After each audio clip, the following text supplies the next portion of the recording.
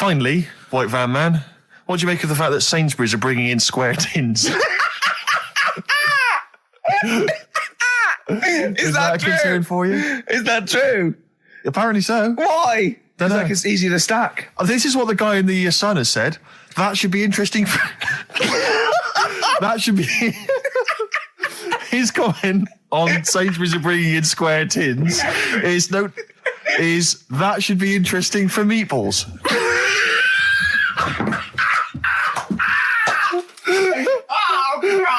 Ricky's just collapsed on the floor. Let's just play a song, Carl. I don't think even you can top that. Yes. Well, do you know about his worm problem as a kid? Go on. Right.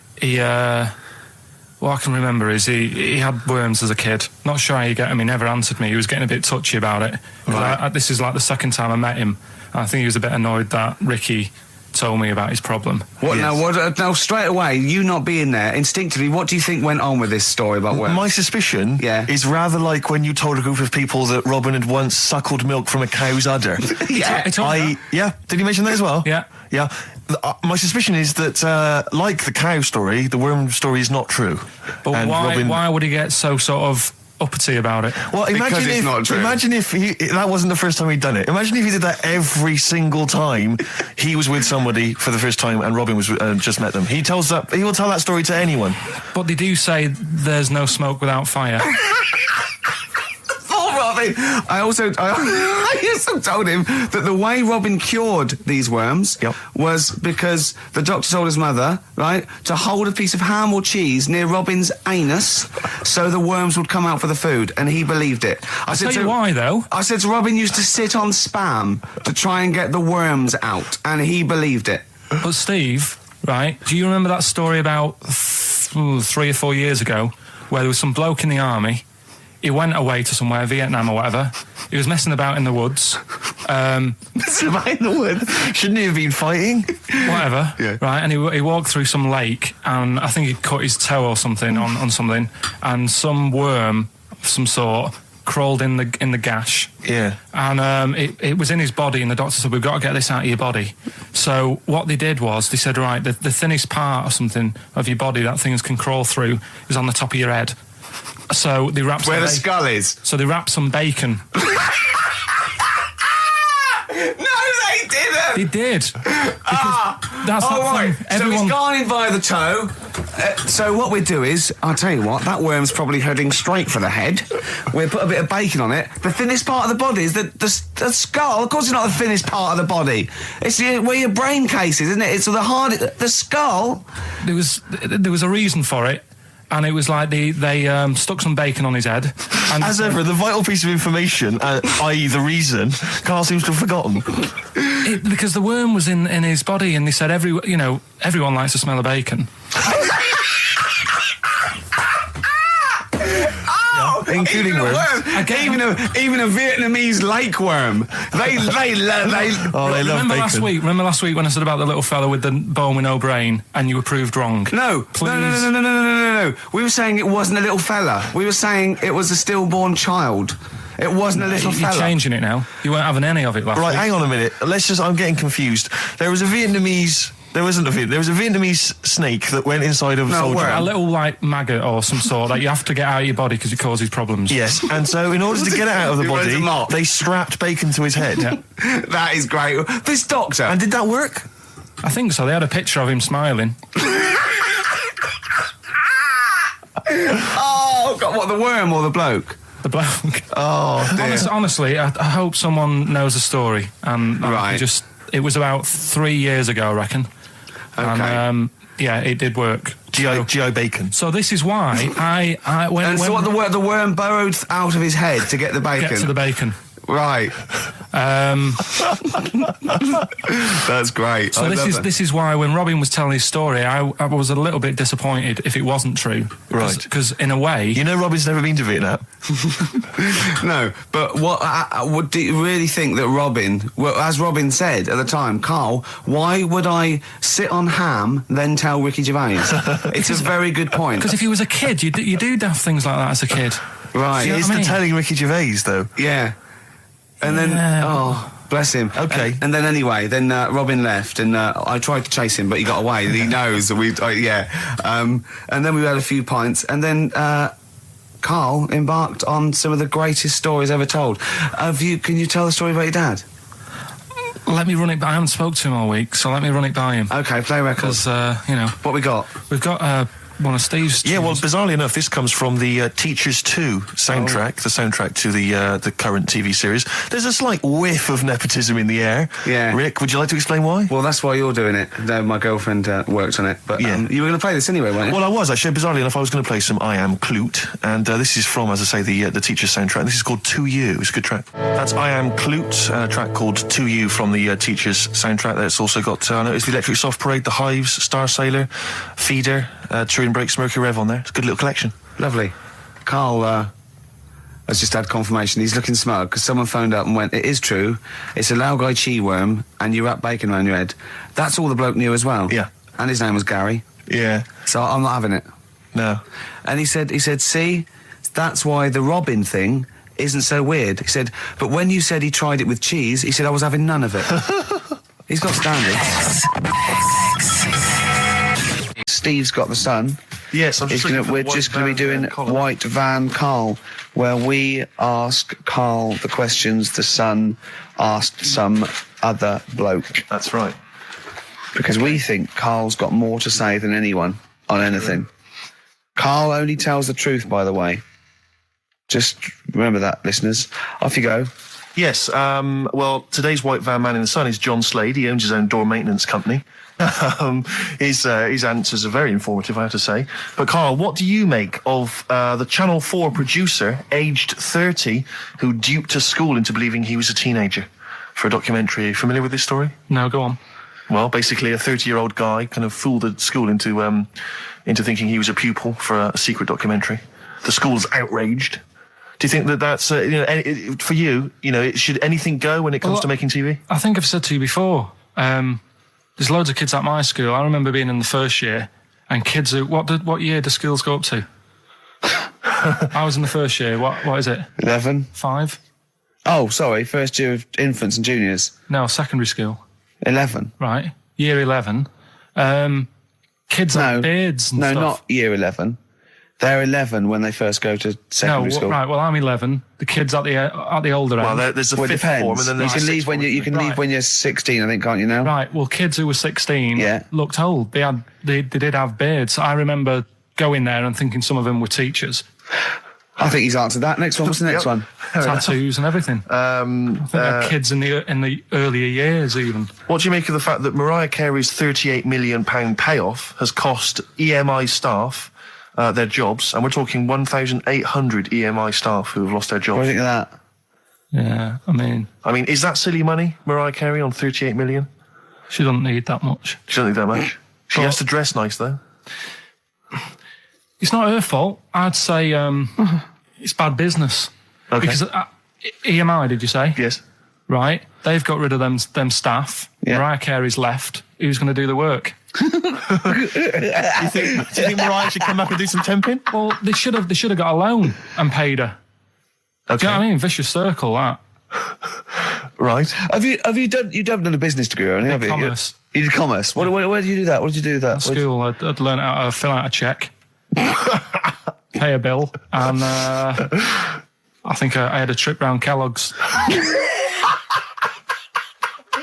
Did you get an O level or a GCSE? We know he didn't. You know. But was there a commerce exam, or was it just a division of Can't maths? remember. What did he fill out a check? Was it a subset of It maths? was an option. It was like, if you want to do it, you can. What was it? Fill out a check. Pay a bill. Pay a bill. Have a visit round Nip round Kellogg's. Kellogg's, and I saw my sister's boyfriend there at the time. He sorted me out with some variety packs. Really? What was in them? You know, Rice Krispies and Good stuff. Cocoa Pops? Space Dust or whatever it is. Space Nuts. So, sorry, that wasn't Ken Dodd, though. No. That was someone else, was it? That was an aunt. That was it, yeah. That wasn't Special K. Oh, dear. What about this then? Home Secretary David Blunkett admits that muggers rule some streets. Weird this, because when I was out with you... I don't believe it's going to be weird, whatever you say, No, Carl. when we were in that pub that night and we got talking about muggers and that, the tip is what I tend to do, because I nearly got mugged once. act You mental. what? You nearly got mugged once. I nearly got mugged. Yeah. But I tried this technique of acting a bit mental. Right, and how did you act mental? Well, this guy wanted me trainers. And I was in Piccadilly Gardens in Manchester. It was quite late one night. And he come up, he said, I want them trainers. I said, you want them? I said, I worked hard for these. He said, how dare you come to me asking? And I got a bit livid.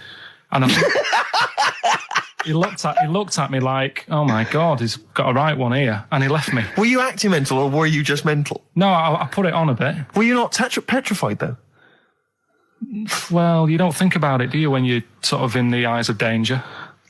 Well, not you. Clearly, you're a brave man. So, what did you say? I just went a bit mad. I just kind of, because he said he wanted the trainers and they were dear ones at the time. And I just, no, you're not having these. So I've crafted you. I said, I wanted these trainers. Yeah. And, went on to tell him how I work at printers and I don't enjoy it. And, I put in all these hours and that and I have to cycle home for about 5 miles. And Did he give you his trainers? Yeah. Did he have a knife or I anything? just left. No, it didn't get that violent. Well, that's very brave of you, Carl. Yeah, it's That's good. good advice, though. Just act mental. See, what's actually tried it the other night. Oh, Liza Minnelli. Yeah. Well, she says, I've worked hard for these diamonds. Yeah. Not easy being the daughter of Judy Garland. You don't know what it's like. You know a lot about paying bills and writing out checks. Don't you? Tell us about Kellogg's. What was it like? What was in the factory? Was it just like squashing bits of corn? Pretty boring, really. Just loads of conveyor belts, boxes of cornflakes everywhere. Just what you imagine. Yeah. So is it more, this this is where you might be working? This is where you're likely to work if you Possibly. leave There was school. 2 trips. There was that and the trip to Manchester Evening News. Okay. And I left that early because I had a job in Cordon Bleu. In Kellogg's. Cordon Bleu, what's that? It's like a supermarket. Yeah? And I had to leave the trip early and the teacher went mad saying they'd thought I'd got lost on the, in the building and stuff. What, you It didn't caused tell a right anyone? uproar. No, because it was like day 2 of working in this supermarket and I couldn't be late. I thought by the time I explain where I've got to go and everything, I'll be even later. Sure. So I just left, and then apparently they were searching the building and everything for me. Oh, I was where? stuck in a printer. Don't know. Stuck in a printer? I don't know. What was the printer's name? You worked at a supermarket called Cordon Bleu. Cordon Bleu. Brilliant. That's great, isn't it? It's rubbish. Oh. Got sacked. You had to What'd you get sacked for? Messing about in a back in the car park round the back. Yeah. Right, there was a grid, and all the concrete had gone funny. So when it rains, you got like a big lake, Oh, yeah. right? And I got in. Do you know those big metal trolleys you get to like put all the food in whilst? Oh, yeah. And I got in one of them and pushed myself out into this lake. Of cement. No, Of I water. got full Oh, it of was water water, because it'd been right, right, raining. right. And I got stuck in the middle, right? And the boss was like, where's Carl? He's meant to be doing, facing up the beans. And I was like, You were stranded in a lake. So someone said, I saw him messing about out the back. He came out and saw me stuck in the middle of this lake in a trolley. And he said, get back in. I said, Would you say, no, I'm filming sharks? I said, it's too deep. I can't get out. You'll have to pass me something. And he said, I'm not passing you nothing. He said, you can get out of there and walk through it. I said, I'm not. I've got my trainers on, probably the same ones. Yeah, you've risked actually. your life for them. Yeah. I said, I'm not getting these wet. I said, he said, what are you going to do? I said, I'm going to wait for the water to go down the grid.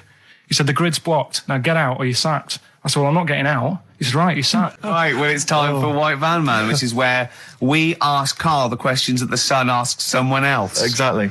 It's an article in there where they ask them, typical man on the street, the big questions of the day, gives them their platform to the nation, and we think this is just too good to let out because we only care about one person's opinion in the country now. That's true enough. He's the K-man, and there he is. There he is. Right.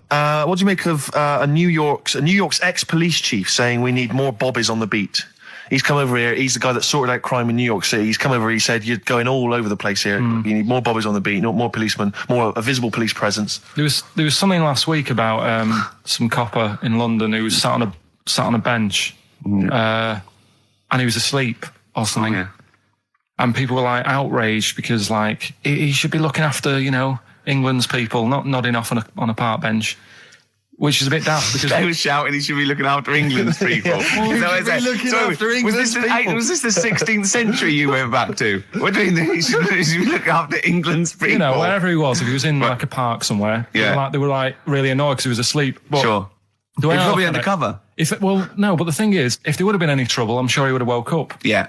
If there was any if someone needed help and he screamed, he would have woke up. So I don't know why they were having a go at him. Yeah. And he might not have been there at all. So, it was, so Yeah. he probably have his radio turned on, didn't he?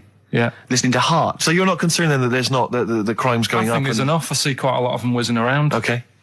You're happy then? Yeah. As long as you're happy, Carl. So you don't think it's too much crime? No. Just the right amount of crime? Yeah. What about the fact that new gambling laws give Blackpool the green light to become a British Las Vegas? What do you make of that? Are you a gambler? Little bit when I go on holiday, like going in the arcade and having a little flutter. Sure. What's your favourite? I have a go on the fruit machines. Yeah. There's a good one called The Simpsons.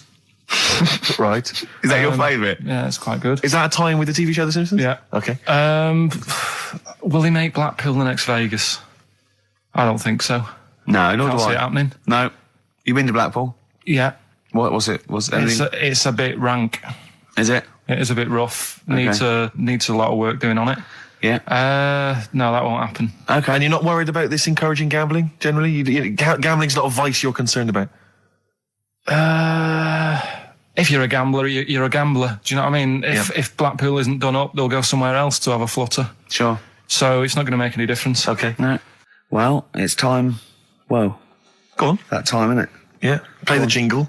And it was just sort of, you could tell that she was clearly probably desperate for crack or a latest fix of smack. So she was literally the normal etiquette of prostitution. That they hang around, they show some thigh. I've seen this in films. Woo ya. Yeah, exactly. Yeah. Take you out for a meal. That sort of thing. That had sort of gone out of the window, and she was just there, desperate, running around. Did the she go out streets of a window? Like because that's another thing they sometimes do, specialist ones. But I was shocked because I've never been propositioned before like that. Really? In London. That's weird, isn't it? Carl, thoughts? I think you'd be sort of approached a lot because they tend to sort of go for people who look like they haven't got much chance. Sure. And I'm not being mean. No. I've known What do you you a long mean? time. Sorry, I'll let you go back to it. In what way aren't you being mean? By saying that No, Steve... Steve knows is a little bit odd looking. I don't think... Well... No, he does. Do you know Yeah, before... no, but it's not what he thinks of his looks. Yeah. It's what he thinks of you talking about his looks on... No, but it's like how you were talking before about, your eyes are bad. It's nature's little way of saying, look, nothing to see here, right? I don't get that! I don't know what you mean. But when you look in the mirror and that, they've gone, look, he hasn't got the looks, let's make his eyes bad, right? Yeah. Nothing to see here. Yeah. That's what I'm saying, they're balancing it out, right? Yeah. And it's funny, right? Now we're on the topic. Sorry, right, Johnny Depp. Now listen, but... My chest is gonna burst at this moment. Whenever we go into this conversation, I always think to myself, Carl, do you know what you look like? I'm gonna burst. Seriously, can I be honest with you? You look like, if you've got like a balloon, a hot air balloon, right? Just a little balloon, like a party balloon. If you drew a little face on it, right, and inflated it about halfway, that's what you look like. right, No, play a record. I don't want to get into this. Listen, it's too intense. now you've got onto this. Let's just nip it in the bud now. I'll tell you something that I wasn't going to tell you because I think it was I don't want to hear it. I don't want to hear it. Right, it was on the tube. Right, well, I was. Someone told me they were on the tube. Right, and the tube pulled into a station. Right, and one of the women saw the poster that's out at the moment with you and Rick on it. Right. Yeah. So this woman apparently goes, "Oh look, there's Ricky. Ricky's on the radio." Right. And the other woman goes, "Oh yeah, don't you listen to it?" So she goes, "Oh, I didn't know it was on the radio." And she goes, "Oh, I'm sorry, Steve. look at." Because he didn't sound this bad. She said, "Oh, look at that person he's with." So she goes, "Yeah." She said, "That's Steve." She said, I was sort of aware that he looked odd because Carl mentions it on the radio. Yeah. So it wasn't as much of a blow to me, but I can see how it was a bit of a shock to you. Yeah. So that's weird, isn't it? Yeah. And that isn't me sort of telling this woman to say anything. That was all happened without anybody else sort of bringing it on. Yeah. Do you know what I mean? Yeah. So... Was it... Sorry, you seem to be relishing this. Was it because of the little balloon story that made you... I honestly, Steve, I wouldn't have told you, but if you're going to start, having a pop... Yeah. Do you know what I mean? I can't just sit here and take it and that. No. I mean... All mates. Yeah, it's just... Yeah. Well, I mean, I was Share mistaken that for to Johnny me. Vegas. Steve's got a story about that, if you want to Have a go at me. Well, someone just thought you were fat with a beard, which is true. Well, don't have a go at me because he said you look... Well, you started it. No, I didn't. Yeah, I didn't. You were milking it. You were egging him on. I was laughing. You were egging him on. I sort of was. Yeah. But let's not, Oh, it's a good job you've got lots of good mates like Jonathan Ross you can go and hang out with. You don't need other friends, people who've helped you in your career. He's good. He's very complimentary. Peter, like sending sort of, I remember they made a chest of drawers out of 3 matchboxes. Yeah. For Barbie doll or something, or Action Man. Roll Over DJ by Jet on XFM 104.9. I'm Ricky Gervais, with me Steve Merchant and Karl Pilkington. All right, Karl? Yeah. Bit miserable today, Karl. Let me explain why. Go on. Steve, and to you, the listeners. Well, we came in to a big bunch of stuff. Dropped off was it Becky from Marks and Spencer? Just like lovely stuff. Food, presents for the cat, books, just, to Ricky and Steve. Ricky and Steve who do the show, right? Ricky Gervais and Steve Merchant. GQ presenters of the year. Creators of The Office, right? Award winning. Carl's looking over. I go, maybe, it's not for you, no. And then he told me why he's grumpy anyway. Go on. Do you know what XFM are giving everyone? How long have you been here? About 6 years. What are you getting for Christmas from XFM? 2 CDs. Is that of your choice, or do they choose them? There's a list of about 30. Right. Tell him what you About chose. 30 CDs. I've gone for Kings of Leon album. Yeah. And the best of Bob Marley. Haven't we given them away in the past or something? Or you could have burnt them off, couldn't you? You could have done copies. Illegal, but you could have done that anytime you wanted. I don't think Bob Marley minds if you bootleg his CDs. It's out of order though, isn't it? It is bad. Although Is that always the case? Has it always been the truth of all the time you've been here? No, it has been better than this. Yeah, although you do get paid quite well and you do have an easier time. Yeah, but don't give me the CDs then. If it was a milkman, you don't go, I have 2 bottles of semi-skimmed. Happy Christmas. Yeah. That is a valid point. Do you know what I mean? Have you complained? Who is it who made this decision? There's no point. No point, is there? Why? Just no point. I don't like moaning anyway, just... Has it come from up top? Is it from the capital people? Just everyone. That's what everyone gets. Yeah. Yeah, but will Christian get 2 CDs for getting up at 4:30 every day for about 5 years? And keeping this station afloat. Probably. Yeah. So that's why I'm a bit fed up. What do you listen to first, Marley or Leon? Well, you have a bit of Marley. I'll tell you what Marley's good for as well. You're going to have a little beach holiday, aren't you, over Christmas, going to Lanzarote? Listening to that on the beach, you'll realise how wise XFM are in the long run. You go, well, look, they could have given me 400 quid, right? Well, I'd have spent that. But this is, the legend lives on. That keeps on giving. So you're probably, you know what I mean? Think how much what you got to think of is how much all his great songs took, not only from the depth of his soul and, all his sort of angst and knowledge and love, and then all the studio time, the marketing, and they're just giving you one like that. They go, don't worry about that, Carl, just have it. And you go, what? All the time we spent with Bob Marley and everything is there. You know, have it, Carl, have it, Carl. And Practice. Have that. Thanks, well done. Carry on. We're still going to pay you for the work. Yeah. That's just something on top. Here's a little piece of Bob, free. Yeah, so don't moan, it's extra. So, I didn't have to give you it at all. Play a record, you ungrateful little swine. Some people, like the homeless, aren't getting anything this Christmas. This is my Except for favourite chill. Elvis Costello track of all time.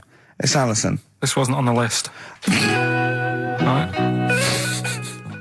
Elvis Costello, Alison on XFM 104.9.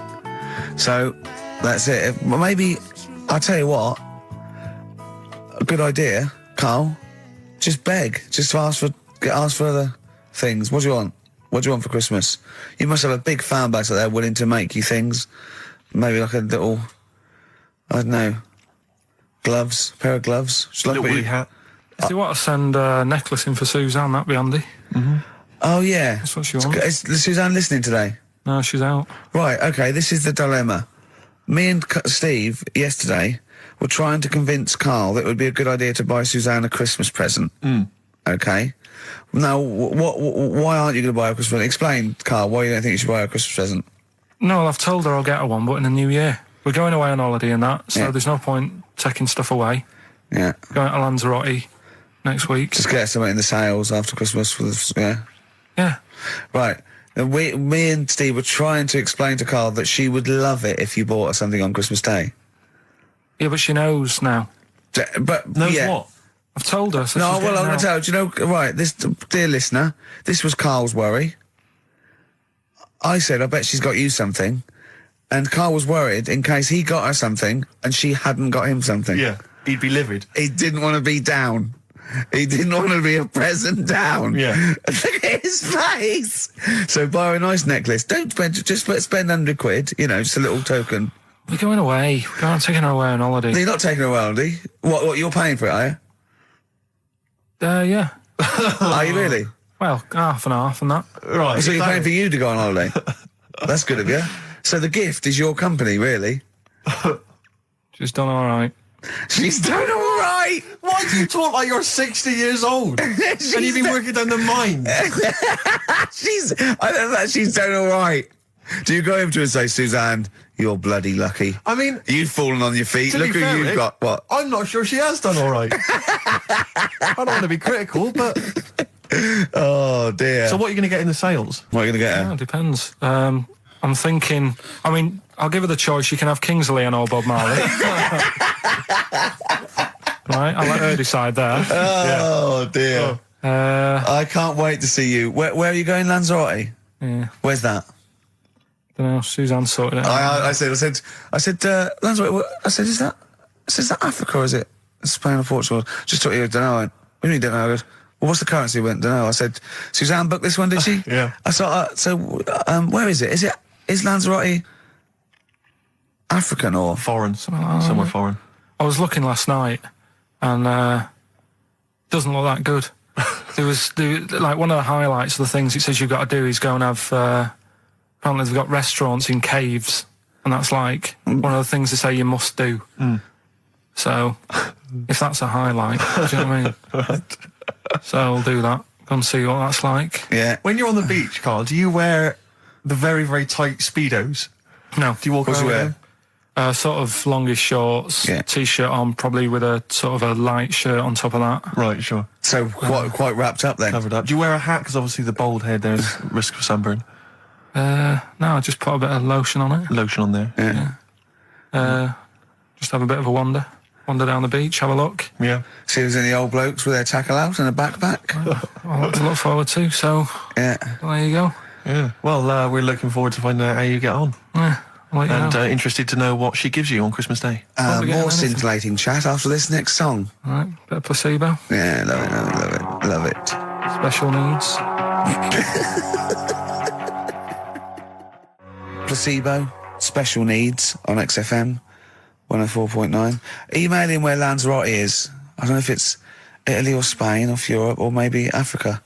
You know, these are the sort of things, these are the reasons I come into it, to at least learn something, innit, Carl? We've stopped educating Ricky, so I've stopped learning, you know, about things like the woman who ate mud all her life. I told you something before when we were in the office. What was that? What did you teach me?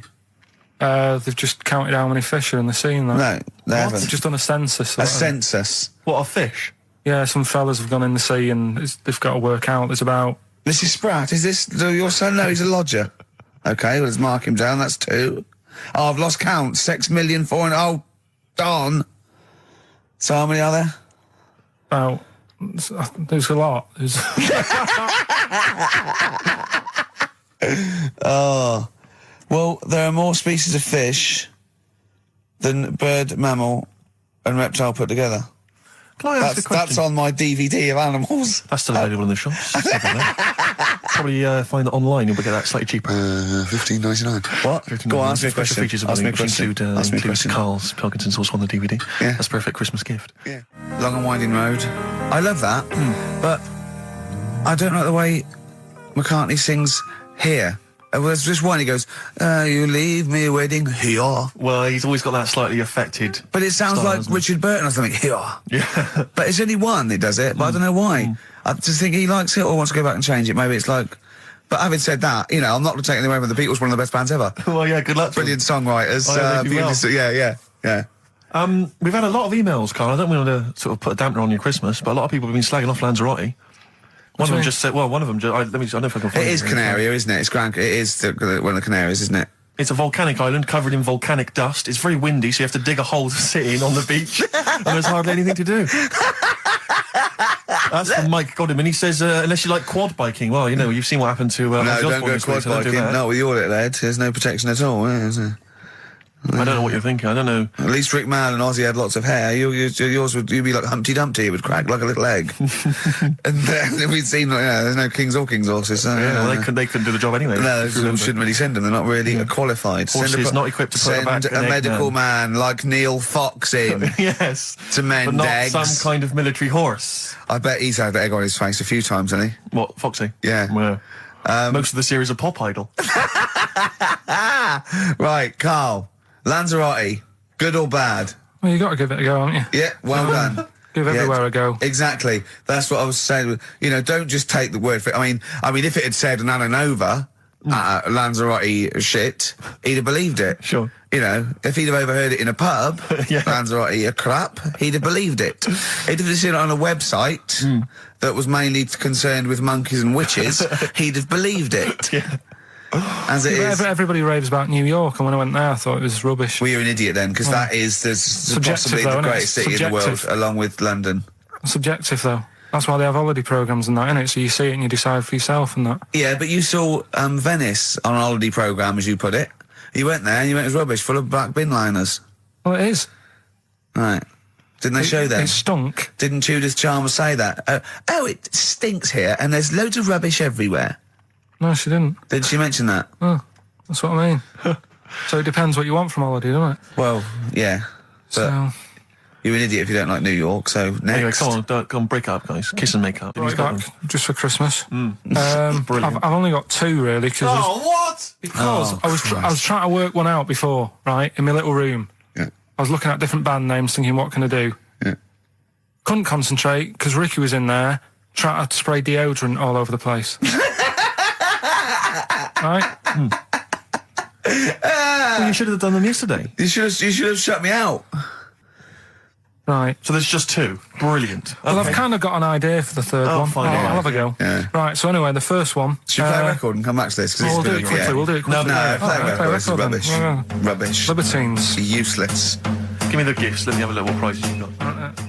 Libertines, Don't Look Back Into the Sun on XFM. Well, the general public are getting involved with Carl's holiday, and I mean, this has been a damning report on Lanzarote. There's not been a positive word written about Lanzarote so far. Wow. It's volcanic, there's no natural water supply. Apparently there's no natural water supply. It's You have all to sit in a imported. hole. What do you think of this, Carl? What do you think of the people that want you to know that you're going to a rubbish place when you can't change it? What do you think Won't of be that? rubbish though, will it? What do you mean? Be all right. What do you mean it'll be right? Because I'm going to go there thinking, oh, there's no water and that, and there will be water. No, they didn't say there's no water. What did they say then? There's no natural water supply. Whatever. I'm not bothered. Doesn't bother me. All right. I'm going to have a good time and that. What are you going to do? What's your plan to do? Got a book. What book you got? Rich Hall book. I'm just going to read that. So, Brilliant. and the weather's better than here, isn't it? Yeah. So... gonna have a good time. Someone emailed just now. They said they're listening online and there's a problem with their computer and everything's sped up. The music's sped up. Our voices, Rick, are sped up, except Carl's. That's how slow he speaks. So when everything's sped up, he sounds a normal. Right, we're doing Rockbusters. Yeah, come on. What rubbish. I wonder why we stopped this game. Well, I think it's probably exhausted him. He needs to go to some kind of volcanic dust island for a holiday. With no water, Yeah, exactly. just to dry out and get some new ideas. Oh, I'd love to see you sitting there on these black ash sands, just sitting there going, I'm thirsty, Suzanne. There's no natural water. I've finished my Rich Old book. I can't focus. I'm going blind. I need some water. Oh, brilliant. Oh, bless him. Anyway, happy Christmas. We said we weren't getting out, didn't we? Right, go on then. It was the premiere. Did you see the coverage? It was a premiere of Lord of the Rings Part 3. I can't be bothered. I mean, man alive, I'm sick of Lord I of the watched Rings. the first one and I was actually I've never been into all that sort of stuff. Never liked it. Gollum and Dungeons and Dragons and gatekeepers and weird magic, and Harry Potter I want to punch his face in. I know what you mean. But I mean, it's sort of like, Well, Lord of the Rings, when I was at school, if you were into that sort of thing, you were a nerdlinger. They would beat you up, they'd shout heckle abuse, all that sort of thing, you know. I wasn't a fan. I actually don't know anyone who admitted they were into that nonsense. It was shameful. It was embarrassing. Now, the whole world's gone crazy for it. Even the tough guys, the hard nuts, the streetwise kids, they're loving it. Can't wait for the third one. I see people raving about it. It's Jonathan Ross, all these people going, it's the best thing I've ever seen. It's 3 hours and 10 minutes of trolls and goblins and magic spells and large feet and magic rings. I'm loving all that crap. What's wrong with you people? I will smite you with my sword. It's just interminable. The orcs and the Norks. I saw some people playing this game. They had a big manual and a dice, and they're in a pub, and they're all fat with beards, right? And he threw a dice, and he looked down, he went, and he said something like, outside them, 3 miles to Mumra. And they went, oh, well done. I know. I want to go and say, what is this game? Yeah. What? It's absolutely extraordinary. Well, they showed some coverage of the Lord of the Rings premiere on TV, and there were people dressed up as some of the characters. Yeah. There was a girl chatting saying, well, I just think Gollum's hilarious. What? People talking about telling me Gollum's hilarious in this new film. How is he funny, my precious? Oh, my precious. What's funny about this? I'm losing it. I'm genuinely... Is he like Yoda? I don't know what the joke is. I'm missing it all. And when the walking trees started talking... Oh, man, I love it. Gollum's the little one that looks a bit like Gandhi.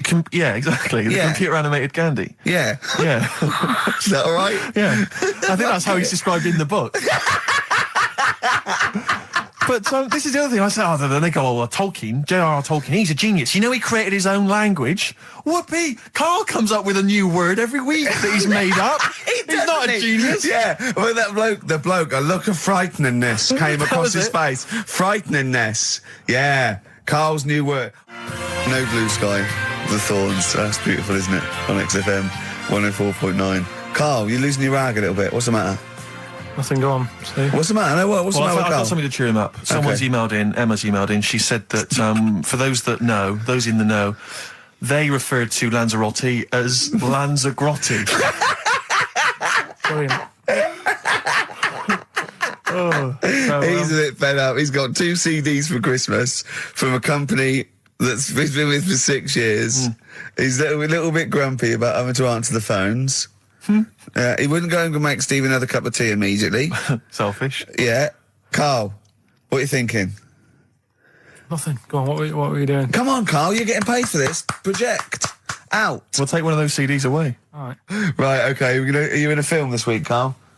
We're doing that now? Yeah, go on. Get it over with. Hang on a minute, then. Get it over with. Let's get this show over with. We can go home. You can go off to Lanzarote and sit on some ash. Some charcoal. He's not happy about that. That's annoyed him. The listeners have all ganged up on him. Yeah. XFM giving him 2 CDs. We've had more calls for his resignation this week than ever before. What do you think of that, Carl? What do you mean? There's another reason. Do you know what I mean, though? Because he's grumpy. He's not just giving it. He goes, well, I can't help it, can I? I don't want it. You're being paid well to do a job. People have tuned in to be entertained. Too much hassle. Yeah. Yeah.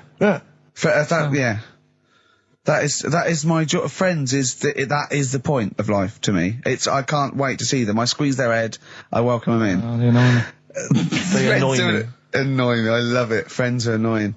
He's even scared of doing something with a friend or getting a gift because he goes after buying one back now. Yeah. It's sort of like life's a bit of a chore for Carl, isn't it? Well, anyway, all right, let's leave that aside. Obviously, you're never going to be entirely happy, although apparently you are already on the brink of happiness. All you had to say was your hair looked nice. That's all you had to say. Yeah, it looks good, yeah. And that's it, end of story. What's the point in that? What is the point in that? Because she doesn't really care what you think, but she doesn't want to hear that she looks like Dave Hill from Slade. She's not having her haircut just to please you, Carl. Despite what you might think. He's taken aback by that. Yeah. Sorry, happiness then, yeah. All right, I was happy the other week, right, when I was going up to Manchester on the train, nice quiet carriage, I'm sat there reading about sharks and that, right? Nice and quiet. And I got annoyed, I texted you, didn't I? Yeah. When 2 fellas got on. Can we talk about it? Well, yeah, you've started it. 2 gay men got on. Go on. two gay fellas got on. And it wasn't the fact they were gay that bothered me. It was like, you know, each to their own. Let them get, you know what I mean? Let them do what they do. Yeah. And, behind closed doors. but they started talking really loud, right? And they were going on about... That's annoying anyway. That's annoying whether you're straight or gay. Talking to you. But do you know that theory I have about they go out late? Gay people always go out late. Yeah. Yeah. Right. When I mean, what time do you go out in the evening? 7:30. If you go out about 7:30, if you know, if I'm out of work, I might go out about 8 o'clock or something. Yeah. I guarantee I'll sort of be in bed by about 12:30. Sure. At that time, they're still sort of ironing the jeans, right? And the funny thing was, I've always said this, right? Dancing along to ABBA. You sort of said that's rubbish. I'm sat on the train reading about sharks. These two are talking, and they're going, "Oh, we can't wait to get there." And his phone goes, and he goes, "Hello," and on the end he goes, "Anyway, I'll see you at 1 then," right? Right. So I thought, well, maybe that's tomorrow. Could be 1 in the afternoon. That's when most people would meet. Yeah. And then he carried on talking. Most people would meet. Carried on talking, and he goes, "Yeah." So anyway, like I say, see you tonight. 1 o'clock he's meeting someone. Yeah. I don't know why you go out that late. Do you remember when his favourite record of all time is The Killing of Georgie? Sure. He said, would he have been killed if he'd have been back at a decent time? Yes. There's no mention of the time in this song. And then the funny bit was, actually, that did make me laugh, right? When he'd finished talking on the phone, he said to his partner, right, "Oh, there you go, let's have a little chat." And the fella said, "Who was that?" And he said, "Oh, it's Dave." He said, "Which one's Dave?" He said, "You know, the one with the shaved head." I thought, in the gay community, that isn't a good description. No. Do you know what I mean? Yeah, I know. They've all got little shaved heads. Before we move on, was the Sharks article interesting? Did you learn anything? It's pretty good. Was it? I'll teach you something about that later. Oh, okay. Is this educating Ricky? Wasn't, but I can teach you a bit. Yeah. All right. That's good. Play some ads and that. Play some ads and a tune, and then have we got maybe a competition? Yeah. What have we got? We're all looking forward to that. All right. Fortune Faded, Red Hot Chili Peppers on XFM 104.9. I'm Ricky Gervais, with me Steve Merchant and Karl Pilkington. Back for 2 hours a day, then a Monday off. Carning the management, baby, and sending this station spiralling down into the depths for his greed and selfishness. Yes. Okay. We were talking earlier about things that have happened when we were away. Quite a lot. Quite a lot, but there's one thing I heard. It might be a rumour. I hope it's a rumour. I kept it from you, Steve, because I want you to sort of have spirits out, because we've been at it in the office, and we've got to be... Okay, I'm just going to say it. I think Shed 7 have split up. Sorry, I didn't... Shed 7 have split up. I think I got something in my eye. It's just a bit dusty now, I think. So, okay, if it's true, it's true. If not, at least we got their music. Their music didn't. The music lives on. So we're going to dedicate this show to Shed 7 and all the bands. Talking about ghosts and that, do you know how I'm into them? Yeah. Right? How weird do you think this is, right? Well, it's not true. Before you say it, play a record. No, go on. Go on. Right, it's this woman.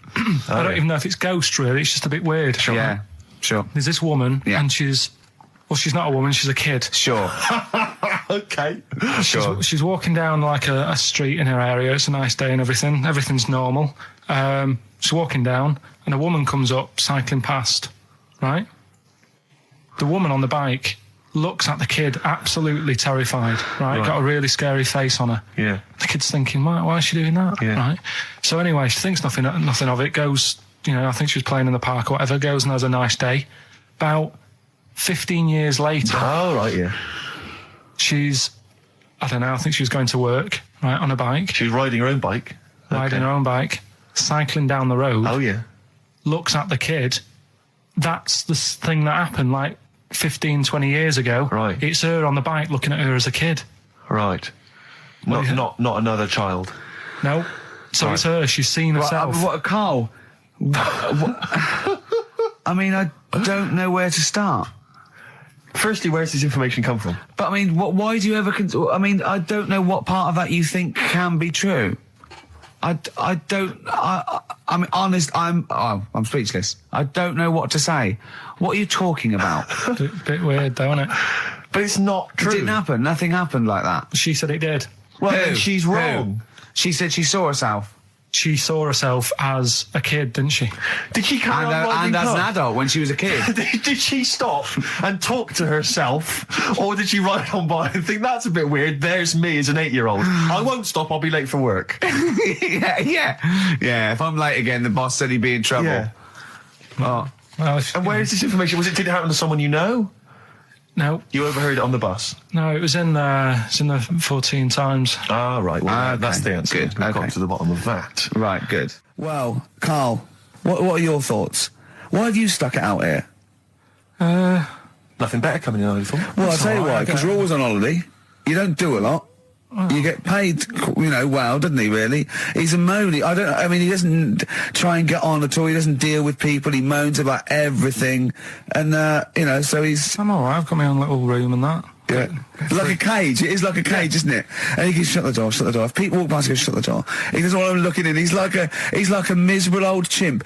We noticed today how much he's simian, isn't It's he? very strange, actually. We maybe should try and get a picture on the website, because Carl's arms are particularly chimp-like. It's They very, very really are, strange. because he's got that he's got long downy hair. It's And not the like... long extended knuckles. Yeah, and his totally round face that sort of the chin goes back and the dome of his cranium. I think, quite seriously, I know we sort of share about 98.5% of our genetic material with bonobos and chimpanzees, but I think he's got a little bit more. Yeah. I honestly think he's a little bit of a throwback. Just his line, they just kept to this sort of really the ugliest one in the cave and the tree, and he really didn't come out of it. I'm not saying you are, I don't think you are. Yeah, you're chimp-like. No, it does annoy me.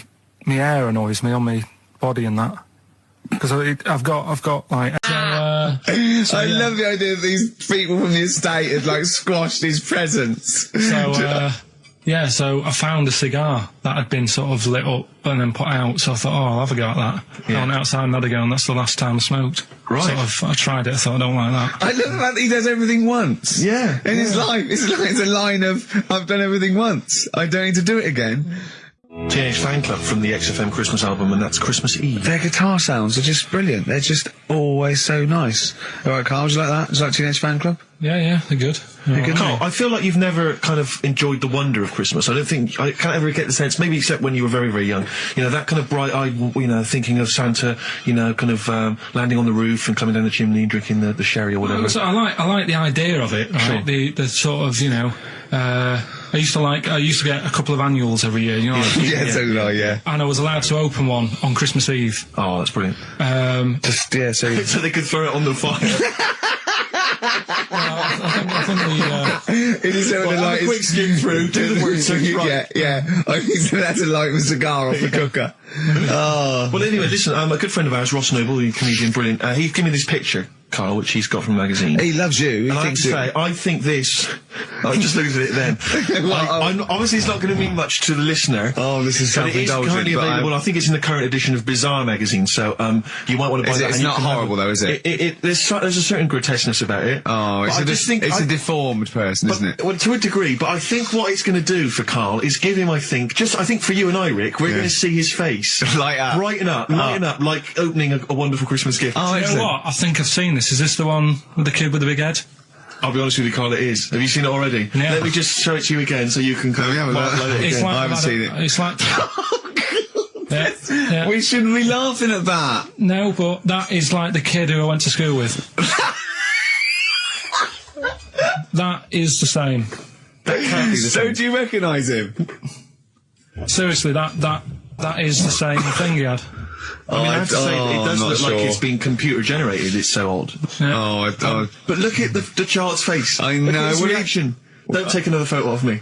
I'm not sure this is right. It's not right. It's not right. But I was hoping that would give you, Carl, just a little glimpse of. We've had a request as well on the best bits. So someone wants to hear you talking about your mates with the big heads. I can't believe it, because every time we go there, we get some sort of complaint about something. About what? Just leave it. Well, that for some reason that always goes from the story with my dad going to Blackpool for taking those kids there. And what kids? And, leave it. No, what? No, I don't know. There's people that know what you're talking I'll about. tell you when we put a song on. No, well, I know what it is, Well, but you if can't you just say wanna that. know, Is it email when? in. Is it when your dad put a kid in the wheelie bin because he was getting out of hand? Yeah. So we're going to We can't go through it again. It's too controversial. We're going to... What's the name? No, well, the thing is, right, you were just saying about what are you about Christmas.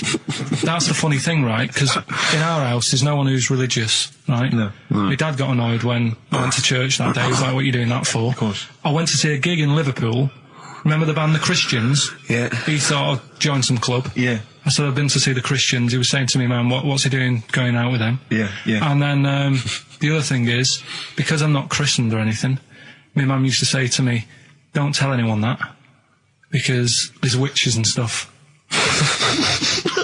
I want to go back and see his upbringing. Yeah. I just want to go back and see him at 7. One day in the life of Karl, age 7. Just to have 3 ghosts visiting tonight. And take him back through time. But we could go with him. We can be some of the ghosts. Yeah, I the just ghosts of Christmas past. Oh, remember this? That's incredible. Because So- don't tell So what. just tell you a bit more. So she wasn't Christian, but she thought maybe someone could take your soul because you weren't There's christened. like, there's cults and that, isn't there? And if they find out you're not christened, then... Right. So I don't think no. they care. I don't think a lot of cults care. Well, But What can they do if you're not Christian? I don't know, I just said alright, because then through that time, there must have been a time when... But that hold was on, a now they problem. know. Yeah, but I'm older now, so I'm alright. She used to worry about me playing out on the street. Oh, she was worried about when you were naive and stupid and easily led. Well, yeah. No, good point. No, you're right now, yeah. So- yeah, good. Yeah. I just have to show you something, Rick, before we move on. I know we've got another Educating Ricky, but someone just sent this in. Yeah. They've been looking on eBay for Victoria Plum. You're joking? Come here and see the photograph. Oh, God, that's fantastic. Show that. That's it. Oh, God, he got that for his mum. It's the worst piece of tat I've ever seen. Carl! Carl. Imagine how... Oh, Gutted. Oh, imagine how... Look, think of him now, right? There it is. That's the worst thing I've ever seen. I'll tell you what, it looks like a Diddy man gone wrong. It's it looks like extraordinary. a Diddy man prostitute. That is... Is that the one, Carl? Is that... Well, it was a different colour. I had a yellow at mine. No, but look, how do they get... Tell them they Okay, so, going to eBay. So you need to log on to ebay.co.uk. I'm sure you've used it before. It's the online marketplace, ebay.co.uk. And if you type in Victoria Plum, I'm assuming that you can track this yeah. down. That's amazing. It's the worst piece of rubbish just I've ever think seen. how cute he was as a kid, though, doing that. Just think of him, just going... just seeing that and thinking, oh, she likes gnomes! It's the worst thing I've ever seen! I mean, to be fair, I don't know what her prize collection of gnomes looks like, but I can't imagine they're much better than that. I mean, gnomes are a fairly grotesque thing. But certainly your mum's taste and discretion is... Did you ever, those houses on your estate, you'd go in there and it was just loads of those dolls still in their packaging all around the room? And sort of like, one of those homes that keeps the, sort of packaging on the 3-piece suite. Why don't you buy another one for her for Christmas? Yeah. Because It's $3.99. It looks, but that's £2.49 because that was $3.99. Well, Oh, buy it, Carl. because I've sorted out her passport this year anyway. I'll get her that next year. I've had an email from Andrew Forrest who has just simply entitled it Karl Pilkington. 9. I'm Ricky Gervais, with me Steve Merchant and Karl Pilkington. So let's just get this right. What did Karl say? He's just specifically he giving those said, words he again. said, they reckon, and I said, I'm going to bed. He went, no, really? I said, no, I'm going to bed, Karl. There's no point now, because, I mean, it's just like you're talking gobbledygook. You know what I mean? I might as well talk to a pot plant. Yeah. He said, in the future, they reckon, I don't know who they are. Sure. I don't know, people who post things on the internet that he reads. I think the that Telegraph. Anyway, complete the sentence. they reckon that in the future you'll be able to wake up. I love it. There's always a little scenario, an embellishment, like this little. Oh, hello, darling. It's your yogurt. Hello. You'll be able to wake up and eat a yogurt you can have a chat with. All right, well, thanks for that, Rick. I'm looking at you. I'm going to throw that over to Karl now. Right, it's when I was away on holiday, right? I got, I don't normally buy the Telegraph because it's too big and that, innit? So, but they were giving it away for free on the plane, so I thought, Ding dong. might as well have it. And I saw a couple of things in it. I thought that would be interesting. I saw this thing about the future, and it was talking about evolution and what have you, right, which I always find weird, because I always think that maybe we've sort of done it wrong anyway. Do you know what I mean? I sometimes think... By definition, evolution can't get things wrong. Things change, that it's not successful, it can't pass on its genetic material, but if you're around, it's working. If you're around, it's working. Slugs are as evolved as they need to be. Slugs are as evolved as you. and Well, me. that's true enough. No, yeah. No disrespect, but it works. It works. Sorry, They're but around. anyway, what's your point, Carl? No, I mean, I think we probably would have been better off staying as a fish. Just because there's more water than land, isn't there? Right. And you wouldn't drown. This is why I went to bed. No, I'm thinking of dozing off now. No, but do you know what I mean? From, what Come was on, it? It was talk. bacteria, it was Yeah. fish, mermaid, man, onwards and what have you. So anyway... Oh, God! Oh, God! No, there do you not are a agree? few knowledge gaps in your theory of evolution. All right, Mum, You generally got it right, though, so yeah. But I mean, basically, yeah, it went bacteria, fish, mermaid, man. What next is the big question. So it was telling you all about this and what have you, and saying how, like, we shouldn't have interfered, because maybe if we wouldn't have invented planes and what have you, maybe we'd be able to fly and what have you if we really needed to and stuff Yeah, like that. okay. So we've interfered with evolution, you see. Right. Well, then it was saying, well, what's the future got? Well, yes, in one way we have interfered with evolution. Yeah, the evolution of the human being in society is changing. It's no longer based on the strongest or the fittest, because medical science can keep us alive long enough. People can pass on their genetic material where without this civilization they wouldn't have been able to. So yeah, there are different parameters, there are different pressures, there are different things that say whether we're going to pass on our genetic material or not. Okay, so in that sense you're right. And that, Rick, as far as I'm aware, has led to a yogurt that you can eat and have a conversation with. So, this is what it was saying. It was just saying, you know, we're living in mad times and that. You know, Sure. there's a lot of weird stuff going on. One of which is... Go on. And the fellow was just saying, you know, with computers and stuff like that, the way it is, we'll be able to wake up, Go on. have a chat with your yogurt, and have something to eat. What do you mean, have a chat with your yogurt? Because of the amount of, I mean, you have them yogurts already, those friendly yogurts, those bacteria-friendly ones, so this is just a really friendly one. Yeah, don't Oh, God! I'm my best! Do you know what, sometimes, Carl, I think that we're having a chat with a yogurt. Do you know what I mean? There can't be any difference. Yeah, but then I'm always reminded that would be more entertaining. That would be more informative. God! XFM. Well, you took too long to answer it. There's a vicar in Australia who started sort of doing his services and all that in nude. Hot, isn't it, they're out there? Yeah, Where'd but you get the churches aren't. Churches are pretty cold. It was on some website. Of course it was, yep. Just saying about a vicar and that who's there's a lot of nudists and that who want to get married. Do it, you know. Don't mess about with the wedding dress and that. Just snip up. Cheaper, isn't it? Well, I suppose it's so, I suppose if you believe in God, you believe that that's the way to be, innit? Because Adam and Eve and that. Yeah, but then in Adam and Eve, the shame made us dress up, didn't it? Yeah. Eating the apple and things. Yeah, but God didn't want that, did he? No, he wanted to see it all. He was loving it. He was having a whale of a time getting a life full of all of that, and then the snake said, cover yourself up. Stitched him right up. So if you believe in God, which clearly I don't, do you believe in God, Carl? Don't know. I don't really worry about it. It was ages ago, wasn't it? So you know, if it's about whatever, not that bothered. Adam and Eve's pretty interesting, though, isn't it? It's not. Well, how is it interesting? He made man out of dust. Then just because he could, he's having a laugh.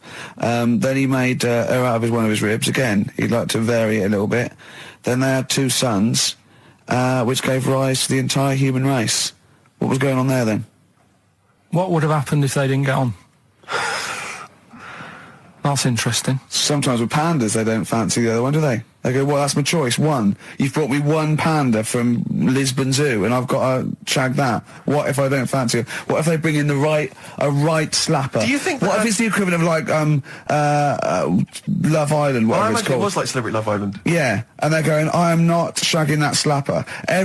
Every panda in the world has seen that dirty old mott in magazines. Why am I meant to mate with it? I've got some dignity. Are you talking about Adam there or Panda? Was that... Well, either is fine, I suppose. No, bad Do you think pandas. that Adam had any say? When God was making Eve, was he saying, can make the boobs a bit bigger, would you? And I'm a blonde guy, I'm into blondes, really. I mean, I don't know, did he have any input, or was it just... I don't know. Well, I suppose It was one of his ribs. I know, but it's probably restricted. You go, well, I'm working with a rib, Adam. Give me a break. There's only so many things I can do. Well, he was probably in kind of intensive care, wasn't he? With the whole. They go, well, I can't just keep making the boobs and things bigger because their legs will get shorter. I don't mind short legs. Yeah, make the legs longer. I don't mind no legs. I don't mind no legs. As long as the boobs are sliceable. I tell you what's weird though, Steve, right? Everyone's heard of like Adam and Eve, yeah? What's the surname? Yeah, where'd they get their post from? Unbelievable. Wild Horses by the Rolling Stones on XFM 104.9. Well, I think the listening public would have enjoyed knob news there. Oh. So, I mean, there was a lot of knob news this week. I was surprised. You know, I would have thought it would be hard sometimes to get knob news together, but... I would have thought it would have been part of a bigger news programme, but, I mean, I don't think we'd dedicate a whole sort of, like John Craven's news round. Yeah. A whole 5 minutes to knob-related news. Yeah. There was other news, was there, in the week at all? Carl, it wasn't just all knob-related, you didn't just research. No, they're the ones that sort of stand out. There was Christ on a crisp. Right, what's that? That's obviously a crisp that someone vaguely thinks looks a bit like Robert Powell. Yeah. Yeah, what a load of twaddle, yeah. There was a bloke who can blow up balloons using his ears. What do you mean?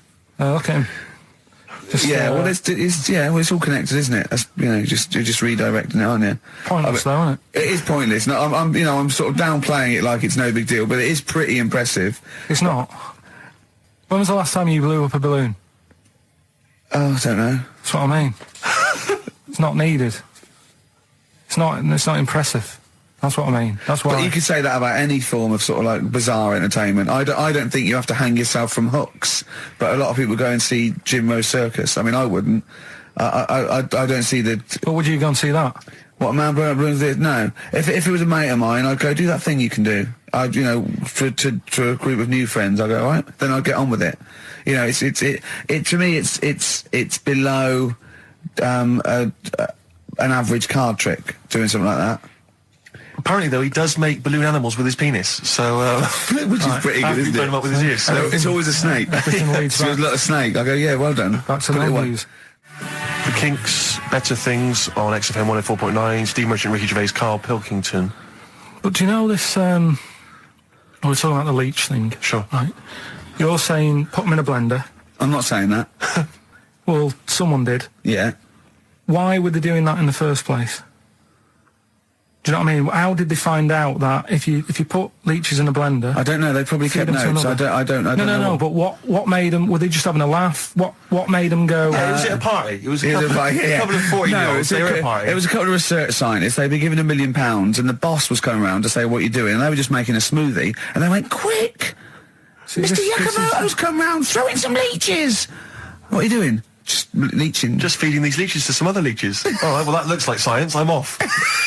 Well, that's what they Here's another £1 million for next year. Bye! Yeah. That's how they work, though, isn't it? A lot Yeah, of these scientists... that's exactly how they work. I'm That's just it. saying they're getting away with murder. Go on.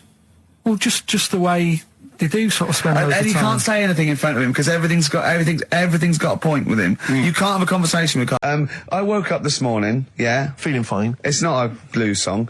And I turned my phone on and it was from Carl and it went, forget it, I've made my mind up.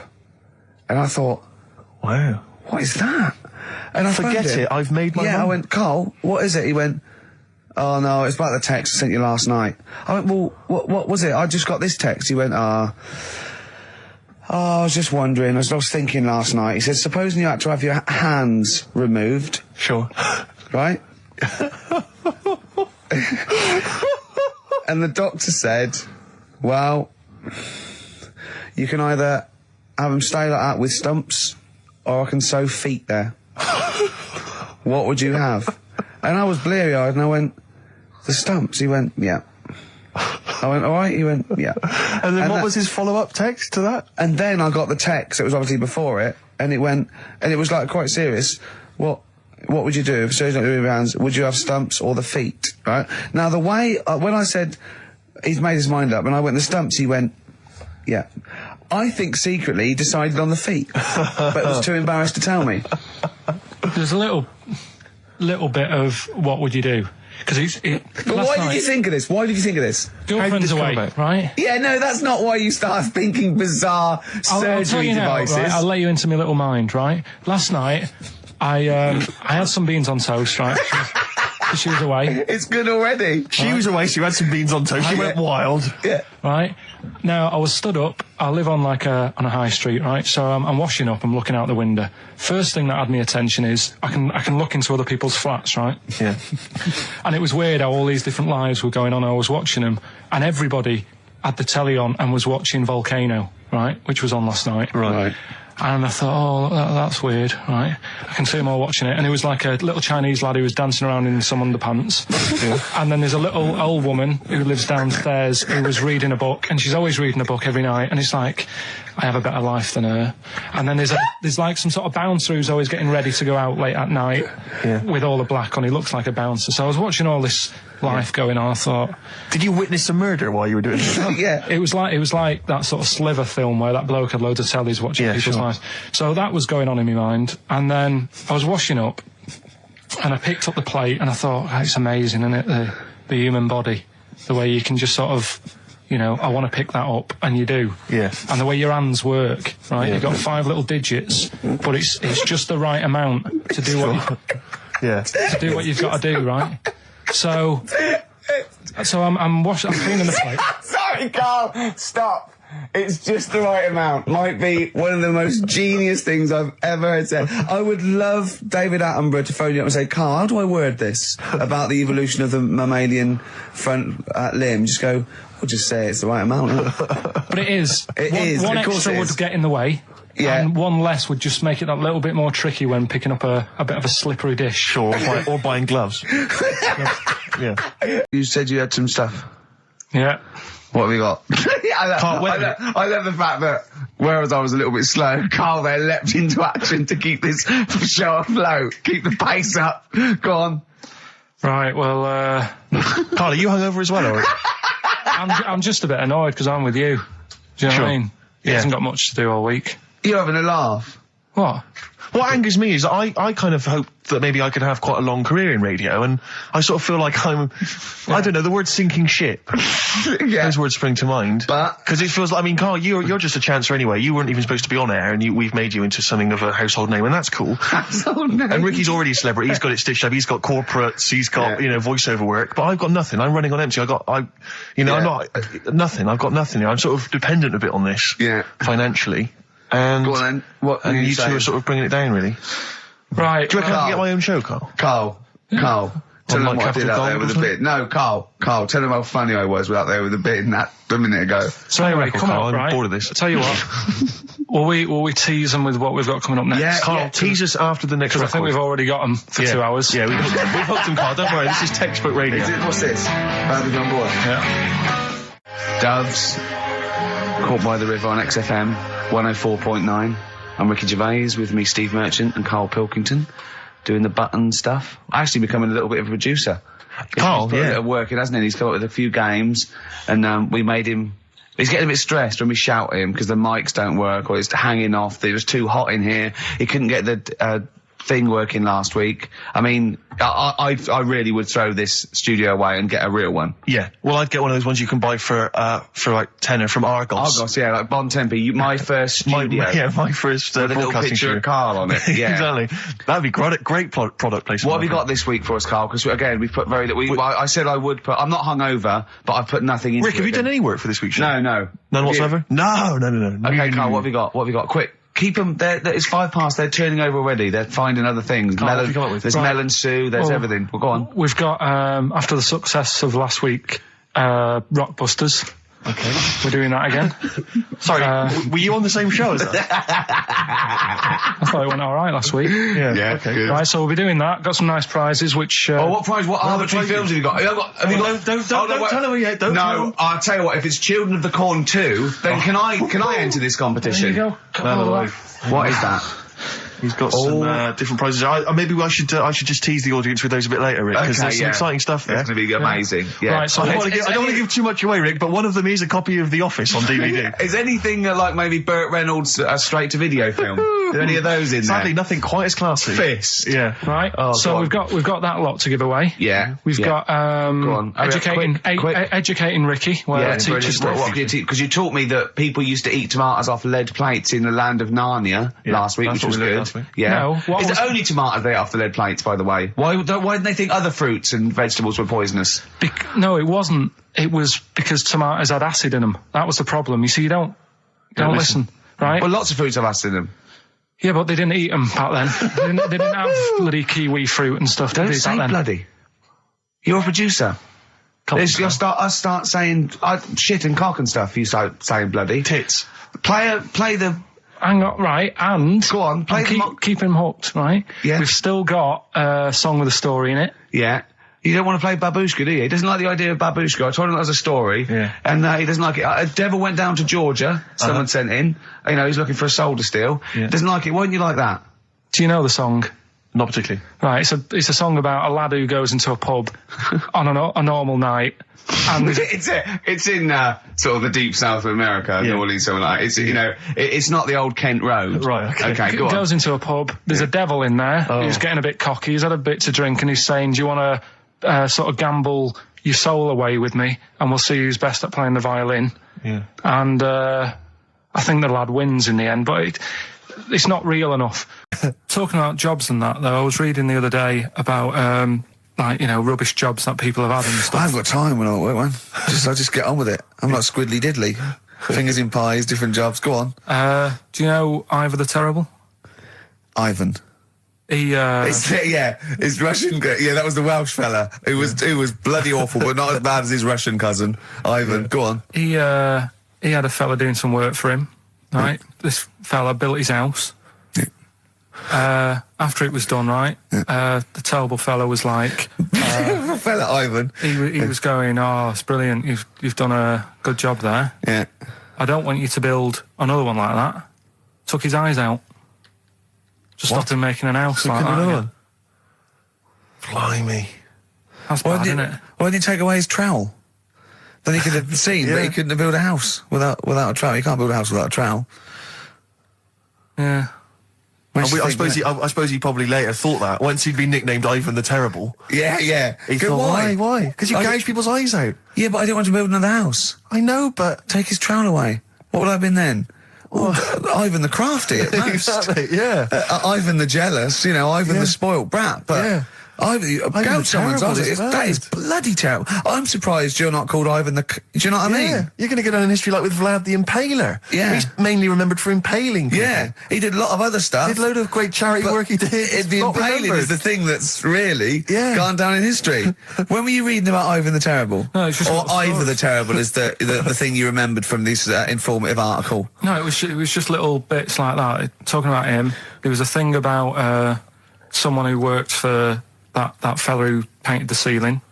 Sistine Chapel. Yeah, there was a thing.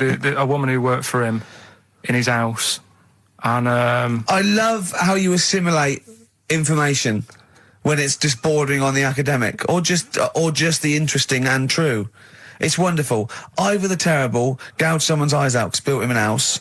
That fella who painted that ceiling had a woman work for him. Imagine if you wrote that down in an essay. Imagine if you wrote that in a school essay. Well, you'd probably end up with not getting a grade or thinking you turned up to more than you had. Exactly. Anyway, the woman who lived with the woman who lived in a shoe. Go on. yeah, there was this woman who lived with him, and she used to go out and do all this shopping and that. yeah. But because she couldn't read or write, he used to have to draw everything that he wanted.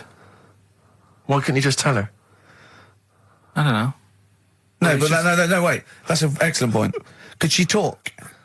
Yeah, but if it's a big list and that, loads of different coloured paints. But why and couldn't stuff. she draw on a piece of paper? Why did he have to do it? Because he's a better drawer, isn't he? That's the point. That's it. We were just looking for XFM 104.9. Ricky Gervais, Steve Merchant, Karl Pilkington.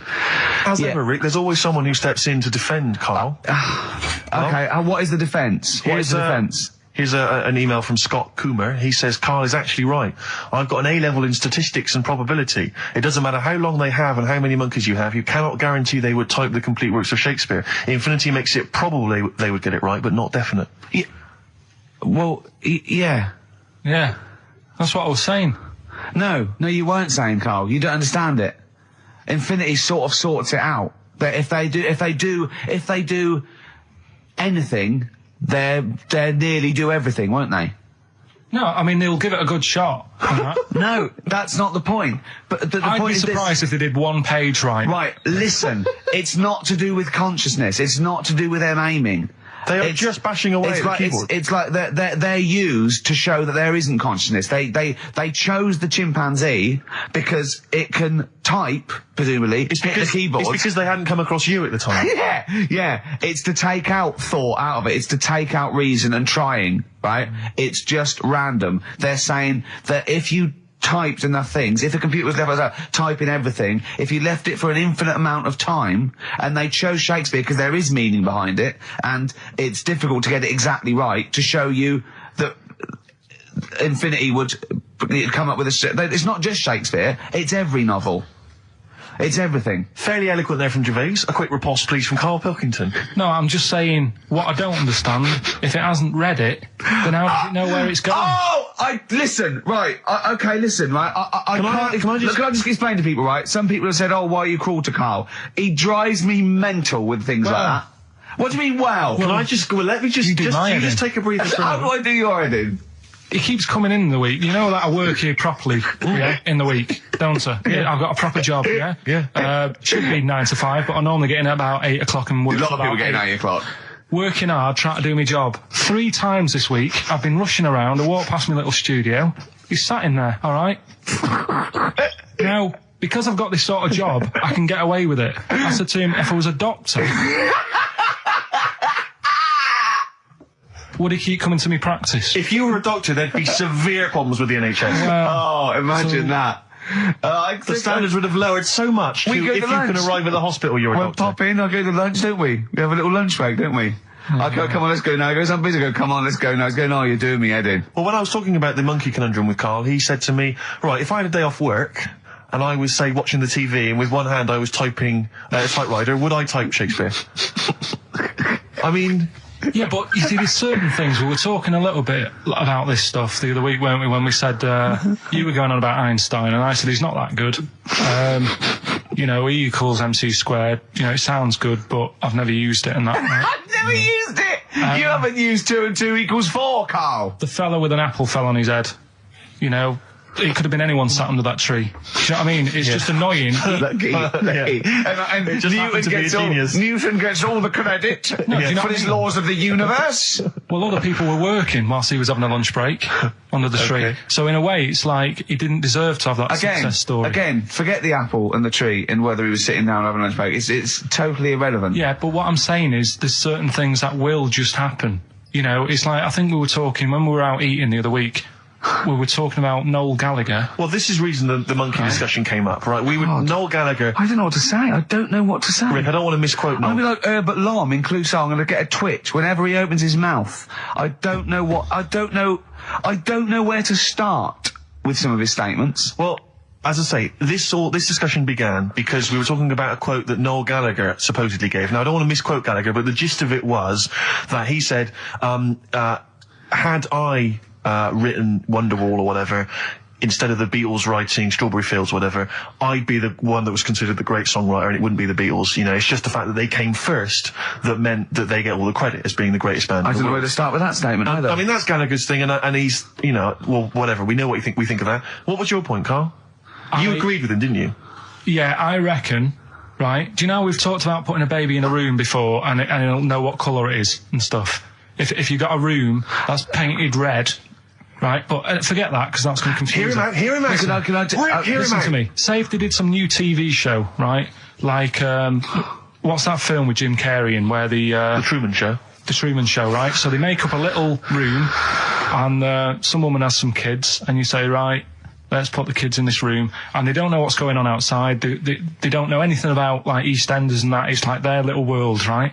They don't know anything that's gone on. How could a child survive without EastEnders? Right, listen. So he's sat in the room, right? And then when they're all asleep, right, Wait for this bit. someone Have you heard this? Yeah, bit? wait for this bit. They're all in a room. Yeah. They're asleep.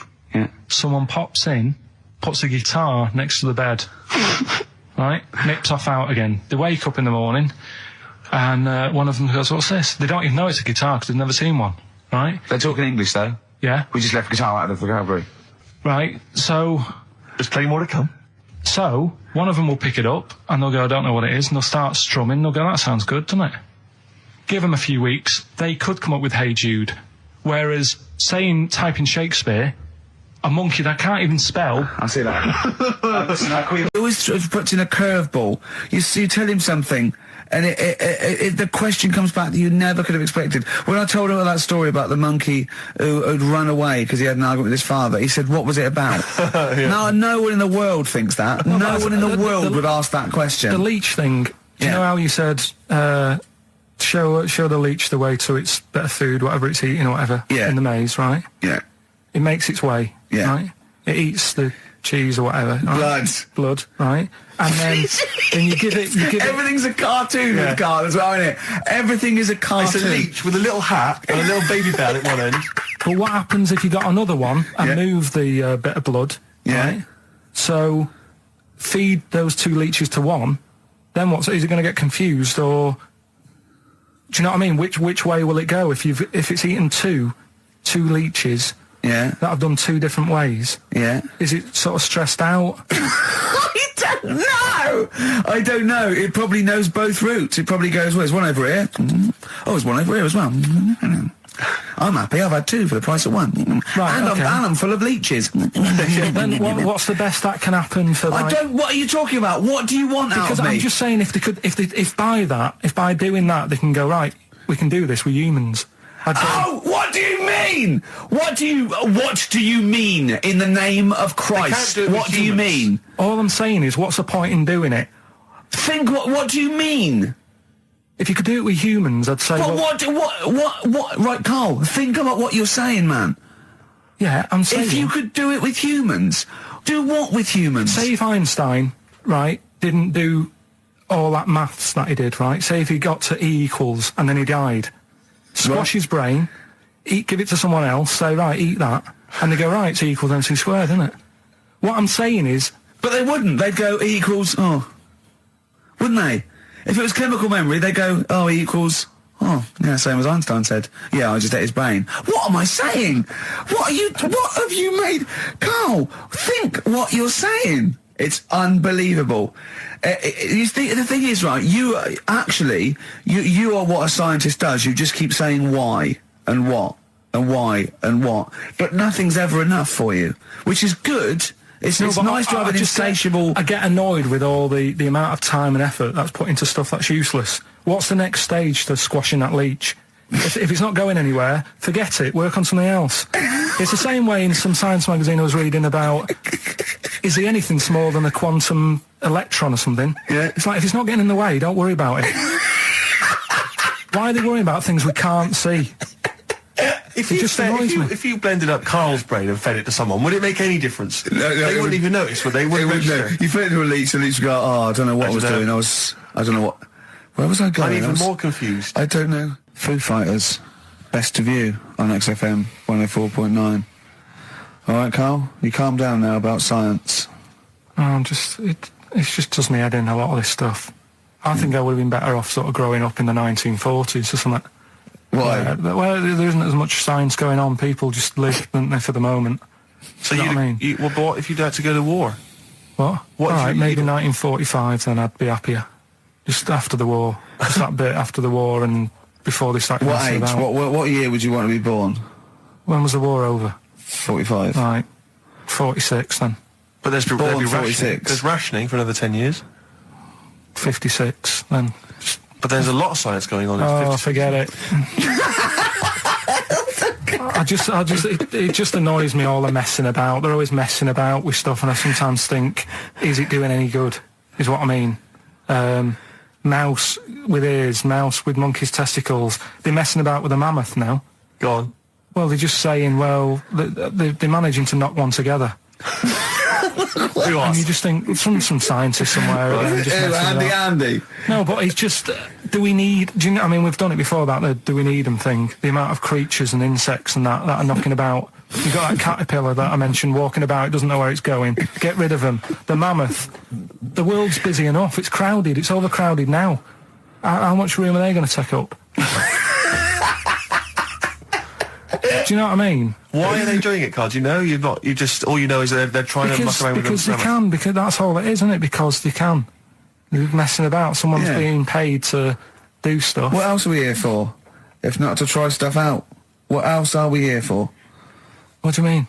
Well, what are we here for? Just to enjoy life, isn't it? Well, some scientists enjoy knocking a mammoth together. No, but don't worry about the mammoth. It died out. Maybe it died out for a reason. Why didn't Noah save it if it was important? Because Noah, what do you mean? Noah's not true, is it? Well, I don't know. There might have been some truth in it. What truth in it?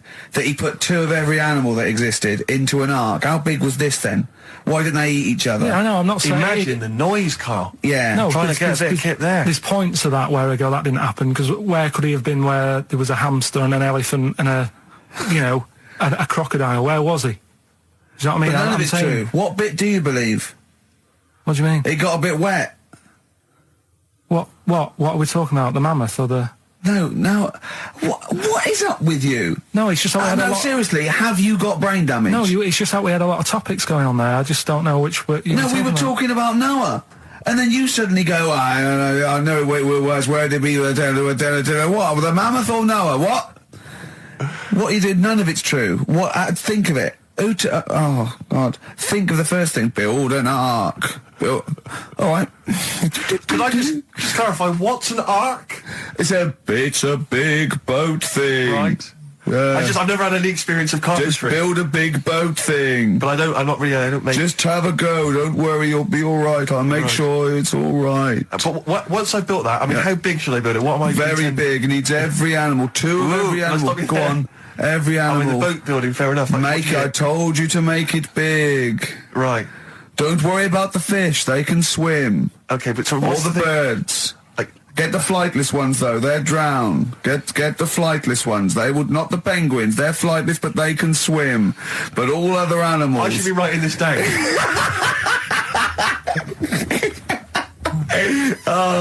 Why? I mean, wouldn't you have took that opportunity to go, right, forget the, whatever. Man, the jellyfish didn't need to get in it, did it?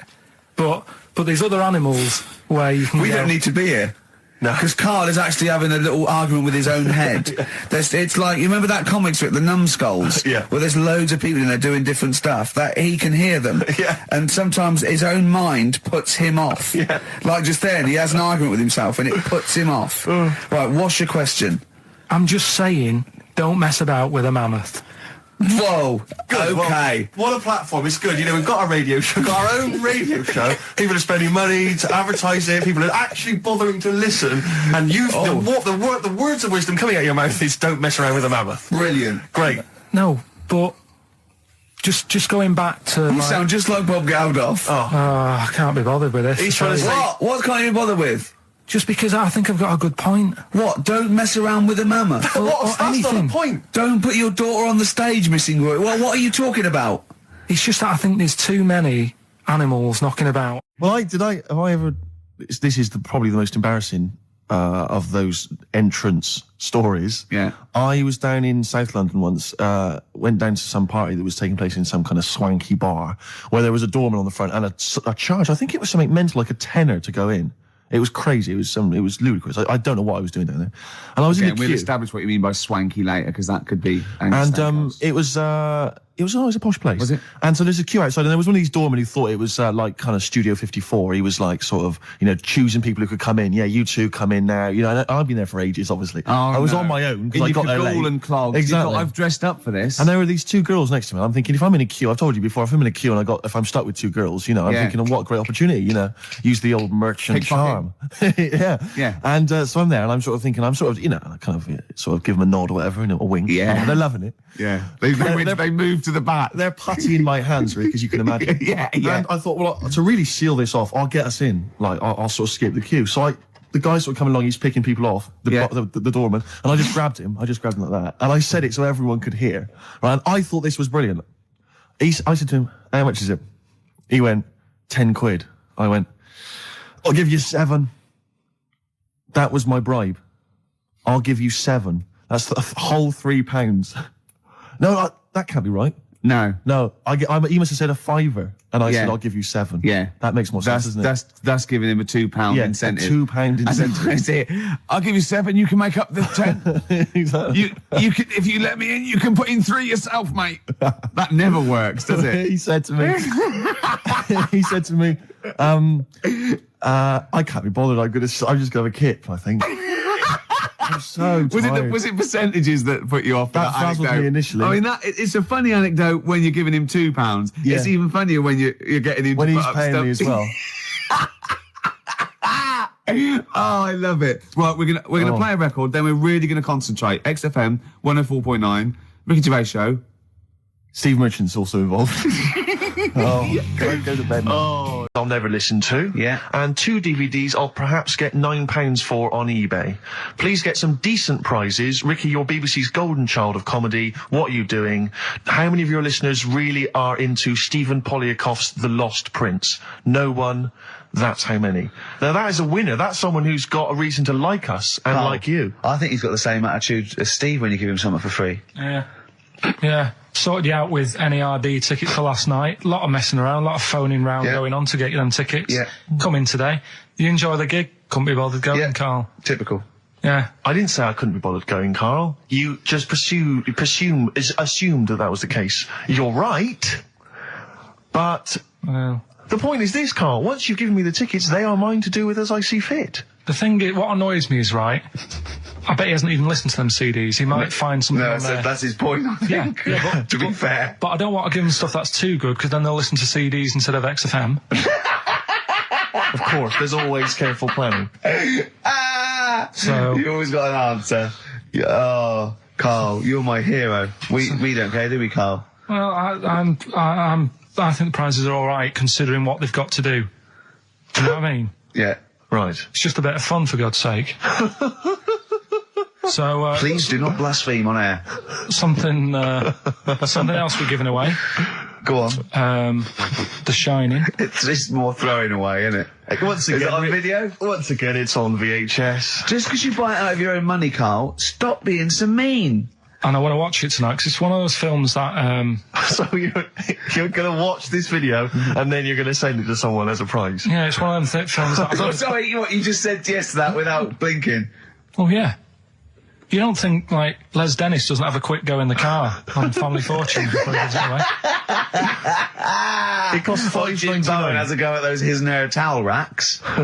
It costs $5.99, Carl. Okay. Letter to Hermione by David Bowie. Well, we're all getting stressed here. We're going to run out of time again. We haven't had enough answers. We left it so late. We had so much rubbish to pack in. You did it on purpose. What? What do you mean? You did it on purpose. What left? I love Rockbusters. I think it's the highlight of the week. But I remember again, in the early days of Rockbusters, we used to get reams of emails. Do you know how many we've had today? go on. 2. Yeah, because we've just done it in the last link, and people have to think about it and do research. They and have to that. guess because I don't think XFM Family Fortunes is going to be a success. Don't knock XFM Family Fortunes, Carl. It ran on ITV for years. Right, well, Yeah. So has anyone got any right, Carl? Well, what we'll have to just do as is- well, we haven't got any prizes to give away anyway because he gave them away our next month. Yeah, we're coming through now. Let's see. Just hang on a minute. Well, this isn't radio. You can't just sit here looking at a computer screen going, hold on. That isn't radio. Right, well, it'll have to be the one who got the closest, right? Joe Jackson. Is she really going out with him on XFM? Right. It's the time that most people, I imagine, have been waiting for. Monkey news. Play the jingle. Okay. Oh, chimpanzee that monkey news. Right. Come on. Come on. Should be ready, Carl. That's amazing, isn't it? It's like Nicholas Witchell. The bomb. No, that's not the first. Come on! No, it's always difficult, isn't it, to sort of find something that's good each week, right? Last week, we did the chimp. It is for us, yeah. We had the chimps who were running a health spa. Yeah. Right. We've covered the one who nicked a car to go on to Spain. Yep. To sort his future out. All shite. The hairdresser, I think we've done that one, the little monkey hairdresser. This week, we're looking at monkeys, that they use in... Do you know, like monkeys, they know how, like... I've lost the will to live, Steve. Oh, well, I don't want to do it. Right? Well, come on, just... Come on. What are monkeys good at? What are monkeys good at? Yeah. Well, running small businesses, cutting people's hair, and driving cars. Yeah, they love Spain. Oh, and foiling bank robberies. Yeah, they're great. Well, something else they're good at, right, is like weighing up the situation.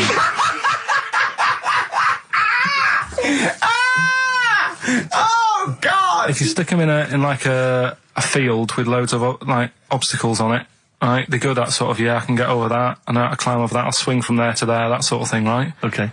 So the people in charge of somewhere, I've thought... somewhere! Come on. I've thought we can use that skill, right?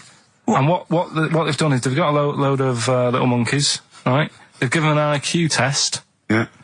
And the ones that score above 80, right? Get to produce this show next week. Join the army.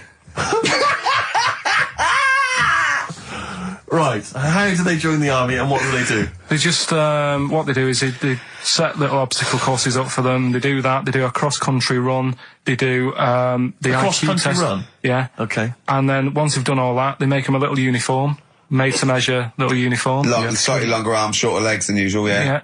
And, basically then they taught how to use a gun and that sort of thing. Yeah, of course they are. You're talking rubbish again. This came through literally, pretty late on, so... So you've not had a chance to corroborate all the facts, as usual? Just have a look.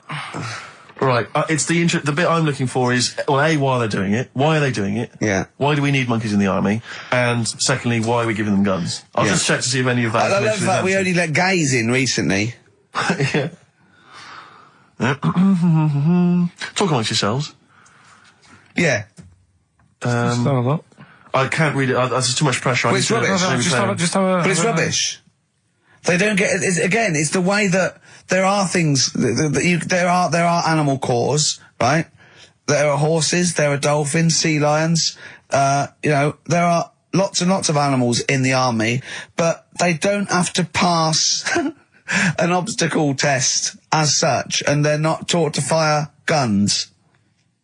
We'll You see. straight away assumed that there's going to be loads of squads of men and then just one little monkey in the middle. Like, he came second on the test. He's in, boys.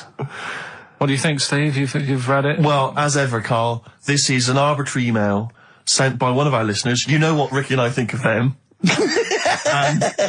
and so we're not really basing this on hard evidence. We're basing it on the ramblings of one of our listeners. Rubbish. Once again, lazy, rubbish, uncorroborated, nonsense. The stupid test that you got wrong. Rick, that sounds like monkey news to me.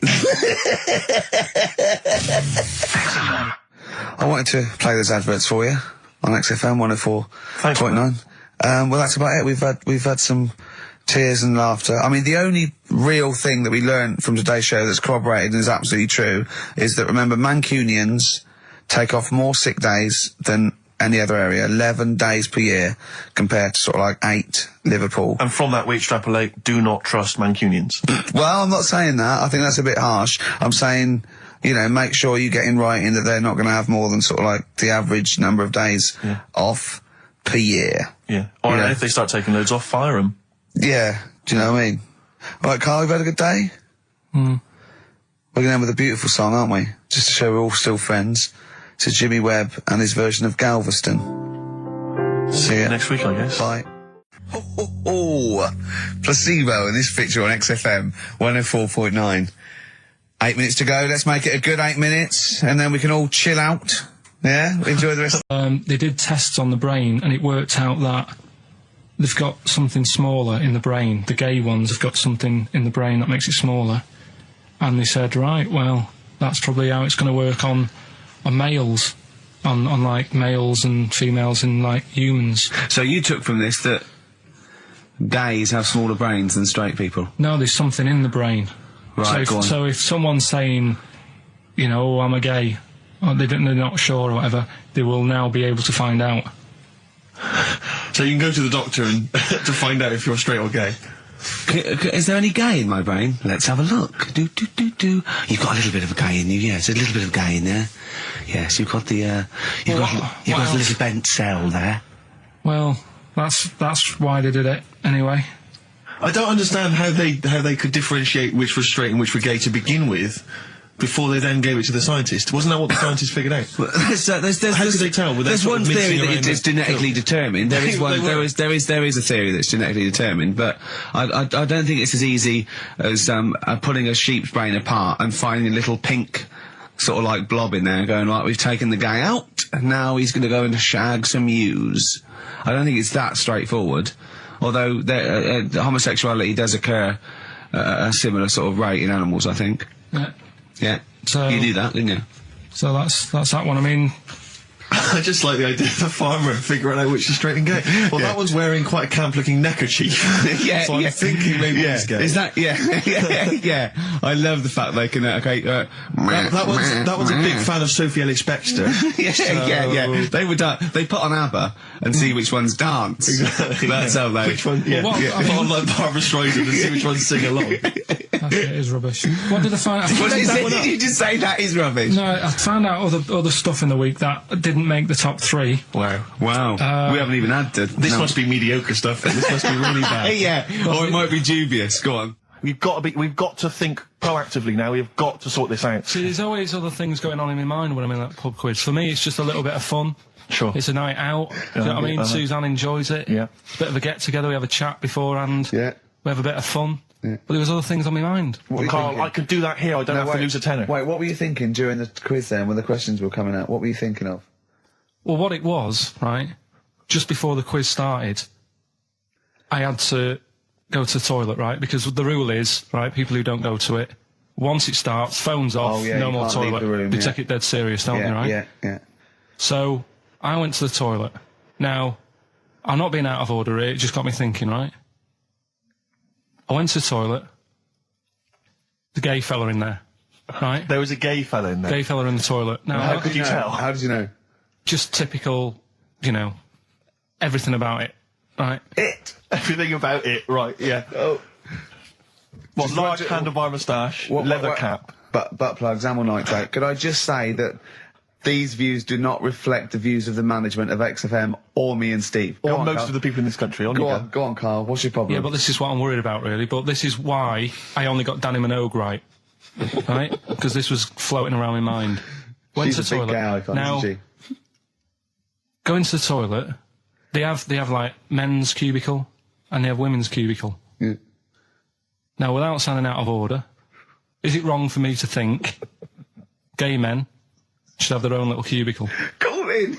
They should have their own... Well, not cubicle, you mean an actual toilet, I suppose. When I was at the urinal, yeah, normally, you know, there's a fella there and then you go, all right, and there's no pressure. But I couldn't go. I was thinking, should I wait? If I go into the toilet, it'll look obvious. Yeah. I had loads of pressure and But this was what were going you on. worried about? I'm so sorry. What were you concerned about? Viewers? I'm so Well, sorry. it's like, right, listen, when I was a kid, right, and it's all right for you to go into women's toilets when you're a kid. It's like, oh, it's a bit cute, right? As long as you're not, like, over 15 or something, right? Right. But when I was a kid, I went into a toilet, and women, when they use their little cubicles, they don't shut the door. Some of them just sit down on the toilet, right? And you see everything. And, no, seriously, that's probably one of the first times I saw, like, a woman. Yeah. That, right, and my Auntie Nora when she was staying over. What happened with your Auntie Nora? She was, she's into wearing caftans. Into wearing what? You know, caftans. Oh, yeah. What are caftans? Big, bellowy sort of dresses. Right. And, yeah, I used to sit on the floor at home in front of the telly. Sure. She was on the chair behind. Yeah. She did a bit of a sort of a Sharon Stone scene. Oh, God. Yeah. Did you see it? There was no underwear. No. What age were you? What was it like? What age were It you? was like a ripped tennis ball. So. What? Right, we're off air. We're off air. Either that or put us in for the Sonys. Iced tea. That's how I'm living. Bit of old school hip hop. Where's our tea? All right, Good point, yeah. go make me a cup of coffee or something. Well, before you do that, can I just qualify something? I'm a little bit concerned about your toilet discussion. What exactly is your point again? I was just a bit bemused. You see, it's a tricky one. All I'm saying is, right, there I was at the pub quiz. I go to the toilet, not thinking about anything. I try to go, right? There's a little gay fella next to me. I love this little gay fella. Now, the weird thing is, there's nothing stopping him having a little glance, right? Because he's allowed in the fella's toilet. Yeah. Now, I'm not allowed to go into the woman's toilet and have a little look round. Right. So all I'm saying is, should they have another toilet area?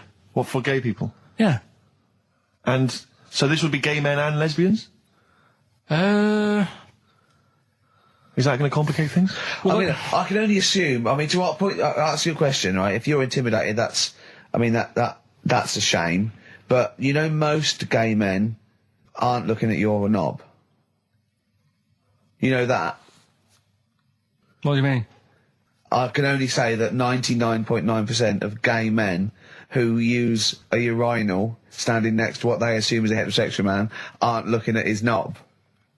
And what they're doing then? They're emptying their bladder. No, but the thing is, I can't talk. you're Carl. saying like, you know, about would you have one toilet for lesbian women and gay fellas, right? What does that mean? Would it be mixed? Would it just be? Well, would it have a man on one? That's heterosexual man. One little picture of a woman, there, and then what? What would the little icon be? A man and a woman? A man and a woman. Just having a chat? Yeah. In pink and dot But lines. you couldn't mix them because then what would happen is you'd get people who are going, oh, I'll play up to this a bit, What, pretend to be gay? and yeah, you know, sort of grow a moustache and shave their head. And pretend to be a lesbian. Right. Yeah. So, I see. So, you know, people pretending to be gay so they could go in and have a look at the lesbians. Yeah. Right. So that would mean that we need 4 cubicles now, would we? Yeah. No, this is fine. 4 cubicles. So every pub How now... many toilets do we need? at Every the pub's moment? now got 4 toilets. Oh, Carl, bisexuals. Yeah. Now, interesting. Bisexuals. How many toilets do we need now? Call the council. Will you use any? Huh? No. No, because they're interested in everything, aren't they? Because the little bisexual fella will be looking at your knob. Right. With them, Yeah. what you do, you just have a door. You open it, and there's one urinal there, so you can't get a queue. They have to sort of wait. I've just thought of it. Well, why can't there just be a thing between the urinals so no one can look at anyone else's knob? Wait a minute. Just to go back to Ricky's point, what stops, even if we've got the toilet for gay men, what stops the gay men who want to have a look at your willy going in the regular toilet and pretending that they're straight? Most men don't Who is going to police this? wear gay across their No, head. exactly. They don't have a tattoo. There's no branding yet in the British house where they have to declare. So we're going to have to expand this. What So we've do all you- got to carry identity Do you know cards. you can see a gay, can you? Coming a mile off. No? No, I'll just hold it in next time. No. Can you tell gay men? Do you know a gay man? I'd say probably if you did if you lined some people up Yeah. and said point them out, I reckon I'd get. But hold on, we're not talking about people dressed in leather with the arse cut out and an handlebar moustache. Yeah. We're talking about, the everyday, No, non-seen... of course, Oh, no. well, yeah, but I mean, suppose I put you in a room and there was 10 naked men, right? Yeah. And there's 5 gay men and 5 hetero. Could you walk along that line looking at those gay... Am I naked No, you don't have to be naked. Why would you have to be to naked? catch them out? Play a record! How would you catch them out? Don't go into it. Don't go into it. Don't go into it. Play a record. Miserable now. Would you share a toilet with Morrissey? From Manchester, you'd have a lot to talk about, wouldn't you? Yeah. We've had an email, Rick, from Jim, and he's just simply said, what about a separate cubicle for bold Mancunians? Where'd you go on holiday? Sardinia. Good? Yeah, it's alright, yeah. Nice food and that. It's important, isn't it? Yeah. And nice beaches and what have you. Excellent. Always like a nice long beach to walk down. Yeah. But, so we're having a nice walk, right? You know how, nudists do me head in? Sure. Right. Not a problem though, is it?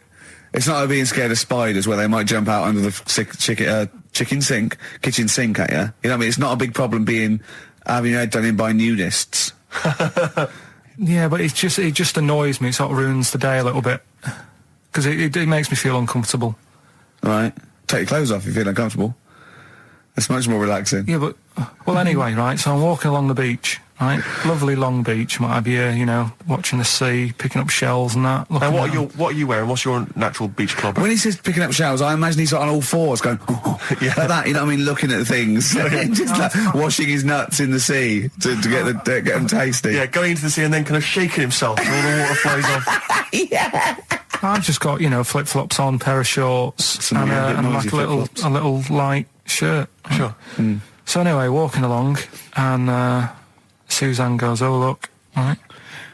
And there's this woman, German, I think, coming out of the... How can you tell she was German? Underarm hair? I'll get to it. Forget the underarm hair. She came out, it looked like she was smuggling seaweed. I'm gonna burst! I'm going to burst! Oh, God! And the funny thing is, right, she... Smuggling seaweed!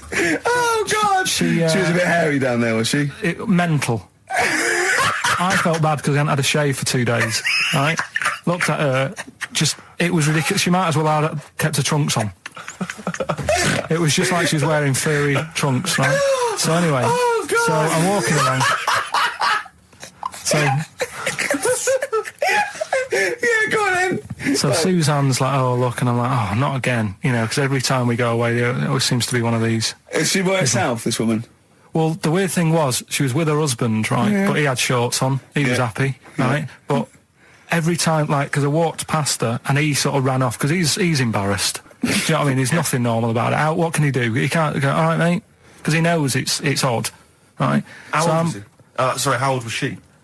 It's hard to tell when someone hasn't got clothes on. Do you know what I mean? They always look older, don't they, when they haven't got clothes on anyway. But I'd say she was about 40, 41. Okay, right. So I walked past, and the annoying thing is, she got there on a bike, right? No clothes on, little pair of boots next to the bike. So if you can wear boots, just pop some shorts on. You know what I mean? That takes more effort for me, putting boots on. So put the shorts on, right? So anyway, the husband kept running off. I walked past, and I'm getting annoyed because I'm saying, well, we've got to walk past them again on the way back. I like the fact that they're scuttling away when Carl walks past. Like when you lift up a bit of sort of iron sheeting in the woods and loads of mice run away. Yeah. It's like whenever Carl goes, that nudists run away. Yeah. Oh, right, okay. So we sort of come walking back and what have you, and I have another look and what have you, and he runs off again. Why are you another look if it offends you so much? Oh, you might as well just have a look. You know what I mean? It's just putting it on show and what have you. But the interesting thing was, I just wondered whether the husband... If the husband were nude, you'd looked at his tackle. Because remember, when you went to see those two strippers, and it was a woman and a man, and they whipped their shorts off, you said you looked at his tackle first. I think any bloke would. Wow. You would. You just check it out. It's natural, isn't it? You just go, oh, right. So it is normal or whatever. Because you don't know if... do you know what I mean? You don't know if what you've got's right until you see someone else's. No, do you know what I mean? Yeah. But anyway, so, but he got us talking, because I was...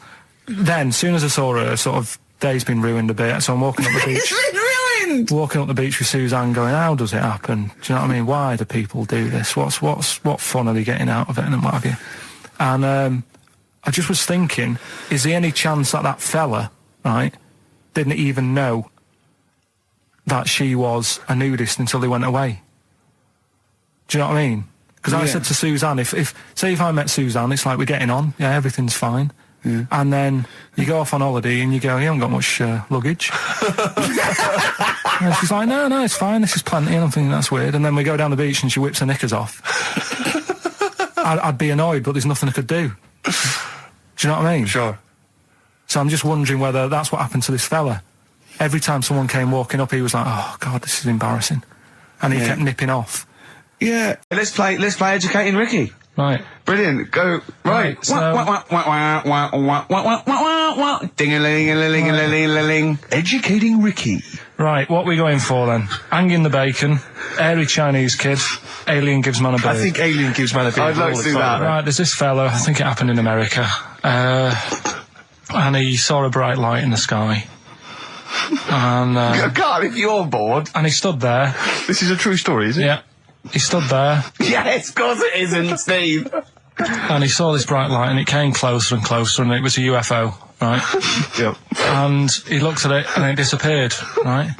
And he gets back in his car, He looks in the mirror. and he looks in the mirror. Yep. He's only got a beard. He hasn't. You sure it wasn't someone else who got in the car? And he was still standing out there? Right? What? And it turned out, Yeah. he got home and said to his wife or his girlfriend, it's a bit weird.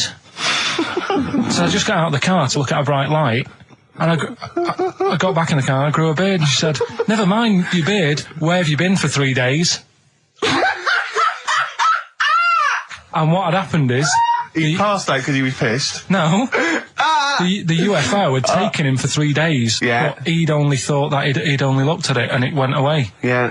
But what had happened is, he yeah. took him, and Yeah. he grew a beard because he hasn't had a shave. Right, okay. I mean, was Will Smith or Tommy Lee Jones anything to do with this at all? Did you see this on a video maybe and thought it was an educational film? No, it's from a book that some kind person sent in to me. Here. Can I just ask again, just again, I'm just throwing this right back at you. Do you think there's any other possible answer here? Right? A man is absent for 3 days from home. He's the grown a length beard. of time that it could take to grow a beard, lest we forget.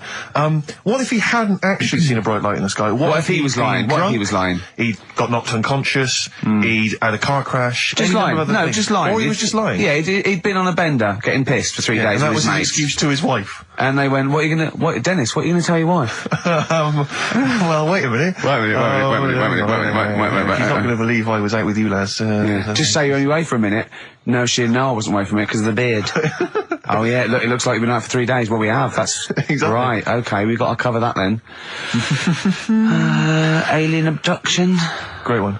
Okay, let's try that. Do you see? That's a little scenario there that could have been played out. So when you say educating Ricky, what have I learnt from this? Never listen to you again. That's all I've learnt so far. Never listen to you. Yeah, we'll add a little bit more in here, right? To Well, spice this no. up. What do you mean? Add a little bit more. We'll add a bit more to this what I'm educating you about, Go on. right? There's only a law in America that says if you touch a UFO, you're going to get done. Now, why would they make a rule? I don't know that. Do you know, like all their rules have a code? Carl, I genuinely do not know what you're talking about. Right? Do you know, like how here they might have? Do you know I what? have no idea. Right, Okay. Do you know, like over here? I'm listening to Capital and these headphones.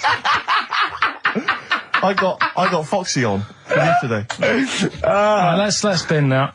No, wait, it's great. No, I want to hear about airy Chinese kid. let's play a tune. And Okay, then come play a back tune, with come back with Chinese Kids. kid, Wait, definitely. some doors. Yeah, I Yeah. just thought I'd go back, take it back to the 60s. This is a tune that a friend of mine sent If me. you touch a UFO, you get done. Soul Kitchen from the Doors. Shambles today. This. David Bowie, slow burn. Quite a Eno trilogy Yeah, feel not bad about at it. all, yeah. Lodger Is it and a sort new of tune? low type. Yeah, but yeah. Enjoyable. Now, okay. That's stressful, isn't it? I think we've got things working now. We've had people coming in and out, just shaking their head going, shouldn't have bought that desk. But it's all sorted now, I think. And, You notice how it took about What? 25 minutes for them to come down as well, though? Do you feel like we're maybe quite low in the pecking order in the building? Definitely. You know, it's like Capital First, Capital Gold. They can shoot off to other sort of pirate stations, people's car radios, then they come back here. Oh dear. Oh, I had a job at Richard Sounds. Yeah. Light fitting was buzzing. Now, but we've got. Thanks for staying, listening. Right, okay. Educating Ricky. What have we got? Airy Chinese kid. Go on. Right, yeah. This is the. I didn't want to do this. What do you think you want to do it? Well, I wanted to give you three, and I gave you one. It was like the alien man gets a beard or whatever. Yeah, And- which was total rubbish. So this one should be better, maybe. Hairy Chinese kid. Right, well, we've talked about airy people in the past. True enough. aren't we? Yeah. You know, the little kids who grew up in woods and hung around with wolves and that. Yeah, again, you're confusing it. Yeah, they're not. There were some people that were born very hirsute. They were not the people who were brought up with wolves. Yeah. You just put that together in your Homer Simpson type mind. Right, well, this is like a sort of close to that sort of story. But the weird thing is, right, Chinese people aren't that hairy as a nation. No, seriously, that's a well-known fact. They don't have that much body hair and stuff. Okay. So this little kid who was born over there, he was like covered in stuff. Was he? And it was only his nose that wasn't hairy. The rest of his body was caked in hair, right? And his hair sort of What grew. sort of hair was it? Was Thick hair. No, what I mean is, was it sort of like a pony's mane, so he just looked like an Ewok? You know what I mean? Just like hanging down sort of straight, dark hair. In the picture, it looked like it grows from his eyebrow. It grows from his eyebrows quite thick, and then it just goes all the way over You his don't head. think it was just really long eyebrows that he'd done a comb over? No, it was all over his body. It had a picture of like his back and that. Yeah. And Had he styled it? Had he styled it at all? Did he have it in a quiff or? no, it was just hanging everywhere. all over him. Yeah. And they were like, you know, this is a bit weird happening in China, where we're not normally that hairy. That was the scientist speaking there. Yeah. And the local press and that were getting him down, calling him monkey boy and all this. Oh, And thinking Chinese press. but the doctor, Yeah. Oh. They're cruel, aren't they? It's like those game shows. That's Japanese, isn't it? Yeah. That's what. Yeah. and the doctor said, I was talking through all that time while we were just like talking to each other then. Because I turned round and I still saw he was talking. Go So on. anyway, the local press came in to see the hairy boy, the monkey yeah, boy. and they were like being tight and taking the mickey out of him. And the doctor said, Showing him nuts. he's only hairy. Said he's a healthy young kid. The only faults he's got is he's got a little bit of eczema and a boil. And he said everybody should just treat him the same, and I think he grew up a healthy kid. Yeah, so that's the That's the end of the story. That's not a story. why. But I've got nothing. I don't know what to say to that. So someone in China was born slightly hairier than the rest, and he was normal apart from eczema and a boil. That to me isn't a story. But if it is, I've got a million. I mean, it's sort of like bloke from Manchester went a bit bolder than the rest, got a job on radio. He was normal. I mean, that's not a story, is it? Do you know what I mean?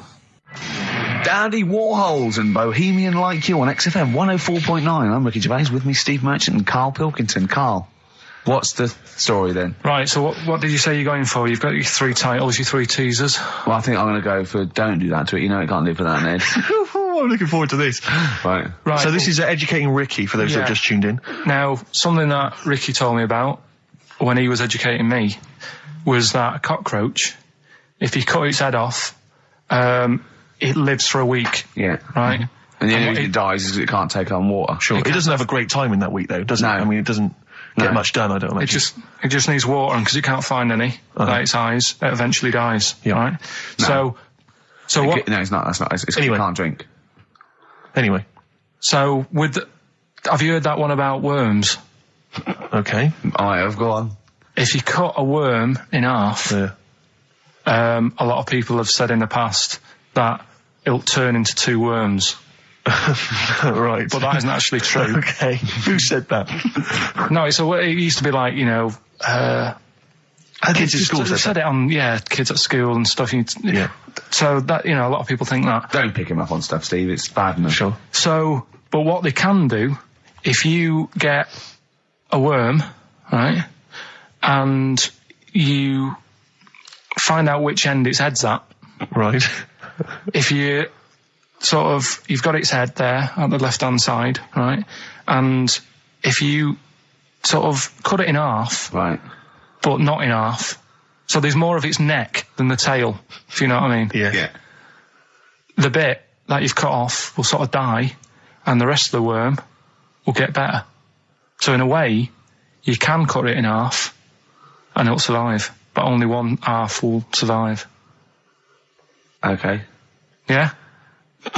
What have you learned there? I wish you hadn't chosen that one. I know, because it's nothing, is it? Yeah, you know that joke, how would you tell a worm's head from its eye? You put it in a bowl of flour and wait till it farts. Yes. Right? I told my mate that, right? And he went, what if it coughs? Yeah. Yeah. Yeah. So, there is a bit of truth in that myth of cutting one in half. Where did you get this information? I don't understand where you get this information That was from the Fortean Times. It was like the myth about worms. Yeah. That was the big article that week. Did it take you as long to read that article as it took you to tell us just then? I like the fact that it starts off debunking a myth that we hadn't heard of anyway. Exactly. You know the big thing about cutting a worm in half and making two worms? No. Yeah. What's the other one? It's not the thing to do either, by the way. Don't go doing it. No. It's not very nice. But, it's cruel. But it can get by and if it's you do. pointless. Yeah. There's no scientific worth in that. Well, there you go. Okay then. So the others now, you see the what others? I do. No, What's I'll the tell you others? the other titles. You're not having them yet. That's the whole idea of this. People will be driving or about to go out doing the shopping. They'll think about that now. What was the other two? Well, the other two. They won't think about that. They've forgotten that. No, already. they will. No, they've forgotten that already. If only it was raining. And what's tomato with you? Right, you've I'm got to looking tell forward to that one. Use Rooster's Pride Pop Soup as a snack with crackers or toast. Still thinking of a normal knob. An appetizer, again, or a soup base. That doesn't really work as an Indian. No, That's disappointing. We'll work on that, though. The darkness growing on me on XFM 104.9. Going well, isn't it? I've enjoyed it so far. It's been a bit naughty and everything. A bit smart. Nothing wrong with that. No. I was on the way in today, right, Steve? Mm-hmm. Walking in. Walking in, always walking in. I get left early and stuff. I like to get in early, get some bits done, that. Monkey news, songs of phrase. That sort of thing. And living in London, right, there's a lot of shops that open early and stuff. Do you know what I mean? People say that's a good thing about London. Yeah. It's almost like 24-hour city and stuff, right? I'm walking in and there's like, you've got your news agents open. Obviously. Selling newspapers and that. That's good. They've got to be open early. Yeah. Then you've got your coffee shops, your Starbucks. You'll have a cup of coffee in the do you know what I morning. mean? Yeah. They're doing well in the morning. Yeah. Then you see like the odd restaurant and you think, well, maybe they sort of got the doors open, but they're preparing for lunch. So you think, fair enough. Yeah. I'll let that pass. Yeah. Carrying on walking down the road. Bondage shop. Open. Sure. About 10:30. Yeah. Busy, was it? There's a couple in. Really? Some good offers. 10:30 for a bondage shop. I'm assuming if you're into bondage, though, you stock up at any time, day or night. I mean, you don't. Yeah. Well, I assume it. I suppose you get up and you go, oh, I've got nothing on. I need to be a bit tied down. Yeah. I need some rope. These clothes are too baggy. I need more belts. Oh, God. I need more straps. Yeah. Oh. Get some rubber on my face. Weird, don't it? What were you doing in there? So just having a browse. But, so a bit worried really, because the things that I've noticed this week like that's probably a little bit smutty. You've brought your soup in. I just found it out there. Sorry, yeah. It is Rooster's Pride, cock soup, noodle soup mix, chicken flavour. But I mean, do they not know that is obviously just going to be used on the Graham Norton show and Chris Tarrant when he's doing his show abroad? Yeah. I mean, do you know what I mean? Well, how could they call it cock soup in this day and I don't age? keep saying it. Well, no, it's fine, because you can say cock as long as it means the male, we've done this. Oh, do you mean a chicken? Yeah, look, it's a picture of a chicken. Yeah, sorry. What did you think it meant? No, I don't know. I don't know. It's in my head. Okay. Sorry. Yeah. But there's something else that's a bit sort of A bit blue? a little bit blue, but then it's real as well. Do you know what I mean? Well, it's that a problem. excuses it. Go on. There's a program. We in the couldn't week. have said the cock soup if we'd made it up, but because it's real, it's Yeah, fine. yeah. We also couldn't have said the cock soup if we'd have meant a male penis. Thankfully, we don't. So We mean a little chicken. You go on. Yeah, this program was on. It was Wednesday night, something. About this little lad. Yeah. Who was a fella and a woman. at the same time. What was do it you like? mean? Like a cartoon with a secret identity. By Yeah. night. What do you mean? He had both By day a sexes? boy, by night a Yeah, woman. he had it all. What, Yeah, what do you, sorry, wait. So he had male and female genitalia. Yeah. So what do you call someone that's born like that? Weird. Weird. Yeah. Now, what's the term for it? Uh, Go on. You know it. We've talked about it before. Aphrodite. Really? So close. Hermaphrodite. Yeah, hermaphrodite. Yeah. That's weird, though, isn't it? Yeah. And he had the ball, Yeah. and he had the, Well, what happened was he was born, right? obviously. And the doctor said, there you go. Lovely little boy and girl. So the mum was like, what? So he said... No, I don't think the doctor was sarcastic. Yeah, what? I don't think the doctor was sort of dissing them. Yeah. There you go. What do you mean, doctor? I'll have a look. There's the cock, there's the minge. All right, see you later. What are you going to call it? But doctor, what do you mean? Have a look. He wasn't sarcastic. He didn't give Doctor, clues. tell me what you mean. Give me a straight answer. He probably went, oh shit, she's got a cock. He didn't go... He wasn't sarky to the parents. No, Anyway. but I'm just getting across. Do you know what I mean? I always had a little bit just to... Yeah, I know you spice do. it Yeah. up, You should spice be it a up. newsreader. Be brilliant. So there's a little kid lying there. Yeah. And the mum says, you know, what am I going to do then? So the doctor, I mean, I'm condensing this. It was like an hour long. Sure. Yeah. Yeah. So he says, she said, what will I do? And the doctor said, well, he's not sort of well hung. Right. Oh, So he's not sort of well on. This doctor medical has term. been, I assume, has been struck off since for saying these things. It was a real doctor. It wasn't Dr. Fox. Yeah. Right, go on. So the doctor said, so I recommend that we make it a woman, Right. right? So they sort of do a little bit of, Jiggery pokery. a little bit of work. And I don't think that's true, Carl. no, it is. It was on the programme.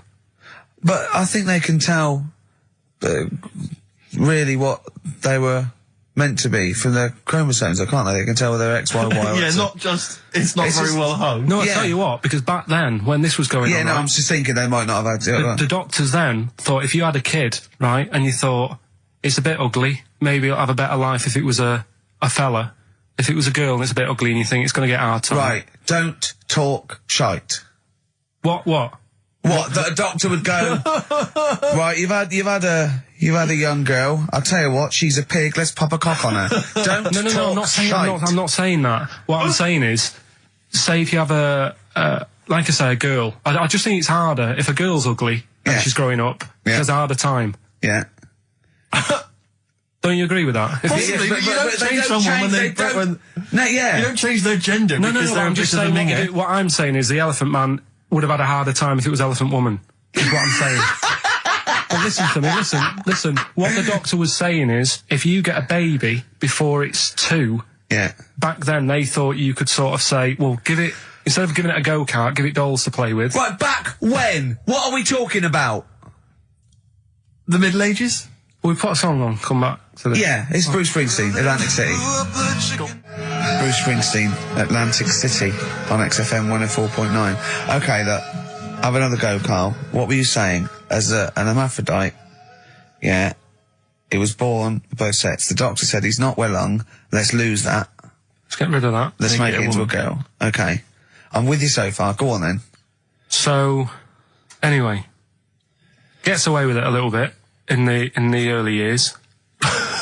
Right. Starts going to school, gets away with it a little bit, Sure. right? But then, do you know when you get to that age and your head goes all funny? Like when you're a teenager and you sort of, I don't know, your skull goes...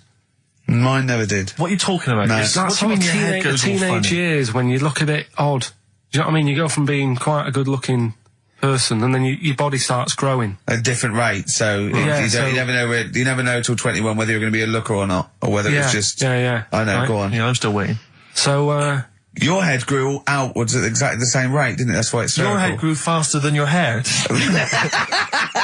He's got a lovely head of hair, but Exactly. just below the skull. Yeah. He's got a little afro in there, Yeah. but it just couldn't get through the follicles. It couldn't catch up the skull. Expanding. Oh, bless him. Oh, come on, Baldy. but the thing is, right, so you see these pictures of the lad stroke woman Yeah. who's trying to be a woman at the age of 14, 15. Yeah. She's got one of them big heads, Right. like okay. a lad. Doesn't, she starts having a hard time. She doesn't want to play with the mates, with the dolls and all that. She's more into go-karting and that sort of thing. Gets to an older age, Yeah. decides to go back. Is now sort of with a woman and having a life of a fella. But did the doctor keep it for him in case he needed it? No, he's had one put on though. Has he? Where'd he get that from? Don't know. Don't know, maybe that bondage shop. What do they do when they do that? Do they put on a... What do they do? Maybe someone could call in and tell us. If you're a woman and you have a... Do you want to speak to someone who's got that information? Yeah, I do want to know. What do If they you've use got it that to- information, I don't want to talk to Do them. they construct one? Do they construct it? From plasticine. Or do they whack on a dead one? What? What? Whack on a dead one? Yeah. What? What? That's not, it's not, what do you mean? No. When a woman has a knob put on Yeah. to have a sex change, where do they get it from? Is it constructed? Do they find, like, I don't know... From a donor. A donut? From a donor. Oh, well, yeah. A donor? A What? donor, yeah. Yeah, but presumably it's like... Maybe there's someone who well, wants after to they're become- dead, I mean. No, I thought maybe Very there's- few people... It's not like giving someone a kidney and then sort of like celebrating maybe with if you're them. a guy and you want to become a woman, you've That's got one to true. spare. That's true. Yeah. Well, a swap. Yeah, just do a little swap, probably on the internet or something. Or Noel Edmonds. What do you mean? On Swap Shop. He's not a man. No, but you could go, we got a fella here who, got a lovely, nearly new, unused penis. Wants, Yeah, Keith Chegwin out in Wants- kind of Bognor Regis. wants a couple of tits and a fanny for that, so, call in. It reminds me of the, do you remember the John Wayne Bobbitt story? Which Yeah. it's always seemed odd to me. I never really kind of got all the information. Do you remember that one, Carl, where the woman cut off her husband's penis because When he was was sleeping. I think he was sleeping, and she drove off. I think he threw it woke in the up woods. quite She quickly. yeah, that's so much better than the Exactly, alarm than the clock, alarm isn't it? call, yeah. Yeah. And she threw it out. She threw it out of the car window. into the woods. Yeah. And he went and found it. Yeah. But imagine if he'd got to the hospital and they'd sewn it back on. He'd gone. That's bigger than I remember. I'm not sure this is mine. How many of you cut us where we dump all the knobs? We dump all the That's knobs where- in there. Yeah. That That was an extraordinary story. And then, bizarrely, he became a porn star. Yeah. Yeah. Very strange life that man's had. Well, it is a bit of a shock to the system, isn't it? Oh, cutting your knob off. I know. Do you remember that French bloke, the performance artist of about 1910? Do you remember him? No. He, as a performance art, he cut in a theatre, he cut his knob off to a crowd of people. Now, What? yeah, That's only a one-night trick, though, isn't it? exactly. But what if there had been a bang outside? They went and encore. He went, oh! Yeah, or they looked outside because a car backfired. He Yeah. went, did you see that? I go, what? I go, oh, just cut the... Did you? Yeah. Think of that. Sacre bleu. I know. French are funny, aren't they? Cutting your knob off for your art. Weird, isn't it? Longview. Further on XFM 104.9. As we're having so much fun with penises, Yeah. I thought perhaps I should just mention... That's a slogan. We should just mention this story briefly. It's in the paper today. A Russian is selling what he claims is Hitler's mummified penis for £12,000. Yeah. Ivan Zadurprov says his ex-Red Army soldier dad hacked it off as a souvenir after storming the tyrant's Berlin bunker after his suicide in 1945. Yeah. Not. You Why convinced? did he wait till now? Yeah. He's found out that. That might get a bit of £12,000. £12,000. Which doesn't seem a great deal. Doesn't seem a great deal of money, really. Well, it's useless, isn't it? True. You're not going to be able to use it. It's not going to be able to. It's not going to be a donor. Imagine that if you walked round. Yeah. You'll never... making love to a girl. You'll never believe who this is. yeah. You never believe who's doing you, love. Exactly. This is going to freak you out. This is, just relax. Exactly. Okay, sit down now. Was I that got a all little right? surprise for It was you. brilliant, yeah, so you enjoyed it? Yeah. Right, are Did you you know a fan of the Third Reich? Exactly. Well, no, awful racist. Okay, let's go a different tack. Yeah. You did like the sex. I love the sex. Okay, then. Yeah, it's not going to be Hitler's knob, is it? But I like the idea that, I mean, you're a you're in the Red Army. Yeah. You've just stormed Berlin. Yeah. 1945. You crash into the bunker. You've gone through terrible. Terrible. How you've lost 20 million comrades. Unbelievable. Oppression Been everywhere. going on for years. You're in there, you see the man. Here he is, he's dead. He's dead, The figurehead and leader of one of the most despicable, You turn to your friends, there's a tear in your eye. Yeah. And your immediate thought is, I ought to chop off his todger. Yeah. Yeah. Well, no, I said Bagsy. I said Bagsy is Winkle. I said Bagsy is Winkle outside. Whoever it was. Yeah, I didn't know it was going to be Hitler. Brilliant. It's just, I can't, it just doesn't make sense. It's ludicrous. It's ludicrous. And I don't know how is he expecting to prove this? Because I want some proof. Well, I think that's why he said that. He probably started off with, I've got Hitler's face. And they went, brilliant. Oh, let's have a look at it. What do you mean let's have a look? Well, just check Hitler's face. Obviously, I know what he looks like. Oh, yeah. No, it's not. Yeah, you know what no, it's not his face. What wouldn't you know what it looked like? Well, I mean, no one's ever seen his genitals. That's what I've got. Yeah. I've got his. It's got a little swastika on it.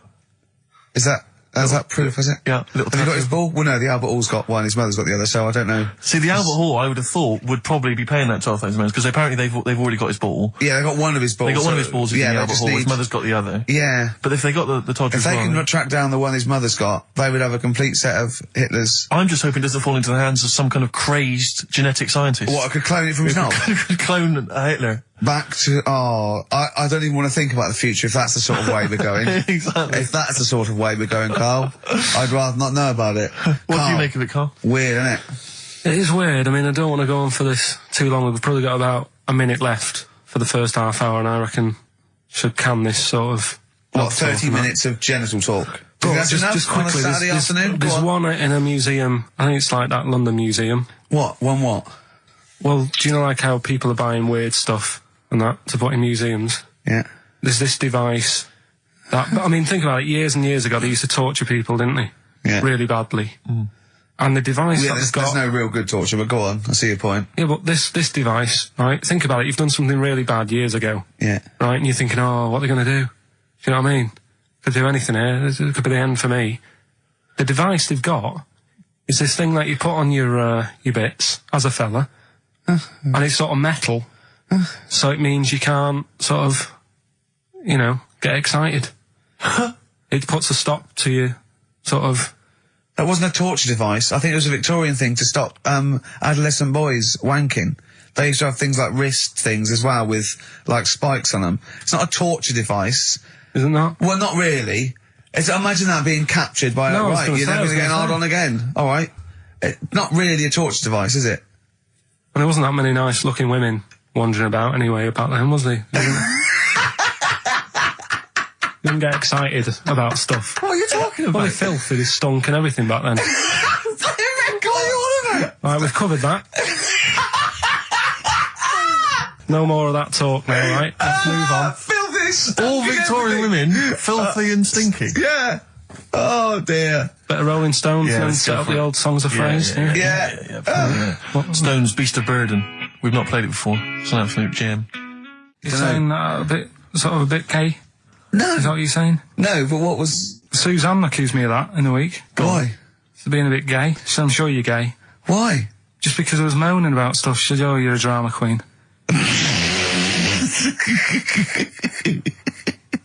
Right, well that's What were you moaning about? Not having enough gay sex? no. She didn't have a knob. Yeah. It's going, oh, why don't you get yourself a nice little knob? Yeah. I mean, can I call you Frank, please? Could you wear this false beard? Yeah. It Yeah. was just, well, we'll talk about it later. It was about the Seven Wonders. I just wasn't that impressed. He said, well, we're saying that, yeah. Well, we got a top show coming up, haven't we? But if you are a little bit, just a little bit sexually, you know, don't be afraid to let it out. I mean, if you want us to relieve you of it. I'll tell you what. Let's have a little bit of Maggie May by Rod. Oh, it's a Can't beautiful quite day. kill an azure. I was talking to Carl the other night, because I've been rewatching for some reason that film Witness with Harrison Ford, where great he's a film. policeman that has to protect a little boy who's part of an Amish community. Amish? Yeah. And I tried to explain to Carl... You look plain, John Book. Exactly. Yeah. Exactly. And I was obviously trying to explain the Amish to Carl. He'd never heard of them. Completely stony-faced. Amazing. Amused. Now, for those... Okay, you explained it to him, have Yeah. you? Okay, then. Yeah. Now, I don't know what you said, but I'm assuming you got it right, right? Carl, now tell me back now, what are the Amish?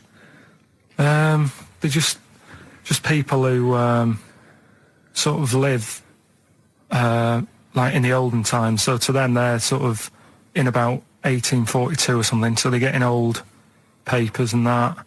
They haven't cut up to. No. They haven't cut. They don't have telly. They don't deny that the 20th century has happened. They just don't want to be part of it. They look up and they see planes and they know what they are, and they go into the town and they see it in the window of Dixon's telly. They just don't want to be part of it. No, they're still living. They're still going. They are still living like it's that's what I mean, yeah. But they don't. They know about everything else. They just don't want to be part of it because they think that the sort of the revolution was a bad thing. They think that society became more and more depraved, and they wanted to go away from it, and they want to go back to old values, and they think they don't need TV and jets and that way of life, they can survive in the old way because the old way was better. Missing out on Live 8. Yeah, but they haven't had Band-Aid yet. Yeah. I think this is the problem that Carl had. He in his mind, they were just a bit delayed, so that in his head they were slowly moving towards the 20th They wouldn't be able century. to watch most of these bands, all their electric guitar. They'd be allowed to watch Tracy Chapman. Yeah. Doing an acoustic set. Yeah. Between the bands. Yeah. That'd be all right. But no, in Carl's mind, it's like if he... Although they wouldn't like Fast Car. They wouldn't like a scene about that. They go, I don't know what you're talking about. Pony and Trap. You got a pony and trap. That'd be all right. But are they still? Do they still get sort of rubbish posts and that saying we need your money for this, or get behind this charity? They live in an isolated community. They're farmers, aren't they? They're farmers. It's an agricultural community, and they're obviously very staunchly religious. And in actual fact, it would suit you very well because you hate crowds, you hate groups of people, you don't like the modern world. You'd love it down there, wouldn't you? He wouldn't like getting up at 4 o'clock to milk a cow, though, would he? Well, no, but he'd get used to it. Go back to bed, couldn't you? It's probably out. I mean, have they got anything to do with the Hare Krishna people? No, nothing at all. Because out of all the religions, that's I'm not a religious person. I don't understand. You're it. only saying Hare Krishna because you've got the head. That's the only reason you think it'd I'm be... halfway there. Yeah. But the thing is, out of all, you just what was that? Money just fell out of my pocket where I'm nearly laying down. That's the danger of wearing sweatpants everywhere you go. I'm only ever lying down in a chair. No, I'm I've never been a religious type. If people want to do it, I let them do it and what have you. Good of you. But out of all of them, I want one that's not going to take over your life. I don't want one where you've got to get up 3 times a day and you've got to go and pray and that you've got to get up early. Forget that. It's getting in the way. But if it's something like... I was walking to work the other day, right, across Oxford Street. There's a little Hare Krishna fella there. And he sort of had... he had a leaflet and stuff. And he said, are you interested? And I said, what do you do? And he said, well, we're against getting stressed out and what have you. And he gave me a plum. They hand out food for some reason. But I sort of asked a few questions. Just the imagery. These two bold people, one of which is wearing an orange smock. Holding a plum in the middle. He hands the other one a plum. It's almost like you could imagine some kind of religious painting. Exactly, yeah. But what is their sort of main thing? Because he didn't really tell me that much. He was a Japanese bloke, so I didn't know what he was saying that much. Why? He wasn't speaking English? Not very well. He wasn't the best sales bloke to send out for them, is what I'm saying. Yeah. But what's that? Are they? You're saying they're nothing like? Well, I believe Hare Krishna is a kind of as an offshoot of a sort of Buddhist faith. It is. I think they are Buddhist, aren't they? Yeah, and obviously their kind of trademark, as it were, is that they have to say. I believe they have to say Hare Krishna, Hare Krishna in a certain rhythm, in a certain order, a certain amount of times per day. That's why you see them walking down the street saying Hare Krishna, Hare Krishna, because it's actually a sort of religious chant which they're obliged to do. So you see, even if you go into the Hare Krishna faith, you may find yourself, in Tesco or whatever, forced to say Hare Krishna, Hare Krishna. Perhaps out loud, not just thinking it. Yeah, no, out loud. You can put it on an iPod and you couldn't put that on an iPod. No, it doesn't count. No, I think you have to actually say it. So I guess that kind of eats into your social life a little bit. And there's the wearing orange as well. Particularly frustrating, I imagine, if you're in a cinema or a library. A little bit awkward there, midway through.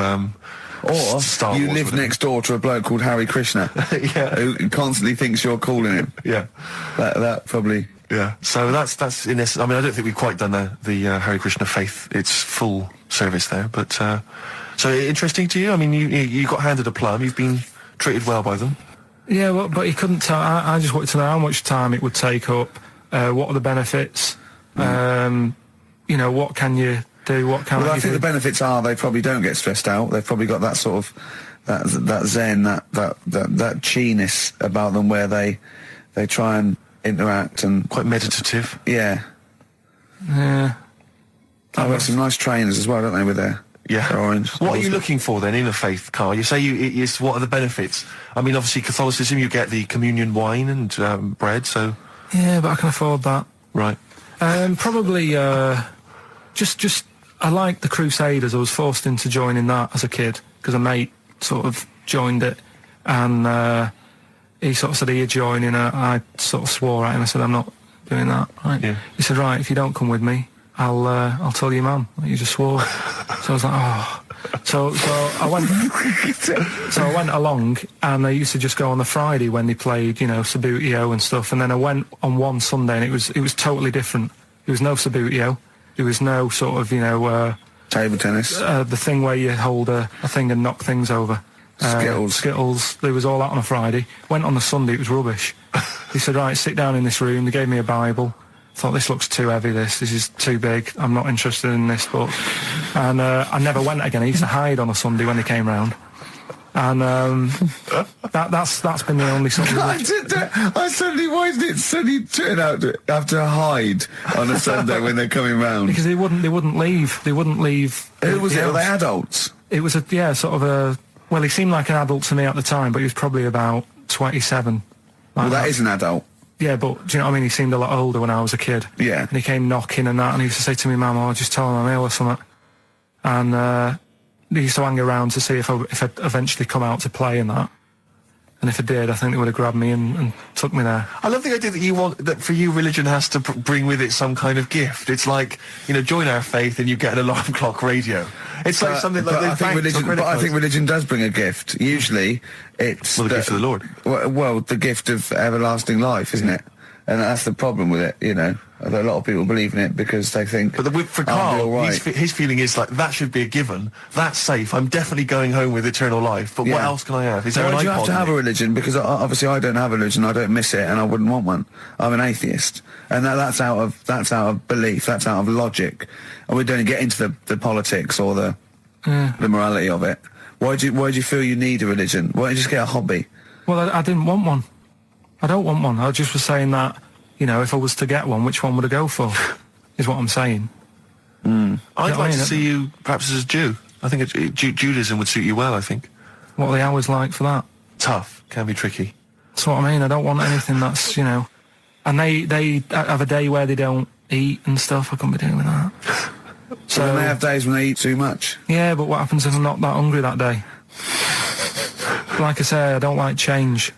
No. I like my Cheerios in the morning. I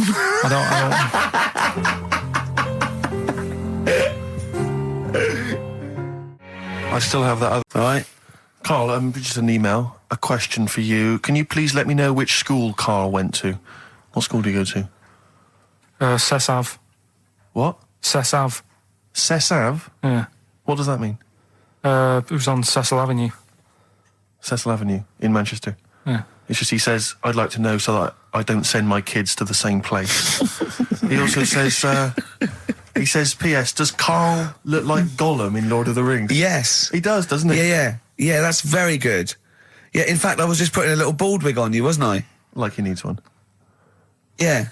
So, if you Just want some a of the fun and games we have when the songs are on. Yeah, did it hurt? Just a little bit. The bit that worried me is when you said, let me just staple it. Yeah, well, I was trying to get it under your chin because it looked funnier, and he was scared. Oh, I remember. Do you remember I did that thing with the tea towel? Have you told Steve about that? I don't think I have. It's not something I'd shout about, to be honest. Go on. Went round his place, and he said, before you go, I must try something. Because I couldn't get squeezing hard enough. I can't, because I'm not strong enough to hurt him anymore now, or am I? I think I can take it a bit more than I could at the start. Yeah, so I wanted to squeeze his head more. So what did I do? So he said, just hang on, I've got a tea towel. He brought a tea towel in now. I need something sort of long and thin. What can I get? He's asking his girlfriend, where's that there? Comes in with a spatula, right? He puts the tea towel on my head and manages to sort of put the spatula in and turn it round so that the tea towel is tightening on my head. Yeah. Using little pressure, would you say, from you? Yeah, just little. It's brilliant. It was like a tourniquet, and I just turned it a little bit, and he screamed almost straight away, didn't you? It hurts. But why did you think that was good? When would you need to use that tool? I knew. I did it on my other bald mate, Rob, who was over, and he screamed as well. Because he just put a tea towel round, like a little bandana, just stick the wooden spoon down the back, just turn it, and it's even half a turn, isn't it? And it really... Hopefully children listening will be trying that on their friends. No, they won't. Don't try that at home. I've got another fact for you, Karl. It might be of interest to you. It's the final one. The ancient Babylonians had few... What? And just stop you there. What's a Babylonian? My head's gonna burst. What do you mean, what's a Babylonian? I've never heard of one. No, but we'll work out, what's an Evertonian? Someone who supports Everton Well, or from. from Liverpool. Yeah, so what's a Babylonian? He's from Baba. Yeah, well, anyway, some people from Baba, ancient Baba, they didn't have very many doctors in those days, all right? Because they felt that illnesses should be left to the wisdom of the public, right? So if you were sick, okay, you were placed in the city centre, right? And then a passerby... Outside Baba. Outside Baba. And a passerby who had suffered from the same ailment or who had seen it treated in the past, they would pass by, they would give them advice on how to be cured. Do you understand? So there'd be no doctors, just people passing by would see, they'd say, what's wrong with you? And they'd say, well, blah, blah, blah, I've had the same thing, here's some advice. And pedestrians were forbidden to pass such an individual without inquiring about the complaint and prescribing for it if they knew how to. So hang on, so there's someone ill. Yeah. It's outside the town hall. Yeah. People walk past, go, what's up with you? They go, oh, my foot hurts. And they go, you've got to do this to get rid of that. Yeah. And were they ever right? Well, what do you mean? Were they ever right? Well, how do we know? What are you telling me? What? What have you just told me? What am I meant to take from that? You just said strangers sort of say, you've got that wrong with you. I think he's sulking. I don't think he's ever going to take anything we tell him again because we don't. No, but I don't like the fact understand that goes. Monkeys can do armed robberies, and we go, no, they can't. I don't understand what the problem is. But how is that different from telling me that a Chinese woman ate dirt? How is that not the same sort of Because that's fact? weird. Someone sat in Trafalgar Square going, I've got a headache and I go take some Nurofen, isn't shocking.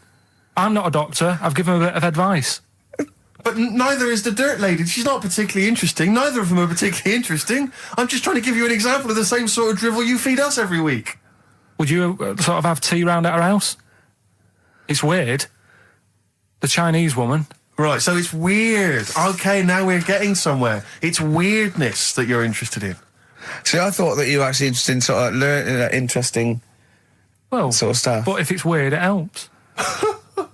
If it's weird, it helps. Yeah, I mean, it doesn't have to be major news. The other day there was something about this fella who I think he wanted to be an actor, right? And he was trying all his life to be an actor. Couldn't get a gig anywhere, right? So when he died, he said, right, I'm going to leave all my money to the theatre as long as that theatre uses my skull in that play they do with the head. Hamlet. In Hamlet. So that's that sort of news, and it's What? weird. Right. What money did he have if he'd been a struggling actor? He had some money in that. What did he do? I don't know. Oh, that's what I'm interested in, what he did. Yeah, No, that's but what it me and doesn't Steve... matter, though. Yeah, that's what me and Steve are interested in, what he did, how he earned his money. So, because you were going to educate us this week with some interesting facts. Oh, yeah, come on then. Is that it, or have you got more? Well, that's weird. But that's not educational. You didn't give me his name, you didn't give me when, you didn't give me what No, theatre. but also to take from it. Do you know what I mean? If people listening and go, well, I'm a bit like that. It's like if you've got to be dead and have your skull on stage, that isn't the job for you. That's what I'm saying. If it takes that much, give it up, do something else. Right? What else have I taught you? I don't know. You haven't taught us, so you've never taught me anything. See, we'll just have to sort of... What, agree to disagree? Right. I don't know what you can sort of learn from this. Go on then. 7 Up, the drink. Yeah. Right. We're actually on air now, aren't we? Yeah, this is right, it. okay. This is it, baby. This is a radio show that we're paid Forget for. that then, forget No, that. come on, 7 Up. It's not really... Not It's not, important. it's not interesting, more Go on, important. no, come on then. Come on. The little red dot, that's above the 7 on the can. Do you know, it says 7 Yeah, Up and there's a little red dot. Yeah. That red dot's there because the creator of it was an albino and he had red eyes. And he had that little thing there as his little trademark. Is that true? It's true. That's quite interesting. Right then. So that's what I'm saying. It's not that important, but it's interesting. If it's true, that's interesting. It isn't. It's true and it's interesting. Okay, that's good. Any more? You know, Coke used to contain real cocaine. So Well, like they used to be medicines, didn't they? tonics, yeah. No, they were medicines. I read that tomato ketchup and Coca-Cola started off as medicines. Probably not a medicine, probably more of a tonic, because it probably a pick-me-up, wasn't it? If I had coke in it and caffeine and sugar, and same as ketchup, probably lots of vitamin C and lots of sugar, it was probably more of a tonic. It wasn't really a medicine. They didn't say, cancer, have this on your chips. It's some HP. Wasn't a medicine, it was... Well, it was, kind of. All right, okay, let's agree to disagree on that particular one. Okay, all right, yeah. Is that it, Carl? what else? Because you've Any been other educated facts? this week. You've given us the 7-Up thing, okay. I've told you about the goldfish. Not really, but yeah. He didn't say anything about goldfish. This is your fact, right? You know what? Goldfish might have longer memories than some people think. That's not a fact. That under no circumstances would imagine Magnus Magnuson saying, what animals might have longer memories than most people think? This is goldfish correct. Imagine that as a question. How is that a fact? If you ever have children, are you going to educate them with this kind of drivel? Is this how you're going to raise your kids? So their minds just pumped full of That'd this be my rubbish? job. I'd keep them interested with stuff like that. Right. Yeah. Suzanne does the proper stuff. Yeah. So you agree there is some proper stuff? Yeah, but I wouldn't make him do it. I'd just sort of leave the book there, and then if he read it, I'd go, that's good. That is. What book would you think? What, the 50th freakiest people ever to be born? Give him that to start with. What would you tell me your favourite was? The little fella who was playing the keyboard? That or the three-legged fella. Yeah, okay. So he's learnt that. That's the first day at school. What would you teach him the second day at school? I don't know, because Why do owls have to turn 180 degrees to look the other way? Because they've got big eyes. Yeah, and what's that mean? What do you mean? What's it mean? Can I just... I don't think you should have children. Well, Suzanne's always saying, she'd like to hear tiny feet running around the flat. Stuff. Yeah. I just said, let's get a little midget cleaner. Right, haven't got long. We better give the winner. We got monkey news coming up. We haven't really got any monkey news. What do you mean? What do you mean? There's nothing going on, seriously. What do you mean? The last few weeks I've But keep don't telling you. Right. This really annoys me when you say there's nothing going on, because you call it monkey news, but it's not monkey news. You have stories, dubious What I've said stories. to you. But shut up a minute. About it's always chimps, which annoys me. You call it monkey because they're apes, right? And it's often from the 18th century, so it's not news anyway. So don't tell me there's no monkey No, but news what I'm this saying week. is, if there's monkey news worth doing, I'll know about it. And there isn't anything, so let's leave it. Right, okay, you are going to give me some monkey news, Well, right, I'm telling you, you are going to give me some monkey news, or we're not leaving. Right, well, my mum sent me some. Right. I got a little letter from her doing the usual sort of stuff, telling me what she'd been up to and that. It was a little thing about somewhere in Lincolnshire or something. Right, good. Do a bit of monkey throwing. God, what do you mean?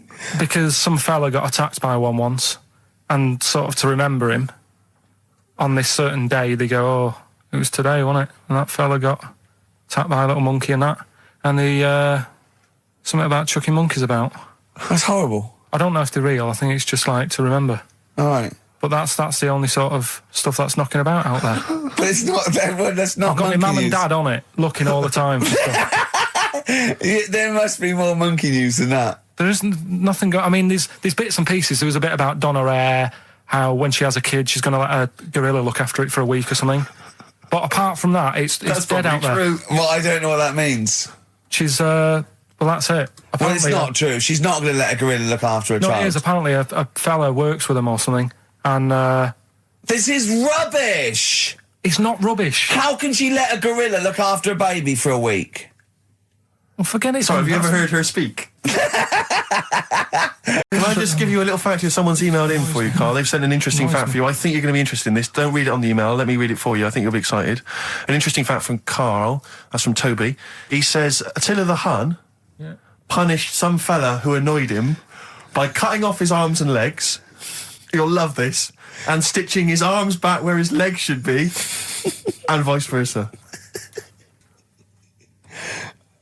Look at his face. Look at the little smile that's just cracked on his lips. That is the kind of fact you've been waiting for all day, isn't it? So go on again. So Attila the Hun, right? Some guy didn't like. He cut off his arms and his legs, and he stitched his legs on where his arms should be, and his arms where his legs should be. Look at him looking at his body, trying to picture it. Yeah. Okay, I'll let it sink in for a little while, then I'll ruin it for him. Carl, what are you thinking?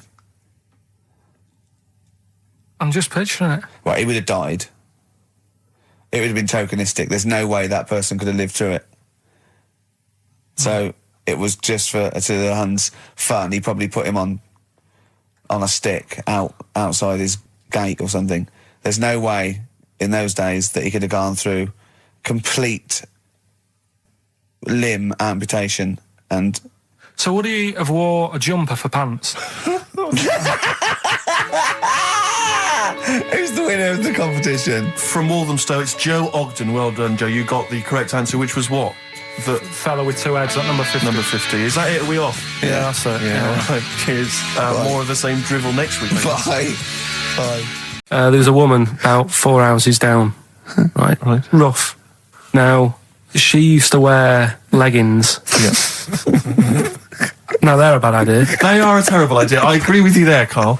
If you're a lady of What the colour? normo persuasion... Were they pink? No, they were sort of black, but with all bits on them. Oh, right. Do you know what I mean? What, toast and Just horse bits. droppings? Yeah, go on, yeah. And she used to... she's quite a big woman. Sure. Pauline Quirk, I think Yeah, we well, described her as. Looked like a light bulb when It she was is those bending kind of over in women that are leggings. attracted to leggings. Yeah, I know, yeah. They are drawn to them like a moth. To a flame. Yeah. She used to wear them, and that's what I remember when I read this piece. And she used to work on one of those sex line things. Right. Right, she used to do that. But What was she, an engineer? the weird thing with her was, she had big eyelids Right. Go on. that were too big, and this is what I was thinking. What right? do you mean she had big eyelids?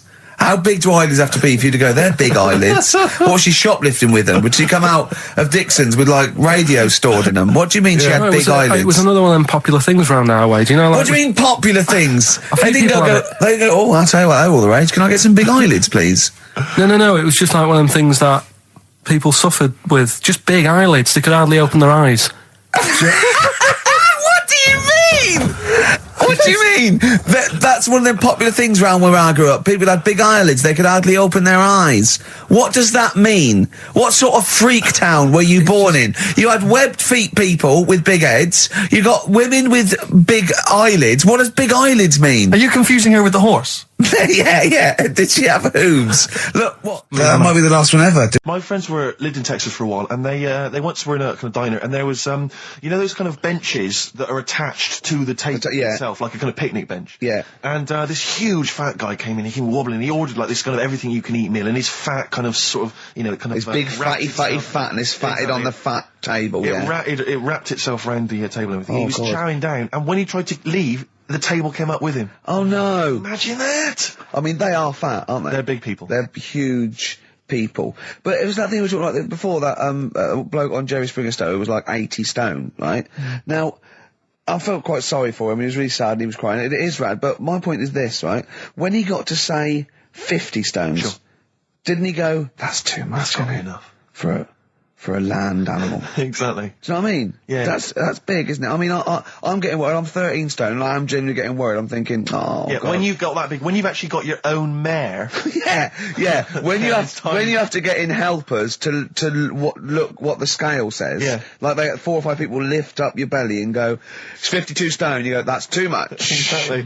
I'm going to only have 9 breakfasts. When you actually, today. when you begin to appear on the Ordnance Survey map, yeah, exactly. Yeah. When You've got your own symbol. It's like we can see 2 things from space now: Fatty and Steve Merchant. We'll be landing All right, at about. calm down. Well, no, I'm just Have saying a at go, all. You're not mate. fat, are you? You're freakish and big. just another quick thought. Have you got the film thing you're in? Right, yeah, I'm in a film.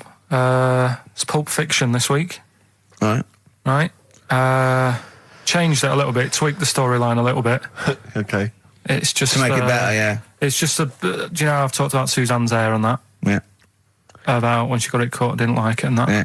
So it's sort of about that. Listen to it. There'll be a question at the end. You can win some good stuff. Yeah, well. Right. So, and this is the scene where they're in the restaurant. Do you know when they're about to do the robbery? Yeah, play So it. it's not a restaurant. I've changed that. It's the barber's. Right. All right. Okay. All right. There you go then. Is there going to be a question after this? Yeah. Stay there. Okay. Right. Girlfriend came in here earlier. had a haircut. I'm not happy with it. Look at the state of that. Well, don't laugh. Yeah, I mean, I don't want to cause any fuss, but just want you to sort it out. Afraid I can't do that. Well, you can do that because it looks a mess. Look, my friend, this is just where you and I differ. Well, you've got to do something, because look at it. When she came through the front door at home, I thought Dave Hill out of Slade had walked in. Funny, I was thinking the same thing. Look, I don't want to cause any problems or anything. She hasn't even seen it properly yet. She sort of had it cut and came straight home and didn't look at it. Suzanne, just look in that mirror. Look what they've done to your head. But damn it, what is it? Suzanne! No! We're not gonna do anything stupid, are we? I'm the manager here. There's no problem. What do you mean it's not a problem? Look at the state of her hair. Be calm, cooperate, and this will all be over in a minute. I'm gonna go home. No, we're not going anywhere until they've sorted your hair out. I'm not walking home with your hair like that. It's embarrassing. So let's just get it. You die. No, forget having it dyed. Just get it cut. Colour's not a problem. Just sort it out. Just get rid of... Let's see what we can do. Right, good. Look at it. Look at the state of it. I'm trying real hard. Suzanne, just keep your head still there so we can... Just hang in there, baby. You're doing great. I'm proud of you. Just sort that bit out there. Just cut that.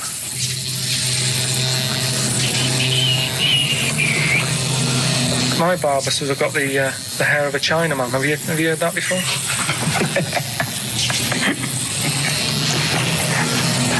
Oh, man. What?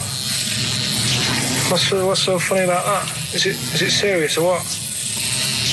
Freaking me out. If my answers frighten you, you should cease asking scary questions. It's almost over. There you go. No, it's not brilliant, but that'll have to do, won't it? I reckon we'll have to buy her a hat on the way home. Yeah, that's probably a good idea. Do you think Suzanne's listening? It's alright, isn't it? I like the fact that in that she's represented with a sort of dimwit southern accent. Yeah. Your girlfriend. So I'm sure she'll have appreciated that. Alright, It was nice, yeah. It was a nice... I don't know what kind of copyright infringements. Did you witness a murder while you were doing this? Yeah. It was like that sort of Sliver film where that bloke had loads of tellies watching people's lives. So that was going on in my mind. And then I was washing up and I picked up the plate and I thought, oh, it's amazing, isn't it? The human body.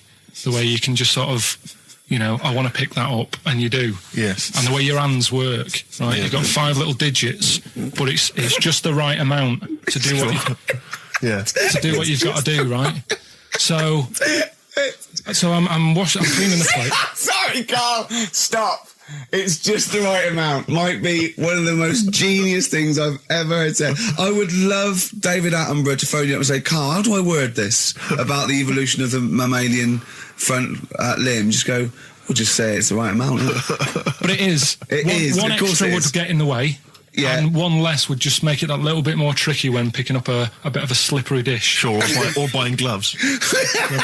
Yeah. A slippery dish. So then I was thinking, imagine like going to the doctors and they're saying, yeah, everything's all right, your heart's good and everything, but... Your art's good? What, your Larry's, or...? Yeah, your heart, you're in good form and what have you. It's good news. I had Gianno in earlier. He's not looking good. Yeah. Fat smaller. But you're all right, but your hands need to come off. Right. Blimey. But That's bad. Like, I get a second opinion initially.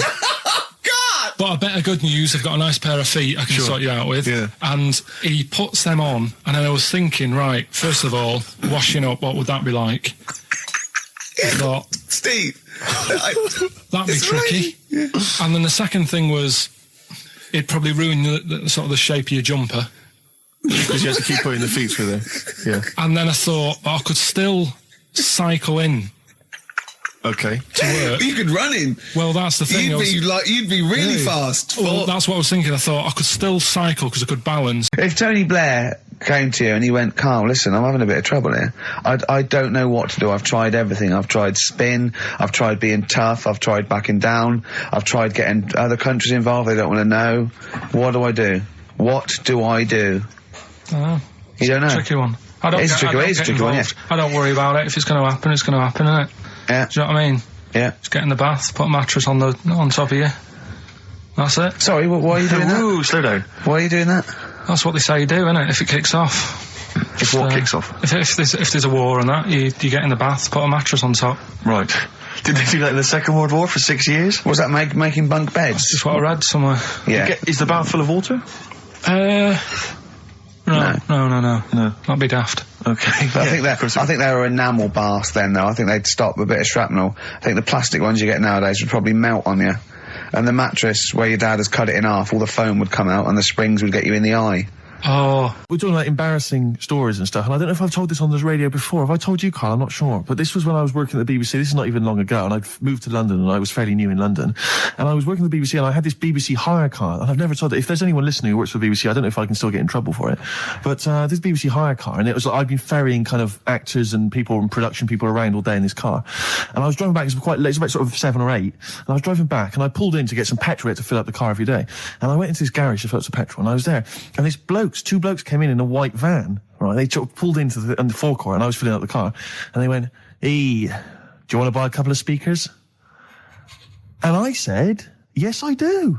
Yeah. Because I'll tell you the reason. It was like I was so flattered that they thought I'd be the kind of bloke who would A, need some kind of classy speakers, and B, would like to buy them on the sly. Do you know what I mean? Yeah. I thought, they like the They've fact seen me. They've seen I look a bit of a hustler. Exactly. Yeah. I'm a street sort of guy. You can see by the way I use my walk. Exactly. Yeah. So I couldn't believe my luck. So they drove behind the garage, the little sort of garage bit at the back, and I went round there, sort of casually went round there, sort of locked the car, went round there.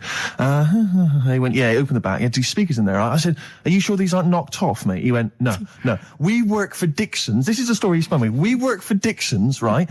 And we're delivery men. And if we make a delivery and the person's not there to sign for the goods, then we have to bring them back to the warehouse. But if we can sell them on the way back, then that's really good for Dixon's. Dixon's must love that. And instead of thinking, are you sure some kind of troubleshooter didn't... I mean, did someone going to go into Dixon's and go, you're not getting in the garage forecourt market? Jones. Exactly. Get a couple of lads in a white van. Exactly. Yeah. So anyway, so I sort of bought this story, and I was a little bit dubious, and I went, right, let me hear them then. And he wired them up to the car stereo, and boom, boom, boom, they're playing. So it was some groovy hip-hop. I was thinking, great, these guys know what I'm into.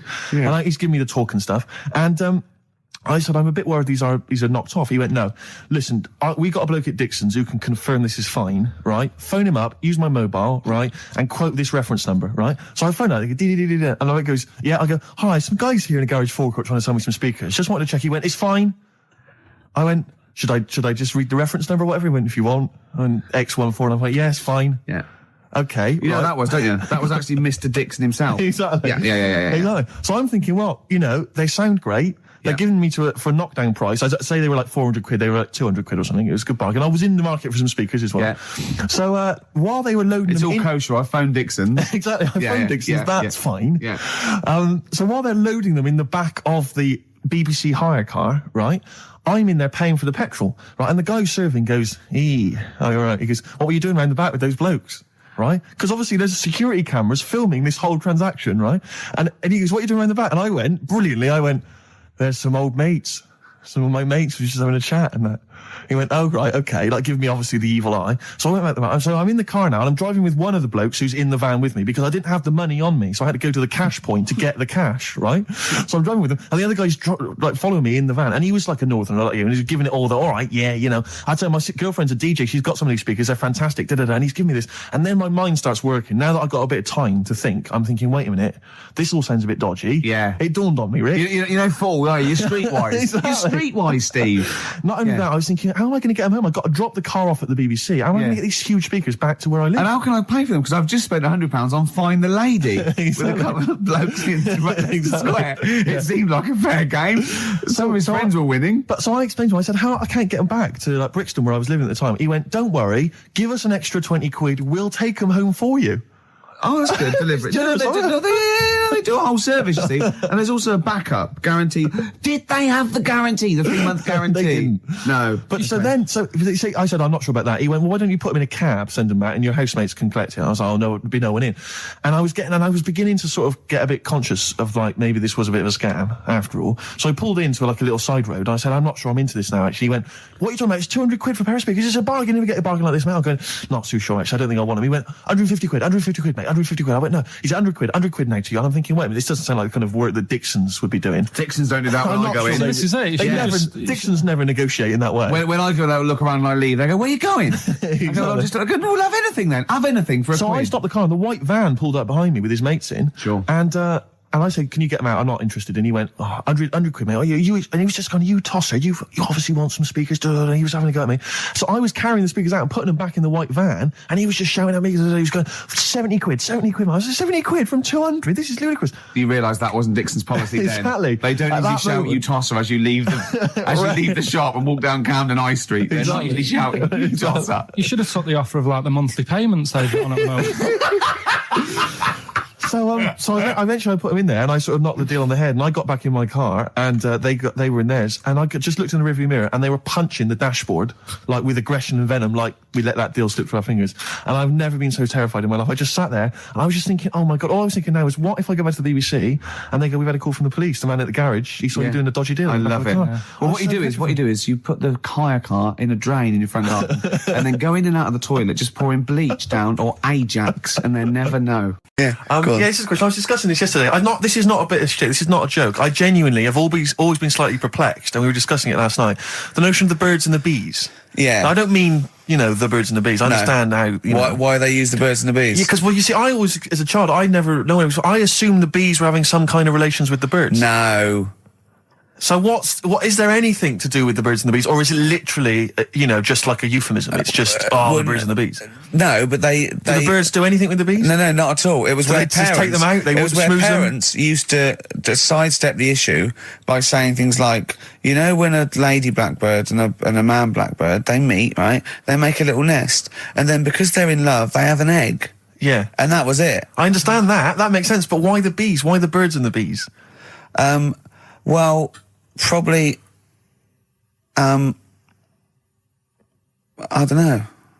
I don't know. You see, within nature, forgive my ignorance, within nature there is no relationship between bees and birds, is there? No, not at all. No, not at all. Nothing's going on. But probably what it was, if the parent found it hard to say, daddy puts his penis at mummy's vagina, it was much easier to say, like in the insect world, billions of them queue up and just fill the queen with spunk for about a day. Sure. Thus avoiding the embarrassing intercourse. Exactly. That's what I think, Carl. What do you think? Were you talking about the birds and the bees? Did anyone bring that up with you? No, it was Carl? just in that class, wasn't it? When they put a video on. That's what we had. No, we had a film. And they just said, I watched that. And then What film, though? Basic Instinct? It was just like, two people. And all sat round the telly and watched it. One girl fainted. And they said, right, that's that. Next week, prisms. Or whatever. And did it teach you everything you needed to know? Well, how much do you need to know? Yeah, true. No, true. Except one kid in my class still thought a baby came out of an arse. Afterwards, he didn't understand. I think what they should have shown on those videos is technique as much as anything. Yeah, I suppose so. Because Yeah. it was largely just instructional. Wooing. Wooing. would be What it didn't tell you was how to get into a position where this might be of some interest. That should have been the first 4 weeks of the course. Yeah. This is Rockbusters with Karl Pilkington. Go! I can't do any photos because it's been nicked by a German. And what's the initial? AC. Right? Next. Second clue.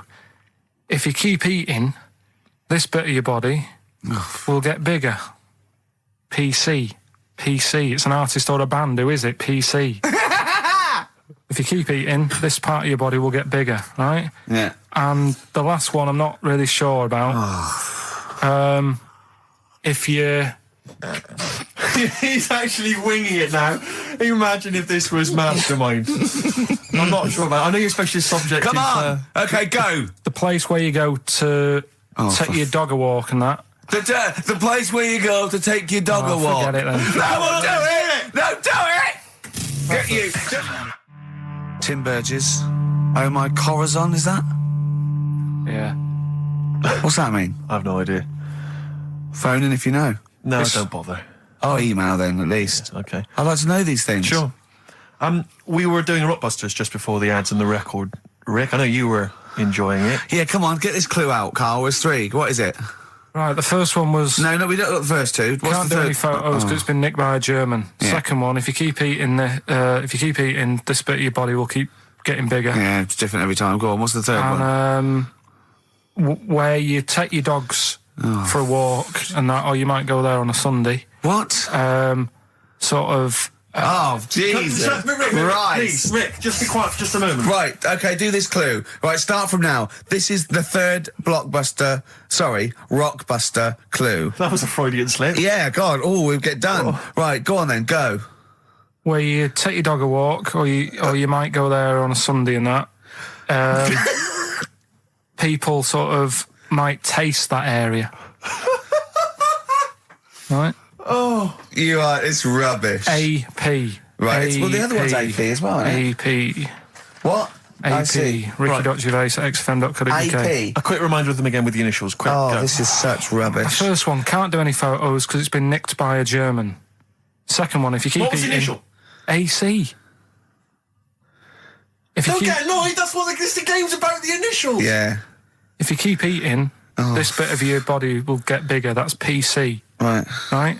And where you take your dog maybe on a Sunday and you go for a walk there and that, have a taste of it. Different. AP, just email in and you win some stuff. Ricky.Gervais at xfm.co.uk. What rubbish. I wonder why we stopped this game. No, there's this lad who called Mark, right, who used to go to school with, who used to call me that.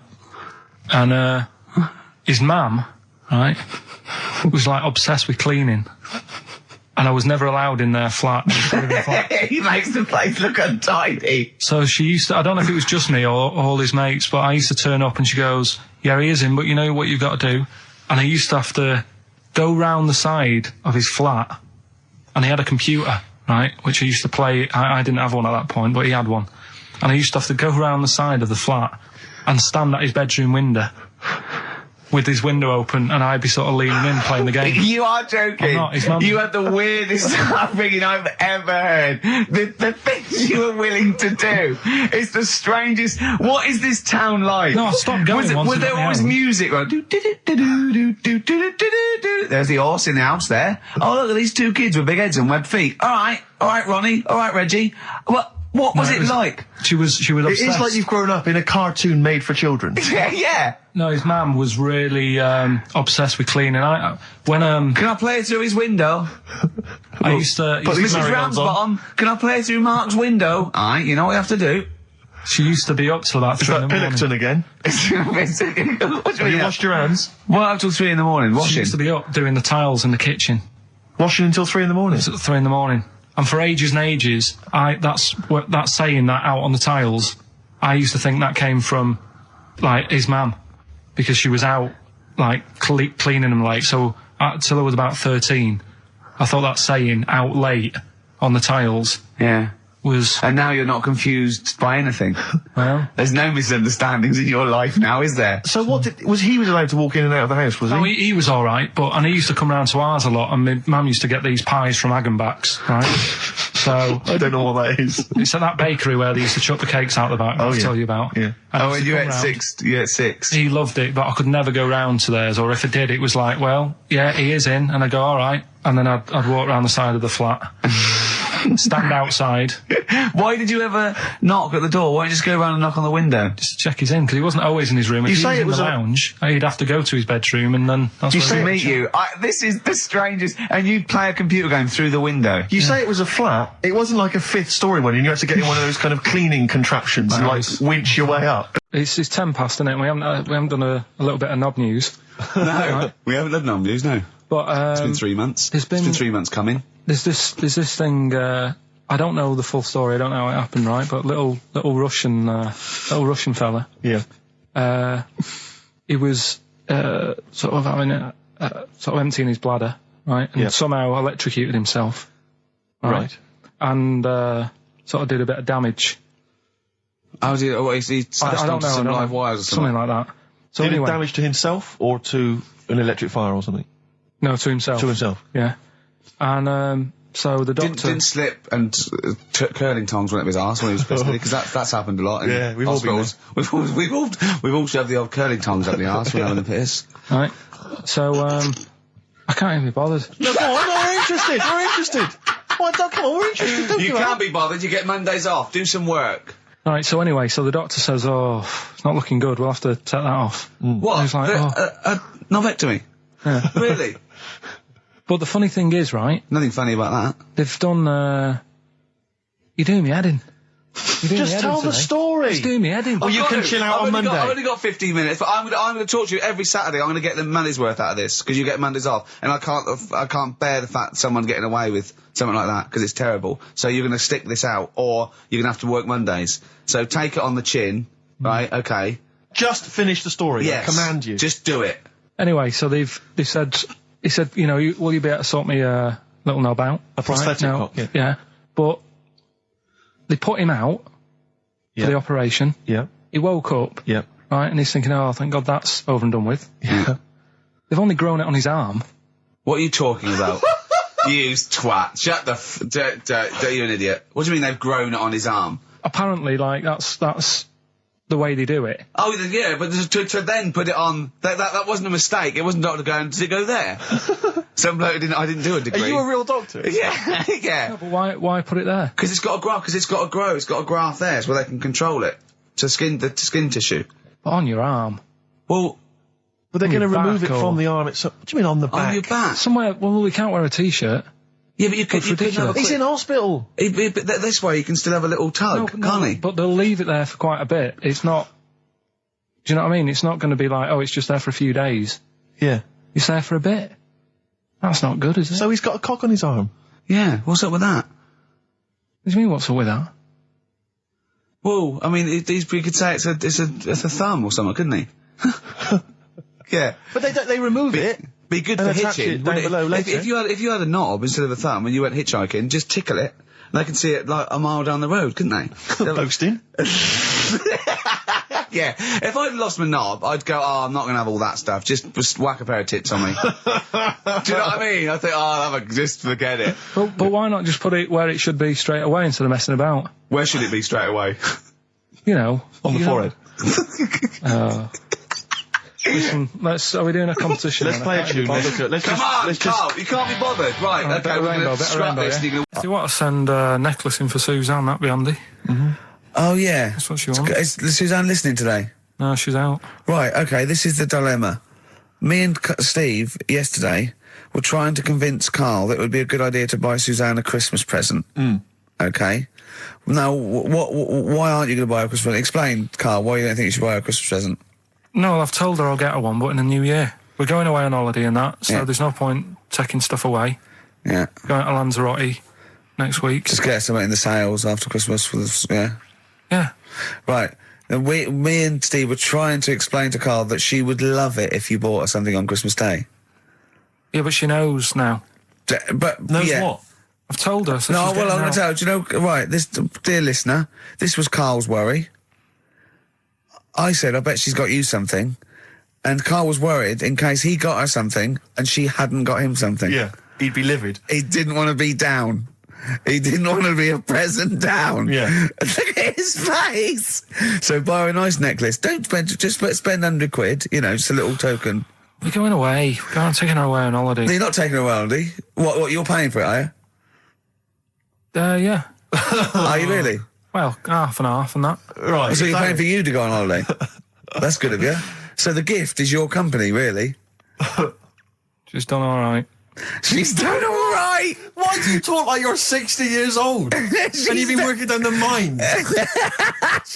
I don't know, she's done all right. Do you go over to her and say, Suzanne, you're bloody lucky. I mean, You've fallen on your feet. to Look be who fair, you've Rick, got. What? I'm not sure she has done all right. I don't want to be critical, but... Oh, dear. So what are you going to get in the sales? What are you going to get Yeah, her? it depends. I'm thinking, I mean, I'll give her the choice. You can have Kingsley and old Bob Marley. Right, I'll let her decide there. Oh, dear. I can't wait to see you. Where are you going, Lanzarote? Yeah, Where's that? don't know. Suzanne sorted it out. I said, Lanzarote, I said, is that Africa or is it Spain or Portugal? Just thought you don't know. I went, what do you mean, don't know? I goes, well, what's the currency? He went, don't know. I said, Suzanne booked this one, did she? Yeah. I thought, where is it? Is Lanzarote African or Foreign. Somewhere foreign. I was looking last night, and doesn't look that good. Like one of the highlights of the things it says you've got to do is go and have. Apparently, they've got restaurants in caves, and that's like one of the things they say you must do. So, if that's a highlight, do you know what I mean? Right. So I'll do that. Go and see what that's like. Yeah. When you're on the beach, Carl, do you wear the very, very tight Speedos? No. Do you walk What do around you with wear? them? Sort of longish shorts, Yeah. t-shirt on, probably with a sort of a light shirt on top of that. Right, sure. So quite wrapped up then. Covered up. Do you wear a hat? Because obviously the bald head, there's risk of sunburn. No, I just put a bit of lotion on it. Lotion on there. Yeah. Just have a bit of a wander down the beach, have a look. Yeah. See if there's any old blokes with their tackle out and a backpack. A lot to look forward to. So Yeah. there you go. Yeah. Well, we're looking forward to finding out how you get on. Yeah, I'll let you And know. Interested to know what she gives you on Christmas Day. Probably get More anything. scintillating chat after this next song. Right, bit of placebo, Yeah, love it. special needs. Maybe we just remember it wrongly. But anyway, that's XFM for you. 104.9, I'm Ricky Gervais with me, Steve Merchant.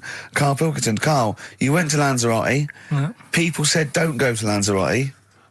They told you it was Lanzarote. They told you, were they right or You wrong? were right, yeah. Really? Yeah, it's a bit ropey, yeah. Is it why? Just out there. If it wasn't for the volcano they had, it'd been knackered. That's their big draw, is it? That's it, basically. That's all they've got going for them. When you landed, was it really hot? Were you quite excited? You were thinking this is It okay? was warm. It's we can't complain about the weather. The weather was all right. Sure.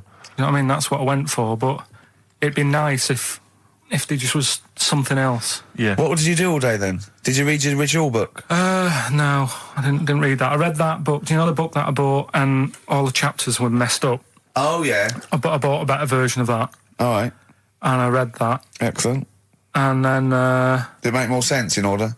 yeah, a lot easier to follow. Yeah. And then we went and had a look at the volcanoes and that. They've got 36 of them to look at. How many did you look at before you realised that pretty much, you've seen one volcano, you've seen them all? Probably about 6 or 7. Really? And then when you got to the 8th, you thought, now I know what this is going to be, Suzanne. This is going to be like a mountain with a hole in the top. Yeah. Really? But it happened years ago as well. It's like, just keep a couple, fill the rest in, tidy it up. Fill the rest in! Yeah, no, Well, yeah. getting some builders. No, seriously though. I had a bit of good news this morning. Go on. I was on the tube coming down, and I don't want to sound arrogant, I don't want to sound pushy, but I was at Green Park, and I'm fairly certain, Rick, it's not 100% corroborated, I'm fairly certain that a woman pinched my arse. So what do you think of that? Yes. There's a lot of pickpockets around. No. My wallet was still there. Really? But even if it wasn't, that would have been money well spent. But the wallet was still there. So what do you think of them apples? Eh? So what did you just pinch off? I can't confirm it at this stage, exactly what happened, but it certainly felt like a pinch. I looked round, there was a woman behind me. Right. She was fairly old. I think she's probably in her mid-30s. Right. Kind of reddish hair. Right. I don't know if she's listening. Right. But she knows where I am. And so I don't know how to proceed, really, Rick. I don't know if it's worth putting up some posters around the Green Park area. Well, what you could just do- to try and corroborate it. Well- If you saw a woman pinch the lanky guy's arse, No, please get in you touch. could probably get in contact with British Rail and go back over their CCTV Exactly, thing. CCTV cameras, yeah. And then they could probably zoom in and, sort of identifying sort of birthmarks, or she might have been holding some. Then I could hire a private eye. Yeah. Again, money well spent. Well, so there you go. I'm just saying. I'm just saying. Maybe maybe things are looking up. Things It's getting are- towards Christmas. The worm has turned. I mean, it's a little sexy story to get the show going. It is But pretty what do you make sexy. of that, then, Carl? What do you 'Cause I know think you're of that, quite damning. What's your answer? Well, I mean, you're quite a tall fella, Sure. so she must have really wanted to sort of reach up and have a pinch. Do you know what I mean? she was a dwarf? She did it with her teeth. He didn't say she was a dwarf. No, but Steve's taller than, his arse. Yeah, but his arse isn't 6'9", is it? His arse is about 3 foot off the floor. 4 foot. What? 4 foot off the floor? No, I don't think so. About 3. She'd have to be a midget to have to reach up to pinch Steve's arse. He is very tall, but... I don't know what your point is there, Carl. You're just trying to, you're just, I think maybe just a little bit jealous. Just a little bit of jealousy. How many cats do you say you've got through? I'd say whilst I was living at home, I mean, it's still on the increase even though I'm not there. So, whilst I was there, probably 5. God. Oh. Yeah. And were you upset each time, or you just got used to it? It's one of them things, isn't it? Like I've said before, when you first see something, it's a bit of a shock. Do you know what I mean? It's like the Elephant Man or whatever. Yeah. First time you see him, it's that sort of, oh, look at that. Yeah. Do you remember the first time you saw Steve? No, I'm not being funny. Do you remember the first... Yeah, but I've said this before. It's always... Then you get used to how people look, and you don't... No. I'm going to burst. You have to play a record. No, but... Because I see Steve's...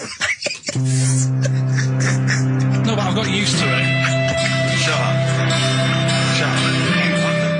Carl, you know our mate Johnny, he's a Doctor Who fan. Yeah. Do you remember, he bought the Doctor Who magazine, and he went to the toilet, and Steve got post-it notes and put geek on every page. And Johnny opened it on the tube, right, and it had geek and everything. And Johnny bought in the new Doctor Who magazine, I think this week's or this month's, right? And they've done the perfect Doctor Who fan, right, what the geek is, right, and it looks exactly like Steve. All right, don't have a go, Rick. It does. And he went, and I'm going to try and put it on the website. It's amazing. It's got your hair, glasses, it stands like you, it's sort of dressed like you, and it's only, it's hilarious. And he was, I mean, I'm insulting you now. It sounds like an insult, but if you'd see it, you'd laugh. Play a... Well, Rockbusters, right? Yeah. Right, here we go. Just a little bit annoyed. Just, 3 clues. We've lost all the energy in this show, haven't we? Well, I can't get over that insult. I'm just a little... No, Three. it did though. It just came out, no, I can be honest with you, Things, Rick, it 3 came out of left clues. field. I wasn't expecting an insult. No, And, but I thought there I was a sense of camaraderie on this. No, I'll bring Just it in, email and in, you'll see what I mean. ricky.gervais@xfm.co.uk. I'm just annoyed. I can't What are we listen to doing? Rockbusters I'm just reading out the clues. Should we put this, let's put this one in for the Sony Award. Let's put this show in for the Sony Awards. Play a song, Carl, because I need to discuss things with him. I've talked before about him Edit slagging it me down. off. Get this down to 3 minutes. It'd be a great show. Rockbusters in a minute. XFM. Lonesome Day by Bruce Springsteen from his new album The Rising on XFM 104.9. Ricky Gervais, Steve Merchant, Karl Pilkington. Foreman just phoned in and said to Karl, stick up for yourself. Don't listen to that Merchant. He does my head in. He's so arrogant. I don't think I'm arrogant. I think I'm mean.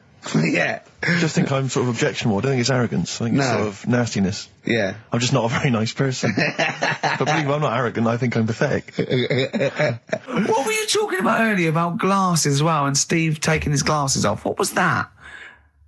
What are you saying that in front of him now for? Was it an insult? It wasn't really an insult. Carl, I what don't- were you up to? No, what was it? I genuinely don't remember. I genuinely don't remember. Right, Steve, I'm not having a go. Right? Just saying how people, it's a bit weird that you've got glasses because you've got a good pair of eyes on you. Right? That isn't an insult. What were you talking about though? What was it? Why did It was the fact that people who wear glasses always look a bit weird without them on. It's like, you know, they should wear glasses. Okay. Why did we get round to this? What was we talking about? What were we talking about? I don't know. I don't know. I don't know what that was. It sounds like an insult, even it wasn't No, intended as it one. wasn't. It It sounds like wasn't. an insult, Carl. It does, yeah. No, it wasn't. I But should be listen- allowed to punch you every time you insult me now. No, but I'm not I'm having doing a it. go. I'm going to give you a dead arm. Look, Steve, It sounds it's like an you. insult. You And always even if it wasn't, you intended it to be one. What you? That was real. Play a record. Yeah, but It's That's what you mad. get every time you insult me from now That's on. mad. Oh, is this the Cardigans? Great. Brilliant. I didn't even say anything. It makes me feel better. It makes me feel better. I can enjoy the rest of the show. Yeah. Before we carry on with anything, I should just tell you, we're on the subject of emails. There's one emailer we're always looking forward to hearing from. Dickers! Richie Anderson. Dicky Docky Doo. Richard Anderson, thanks for emailing. He's my biggest fan. He's now. one of the biggest he fans. Absolutely loves me. But not afraid to offer some constructive criticism. Go on, That's what's the he great said? thing about Dickie. And from Anders this week, he says, Ricky, I'm lazy, I talk nonsense, I'm badly organised, and I believe in ghosts. Can I have a job working on your show? Ah. Possibly, Anders. Maybe send in a CV. Or email a CV. He's put a little bit of all of us in that, hasn't he? Oh, I'll ask him if he's a goggle-eyed freak, Steve. All right, calm down. Well, no, I didn't mean no need to get insulted. No, I didn't necessarily mean you, did I? No need to get nasty. Well, Also, I was thinking about that, actually, Steve. Oh, God. Just talking of the old... What? What? Talking of the what? No. Do you know, like... This better be good. No, you don't have that many girlfriends and that. what do you mean? Carl, why are we on this? I was defending you in the whole monkey discussion. Come on, what's your point? What's your point? What's your point? No, what's the point? What's the point? I just was thinking... If there was an infinite number of Steves? You're an odd-looking fella. Come on, Carl, get to the... No, you know I know quick. that. I've told you that Cut loads to of quick. times. What do you mean you know I know that? Well, there's no point pretending anymore. Steve, I'm flabbergasted. But also, you don't like spending money, right? He's mean and weird looking. Valentine's Day.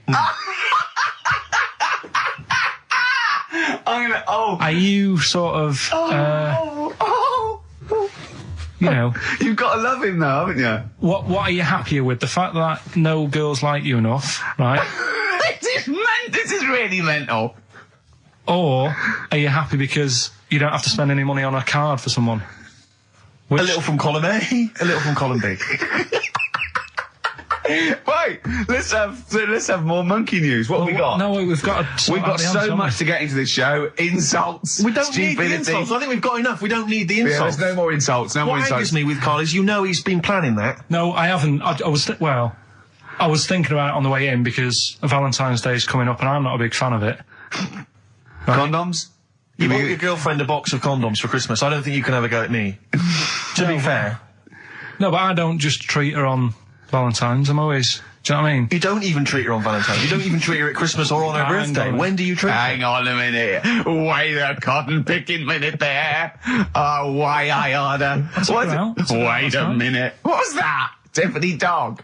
I treat your girlfriend better than you, and I've only met her twice. I took her out last night and she enjoyed herself. Where'd you go? Until she had to write the check. Where'd you go? Where'd you go? To a chippy. A really... No. Play a record! It's a chippy. No, a really quality one. Right. Oh, God! Under a fiver for two. Oh, cod nice lots. wrapping. Not newspaper, greaseproof paper. And bread. That's Feeder, Just the Way I'm Feeling, on XFM 104.9. Ricky Gervais, Steve Merchant, Claire Sturgis. Well, he's defying me. He's not calling in. We're going to give out his number and he's not calling in. That's even more annoying. Who do you think he is? I don't know who he thinks he is. I'll tell you what. I'll tell you who he is. Yeah. He is a little bold Mancunian. Let's never That's let him who he forget that. is. I don't know who he thinks he is, but there's the fact. Just, Carl, call in, because you're annoying me and Steve.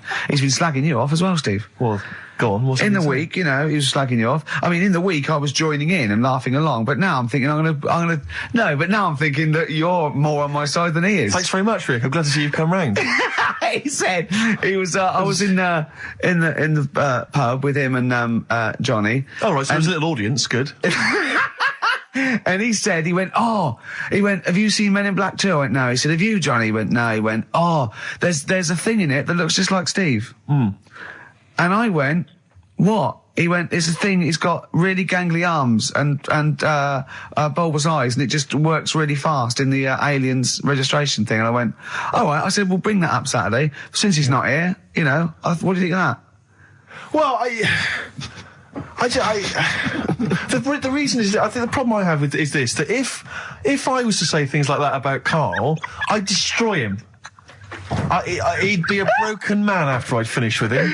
Call in, Carl, or Steve's going to say a few things about you. I'm going to get a couple of home truths out there. I can't believe it. I cannot believe it. Yeah, we were, you know, at the time I was joining it, we were having, you know, slagging you off on other things as well. Sure. But now I'm thinking, maybe you were wrong. Maybe I was taking the mickey out of the wrong person behind their back. If you receive any phone calls from people you don't know, we don't know anything about that. Instantly, we don't know why that is happening. That is just going to be a weird, spooky thing. So, And don't bother telling the story about Men in Black 2 either, because I don't think people will be interested.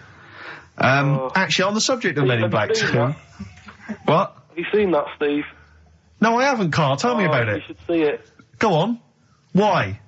Because there's this thing in it. Go on.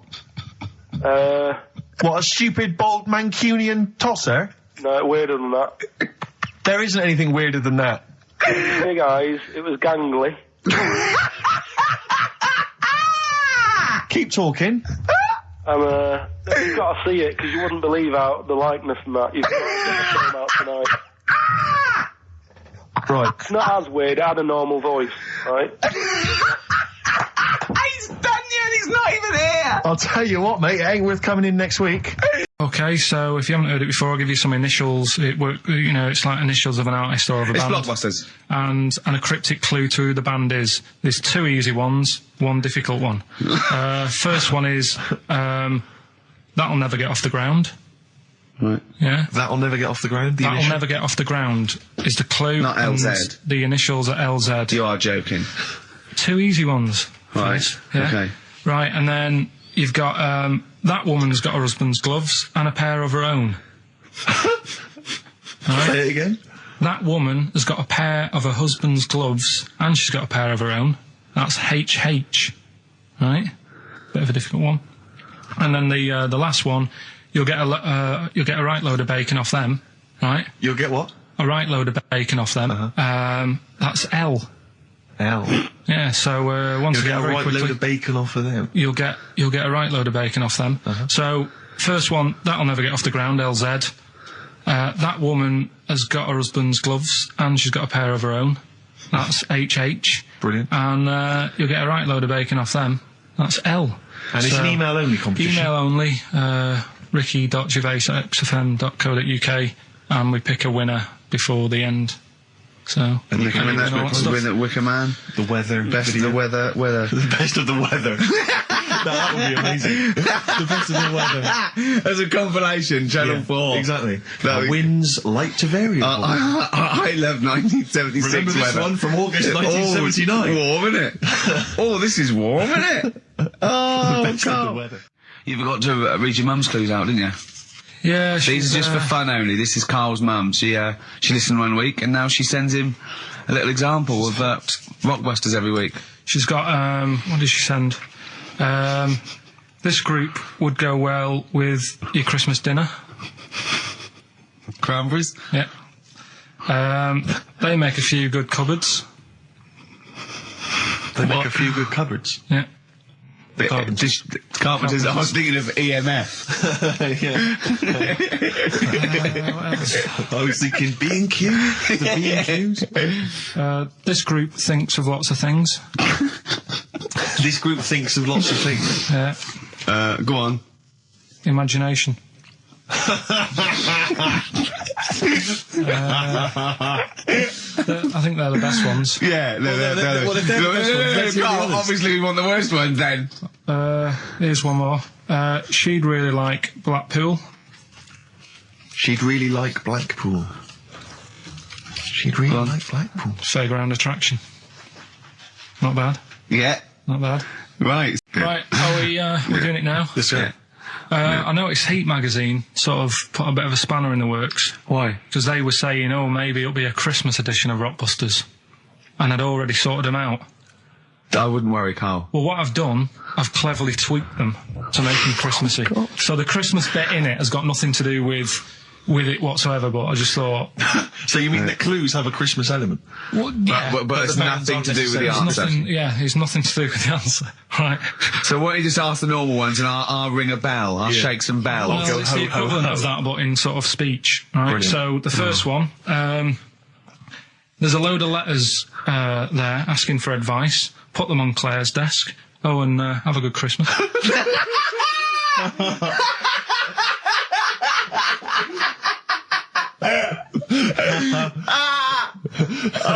Give it to us again. Oh, God. Right. So there's a load of letters asking for advice. Put them on Claire's desk. Oh, and have a good Christmas. Right, but bear in mind, people, that the Christmas element may not be relevant to No, these that's got clues. nothing to do with it. I don't want to. Okay. You know. And the initial there is F. Right. That's F. All right. Right. The second one. Ask your mum if you should. After you've wrapped the presents. Right, so Ask your mum if you should. ask your mum if you should after you've wrapped the presents. That's S. Yes. S. All right. Okay. And the last one, a couple of people were arguing in the supermarket at the fruit and veg counter, but it's busy in there because it's Christmas. That's probably what brought it on. So that's B. Right? B. Oh God. So they're the three. Will I just recap? Yes, please. Yeah, I have no idea. so I the can't first even. one. I don't know what to start thinking. Right, there's a load of letters there asking for advice. Put them on Claire's desk. Have a good Christmas. Have a good Christmas. Second one, ask your mum if you should. After you write the present. S. And the last one, a couple of people were arguing in the supermarket at the fruit and veg counter. But it's busy in there because it's It's Christmas. busy because it's Christmas. That's a B. So they're the three things. It's email only, this one. Please remember that. ricky.gervais@xfm.co.uk. ricky.gervais@xfm.co.uk. Yeah. Brilliant. Carl looks happy with them. He looks he's really very happy pleased, with and them. rightly so. They're Oh, cracking. they're good. Yeah, They're good. Pleased with So, those. All right. Is there going to be more Rockbusters in the new year? We're not sure. I'm still thinking about new ideas that we can do. Snowbird from Mark Eitzel, part of his covers album. He's so happy that the XFM listeners understand his stupid clues, and he knows it annoys me. We've got some right answers We'll be for getting out the Rockbusters. answers just quickly, just in case someone sort of missed one of them. I'll just quickly do them. Yeah. Yeah, go on. First one. There's a load Short of letters. show. There's a load of letters there asking for advice. Put them on Claire's desk. Oh, a Merry Christmas. Ask your mum if you should. Oh, a Merry Christmas. And a couple of people were arguing in the supermarket at was the Christmas, fruit and that's veg why. counter. And that's B. Okay, we'll give those answers out shortly. Okay, answers. We must give the answers. You would have to go to bed at 6 though, so we can play. Right, here's the last clues of the year. You had, there's a load of letters there asking for advice. Put them on Claire's desk. Go that on, was no idea. F. That was for foreigner. Foreigner. I don't know what you mean. Claire Rayner. She took advice. She gave people advice. So that's a foreigner. Foreigner. That is shit. Right. I'm sorry. That might be Christmas. That is absolute A garbage. lot of people got the right answer. I know. Yeah, well, that okay, annoys right, me even well, more. Number The two. second one, ask your mum. Foreigner. Yeah. Foreigner. Second one, ask your mum if you should. That was S. That was Shalimar. Shalimar? Shalimar. Right? No, bizarrely, what was the clue there? Ask your mum if you should. No, we got a lot of people saying Smashing Pumpkins as the answer to that. But I don't know who's saying that today, Mum. Smashing Pumpkins. Merry Christmas, Mum. Smashing Thanks Pumpkins. very much. Nice bollocks. Yeah, exactly. Oh, that's great. That's great. Right. Smashing Pumpkins. Your dad bought them for me for Christmas. Yeah. And the last one, Lovely plums. What, my Victorians? Oh, God. right, we've got to wrap it up. We've got to wrap it up. Come on, then. A couple of people were arguing in the supermarket at the fruit and veg counter. That was B. That was banana drama. They were like having an argument. What do you mean banana drama? What, no, wait. What group is banana drama? What group is banana drama? So, You're a fool. You're a twat. When you say that, but you accuse Carl of that, you're also accusing lots of the listeners, including the winner, Nicola Rogers, of London, and she wins those great prizes, and she got them bang on, so... Banana drama. so can we finish there now? Yeah. Yeah, What do you mean? What do you mean? Can we finish there now? Just play the ads and go. What? No, what are you talking about? We're going to play Joey Alright, Joey play River that all then. day. Play that then. Goodness me, Carl, look at you. We haven't got time. Merry Christmas, Carl. Merry Yeah, Christmas, yeah. Carl. Enjoy the show. Let's give him a little kiss. Oh, little kiss. Oh, no, I with tongues, it's Christmas. No, don't. Stop messing about. Get off! Right, well, Rockbusters. That's old. That's D. Second one, he'll fit some chocolate to your feet. Can't think of any. I can't A. think. That's A. A. And do you think your kid will get that strawberry for me? WP. Right, so Ricky.gervais@xfm.co.uk. Some great prizes to be won. yeah. So, well, first of our regular features with Carl, we've got Rockbusters. That's rolling. There's people coming in. They're getting them right. I don't understand it Well, myself. as ever, Rick, you'll be amazed and confounded. So I don't know the answer, and I haven't looked at the answers. I just like that moment. It's like when you go down Christmas and you're excited about a present, and it's like some condoms. Right, Rockbusters then. Wrapping it up. It needs some work, that game, but I see it's got a lot of mileage. Right, here we go then. The first one, £42 for a torch. That's a bit pricey. Go on. That was D. Yeah. That was Dear Light. Wait, I thought Delight, and I thought it doesn't work. second one. It doesn't work. I actually thought Delight doesn't work. Second one. There's no, wait. Dear Light, it doesn't work. It's Delight. Second one was. No, Carl. It doesn't work. Yeah, but if we're going to continue with this feature, you've got to tweak them a bit, right? People have got it. We've had loads of emails, more than ever. So, do you know what I mean? Let them decide. If they don't like it, they won't email in, but they're loving it. Right? They've all come from the same institution. Go on. He'll fit some chocolate to your feet. That was A. That was Aerosmith. Right? Aerosmith. You've heard of a blacksmith? But a smith is just a workman. It doesn't necessarily... No, you can have anything. You can have a locksmith. A smith doesn't just mean it does shoes. Right. Do you think... Aero Cobbler would have worked. Unfortunately, there isn't a band called Aero Cobbler. Get ready with a winner.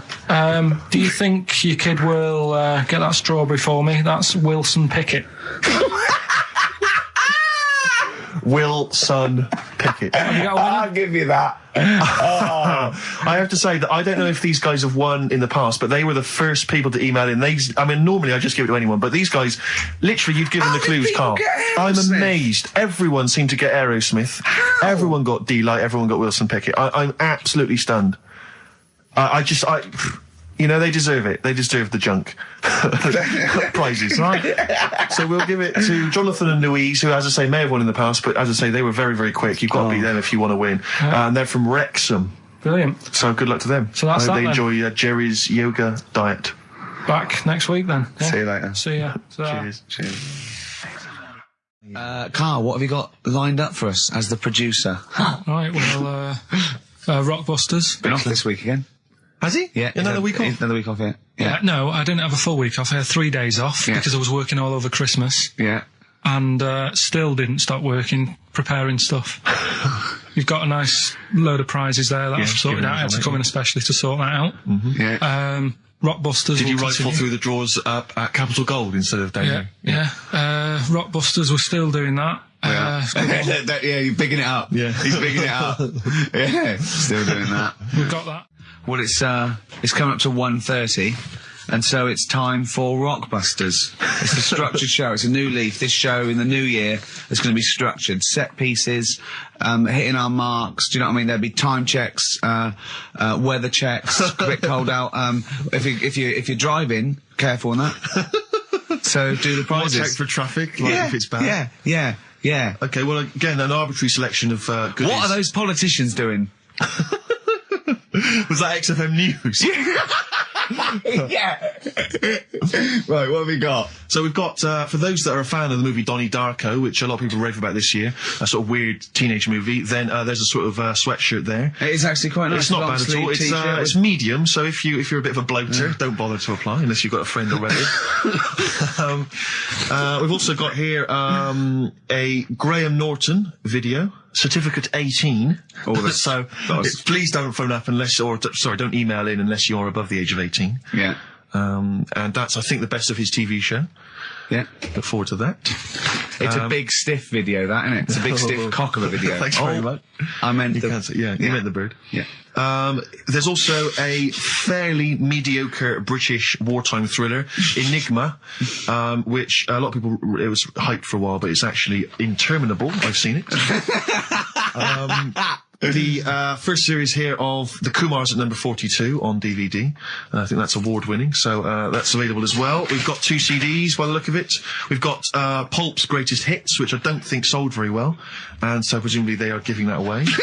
And Johnny Cash's current album, American For the Man Comes Around. There's some good cover versions there. Again, another big sell. A big sell. We're really pushing this. It's quite kooky. Johnny Cash here does covers of things including Personal Jesus.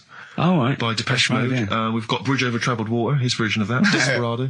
And anyway, it's not bad. That's probably the best treat in that bunch. Right. And I'm assuming there's some questions there, Carl. Yeah. Right, here we go. If you're a new listener, the way it works, I'll give you a cryptic clue and some initials, and it sort of makes up a band. Yeah. Makes more sense when you hear it, I reckon. Not particularly. Well, not really. Although people do get it. I just worry about the state of our listeners. Go on. Right, so there's 3 of them. You email in ricky.gervais@xfm.co.uk. It's email only. I repeat, it is email only. We're not too lazy to answer the phone. Yeah. Okay, Here we go then. Number 1. There's normally 2 easy ones and a difficult one. Sure. So here we go. Number 1. Don't argue with him. He ain't going to change his mind. Don't argue with him. He ain't going to change his mind. Yeah, that's AA. AA. Yeah. So that's the first one. He's not going to change his mind. What do you mean, You just really got them written out, haven't you? I'm just thinking about what the answer is, so I don't write the answer down to Oh, this one. don't worry, they get it.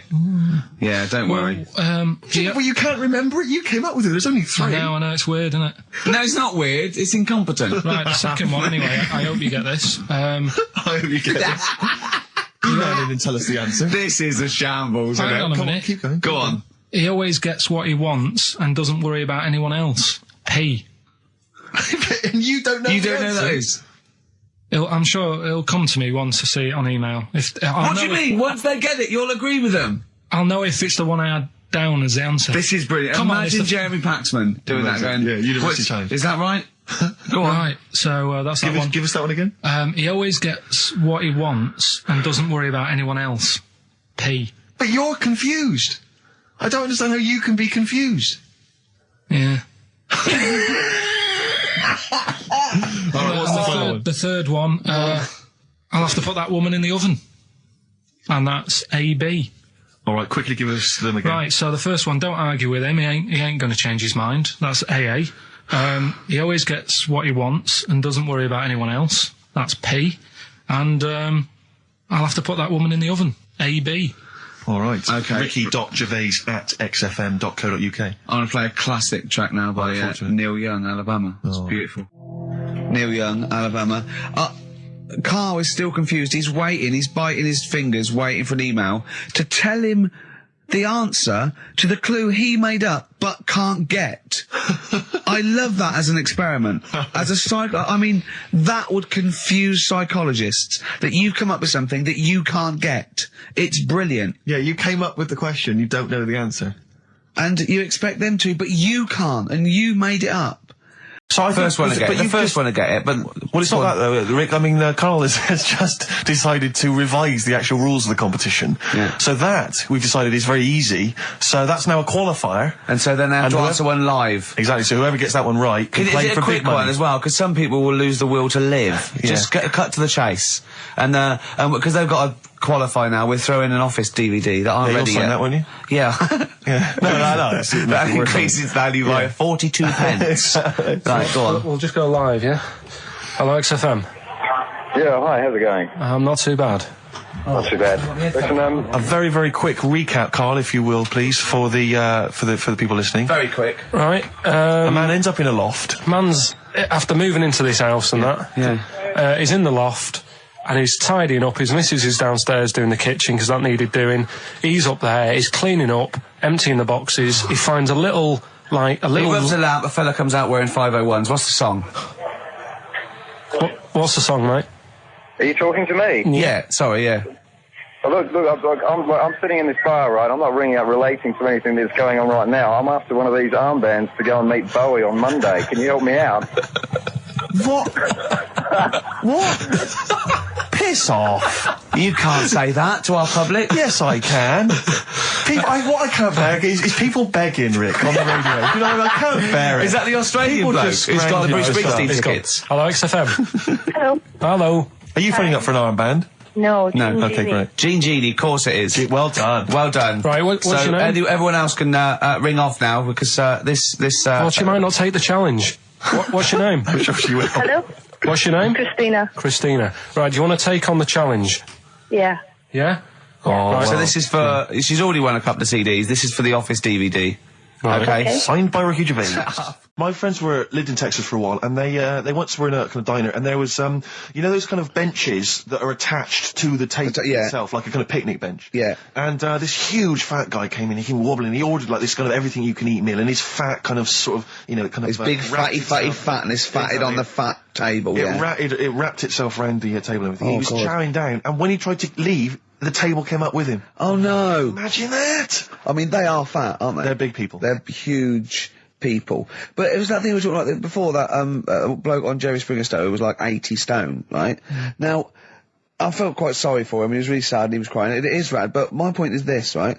When he got to say 50 stones, didn't he go, that's too much, That's not enough. for for a land animal. Exactly. Do you know what I mean? Yeah. That's big, isn't it? I mean, I'm getting worried. I'm 13 stone, and I am genuinely getting worried. I'm thinking, oh, Yeah, God. when you've got that big, when you've actually got your own mare. yeah. When you It's tiny. when you have to get in helpers to look what the scale says. Yeah. Like 4 or 5 people lift up your belly and go, it's 52 stone. You go, that's too much. Exactly. I'm going to only have 9 breakfasts When you actually, today. when you begin to appear on the Ordnance Survey map, yeah, exactly, yeah. When You've got can your see- own symbol. It's like, we can see 2 things from space now, Fatty and Steve Merchant. We'll be landing All right, at about... calm down. Well, no, I'm just Have saying a at go, all, you're mate. not fat, are you? You're freakish and big. just another Go quick on. thought. You know, the only bit that was normal on him. Oh yeah, no, it was in the film. You know that bit in the film? I was watching it one day, it was on, and I said, look, your favourite film's on. And it came to the bit where he was being exhibited, and he was naked behind the screen to all the doctors. Go on, what did you say? And there's a bit where he goes, and strangely, the only thing that is normal are his genitals. They're untouched by this disease. They are totally normal. Right, what did you say? It's a bit annoying, isn't it? It's like the only bit that you'd want as an elephant. The only bit you'd want that was like that was like an elephant. Yeah, no, I can see. And he said, and he got the head. so other stressful things. But so anyway, what's the anti-Nora thing? Sorry, anti-X. Anti-X. What did she? Yeah. Why is she upset? Well, he mentioned her in Zoo. He did this thing for Zoo magazine, and he mentioned about when he looked up her dress. She had a. Yeah, by accident, remember? I'm not suggesting you were going around looking up your elderly relatives' dresses in case they weren't wearing. For people who've not heard Carl talk about this in the past, Yeah. just explain quickly again what we're talking about. Right. He didn't want to talk about it at all. When I was a kid, right, Auntie Nora used to come round. My auntie used to come round. As if there's any ambiguity now. Yeah. My auntie used to come round and stay, right? And I'm sat on the floor watching the telly, right? She's sat on the sofa with a caftan on. I turn round, right, and it was there. It was looking back at me, right? And we've mentioned this, and Ricky sort of said, "What did it look like?" And you know, a split tennis ball came to mind. That's what we talked about, right? So anyway, Zoo magazine, when they did the interview, And she's the one that used to put a valance on everything, isn't it? well, not everything, obviously. So anyway, so I've done this. So you did an interview in Zoo. Yeah, and like they said, you know, it was like, you know, do you plan stuff and do you worry about stuff when, after you've done the show, you're worried you've upset anyone? And, you know, I was saying, really, I forget people are listening. And, you know, we're just having a chat with mates and that.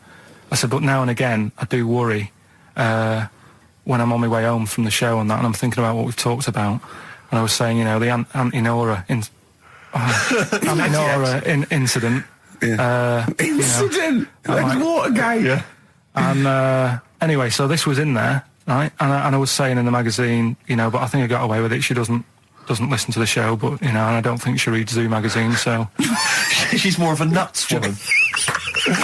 Sure, yeah. So, anyway, so my mum called up the other week, right? And she goes, wish you wouldn't, you know, talk about Auntie Nora and that. And I was like, oh, so how do you know about that? She goes, well, one of your cousins have called us up and said they've read the article about it. So yeah, that's why we don't want to talk about it, really. So he stitched you up. So do you know what Anti-X is made of this? Do you know if she was upset or not? Well, she doesn't know about it. Because, I mean, maybe she's always thought it looked like a split tennis ball. Maybe you're just in sync, you know, because you're relatives and stuff. Maybe she knew instantly. Even if you hadn't named her, she'd have thought, hang on, I farted for 5 minutes once. Yeah, that's not going to be ambiguous, well is it? be me. If you hear sort of like someone who farted for 5 minutes and's got found like a split tennis ball, you're going to go, I wonder if he means me. Yeah. You're going to remember or that. Auntie Jackie. It could be Auntie Jackie. Oh, God. There's this woman who's got a big head.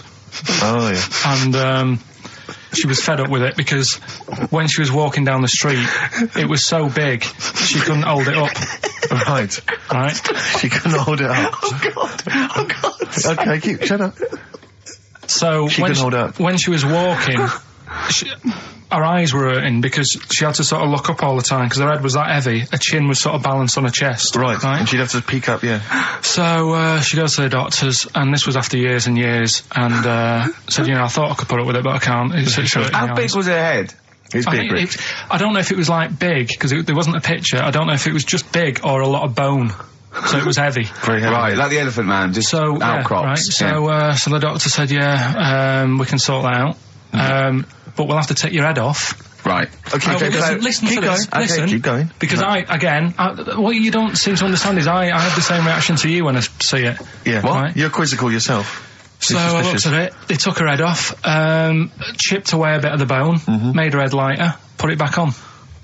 If you want to see dinosaurs and that, go to the museum. You were complaining about that as well, weren't you?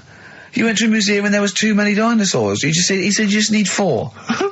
No, well, Steve, have you been to the one in Knightsbridge? I think this so. one that I called up, right? It's nice. You go in, you get a good collection of stuff. You walk in, there's 3 or 4 dinosaurs. You've had enough, right? I went into New York, right? I went to the museum there, hundreds of them. You can't move for dinosaurs. Yeah.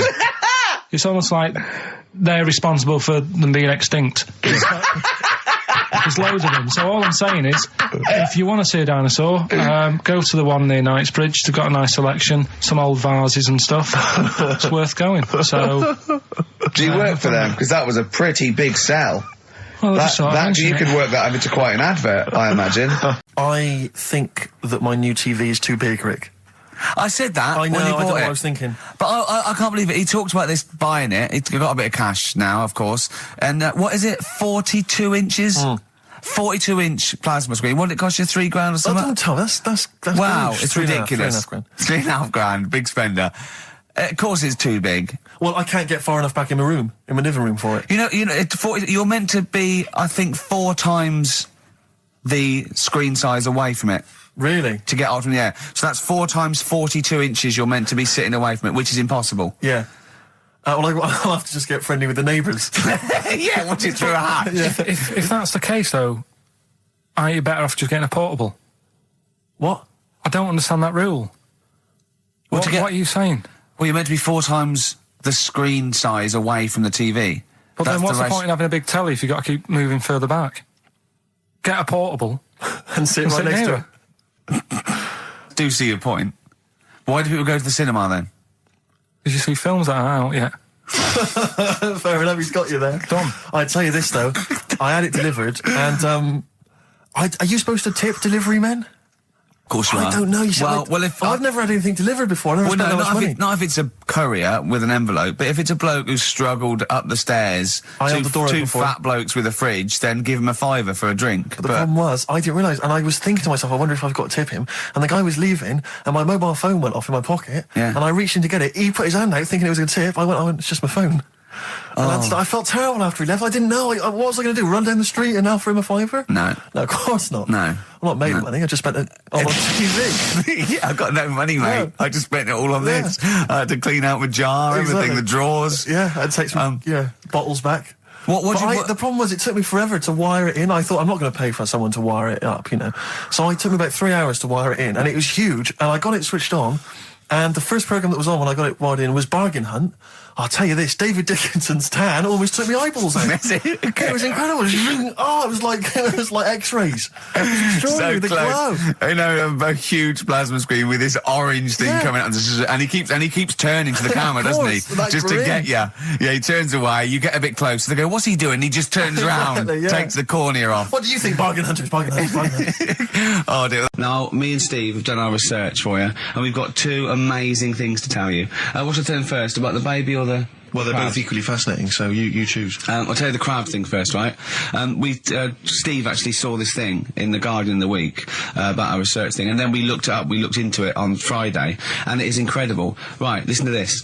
There's a thing in a bay in New England, right, where it's like the biggest, they make silicon chips and stuff for computers, right? And because of the data protection thing, after they've done them, because they have to destroy the plates, right, where the information's sort of put onto them, but there's still flakes of silicon. They sort of grind it down straight away, and some of the flakes got into the bay, okay, but some of the information is still on even the slight granules of silicon, Anyway, gets in the water, and silicon is rather like a carbon derivative. They reckon if there had been life on another planet and it wasn't carbon-based, it'd be silicon-based. Because that's simple sugars and proteins, it's just COH and that, and it can work with silicon, right? Anyway, the crabs have been taken up, they're still in the water, and they looked out on the beach, and over years the crabs have started sort of putting themselves in formations, like geometric format, and they couldn't work out why they were doing this. And when they put them in the experiment, they sort of like chopped them up, and they found they'd taken on silicon, and it had sort of got into their brain, and they were downloading information. They picked up little things, because it's just chemical, like electrical impulses that got information off the silicon chip, and they were interfacing it. But this is the amazing thing. One bloke sort of thought of this, and he thought, well, if it's a simple computer, the brain, if it's just a simple sort of electrical thing, then maybe there's sort of, we could get it down. So what they did is they made a thing called a biointerface, and they put it into the crab's brain, just a really simple brain, so it's measured avant-garde, right? And it got impulses from it, and they were getting like computer, just flashes of like symbols and geometric things right on this screen to read the crab's brain, and it was stuff like fragments of a. What made them do this in the first place? Because they saw the crabs behaving differently. They were behaving differently to each other. They were just like intelligent, and they were sort of solving problems and all this sort of stuff. Anyway, when they downloaded the thing, it was like they found one of the secretary's names where it had been on the silicon chip, where it was just like a flash of a computer screen. But the most amazing thing is, they downloaded a memory, right? It was like a snapshot where it had been burnt onto the retina of the crab, just a snapshot of something, and it was like a picture of the beach, like a couple of years ago, right? And they also did, incredible, it was like just a digital black and white sort of thing, so they could see what the crab had seen. Amazing. Jeez. Amazing. So intelligent crabs. What are they doing with them now? Super brain. Well, they think this is the upshot. They think they could use it as spy crabs, because they could get these crabs. Also, the other thing is, as generations went on, right? So they put a crab in to sea or something, right?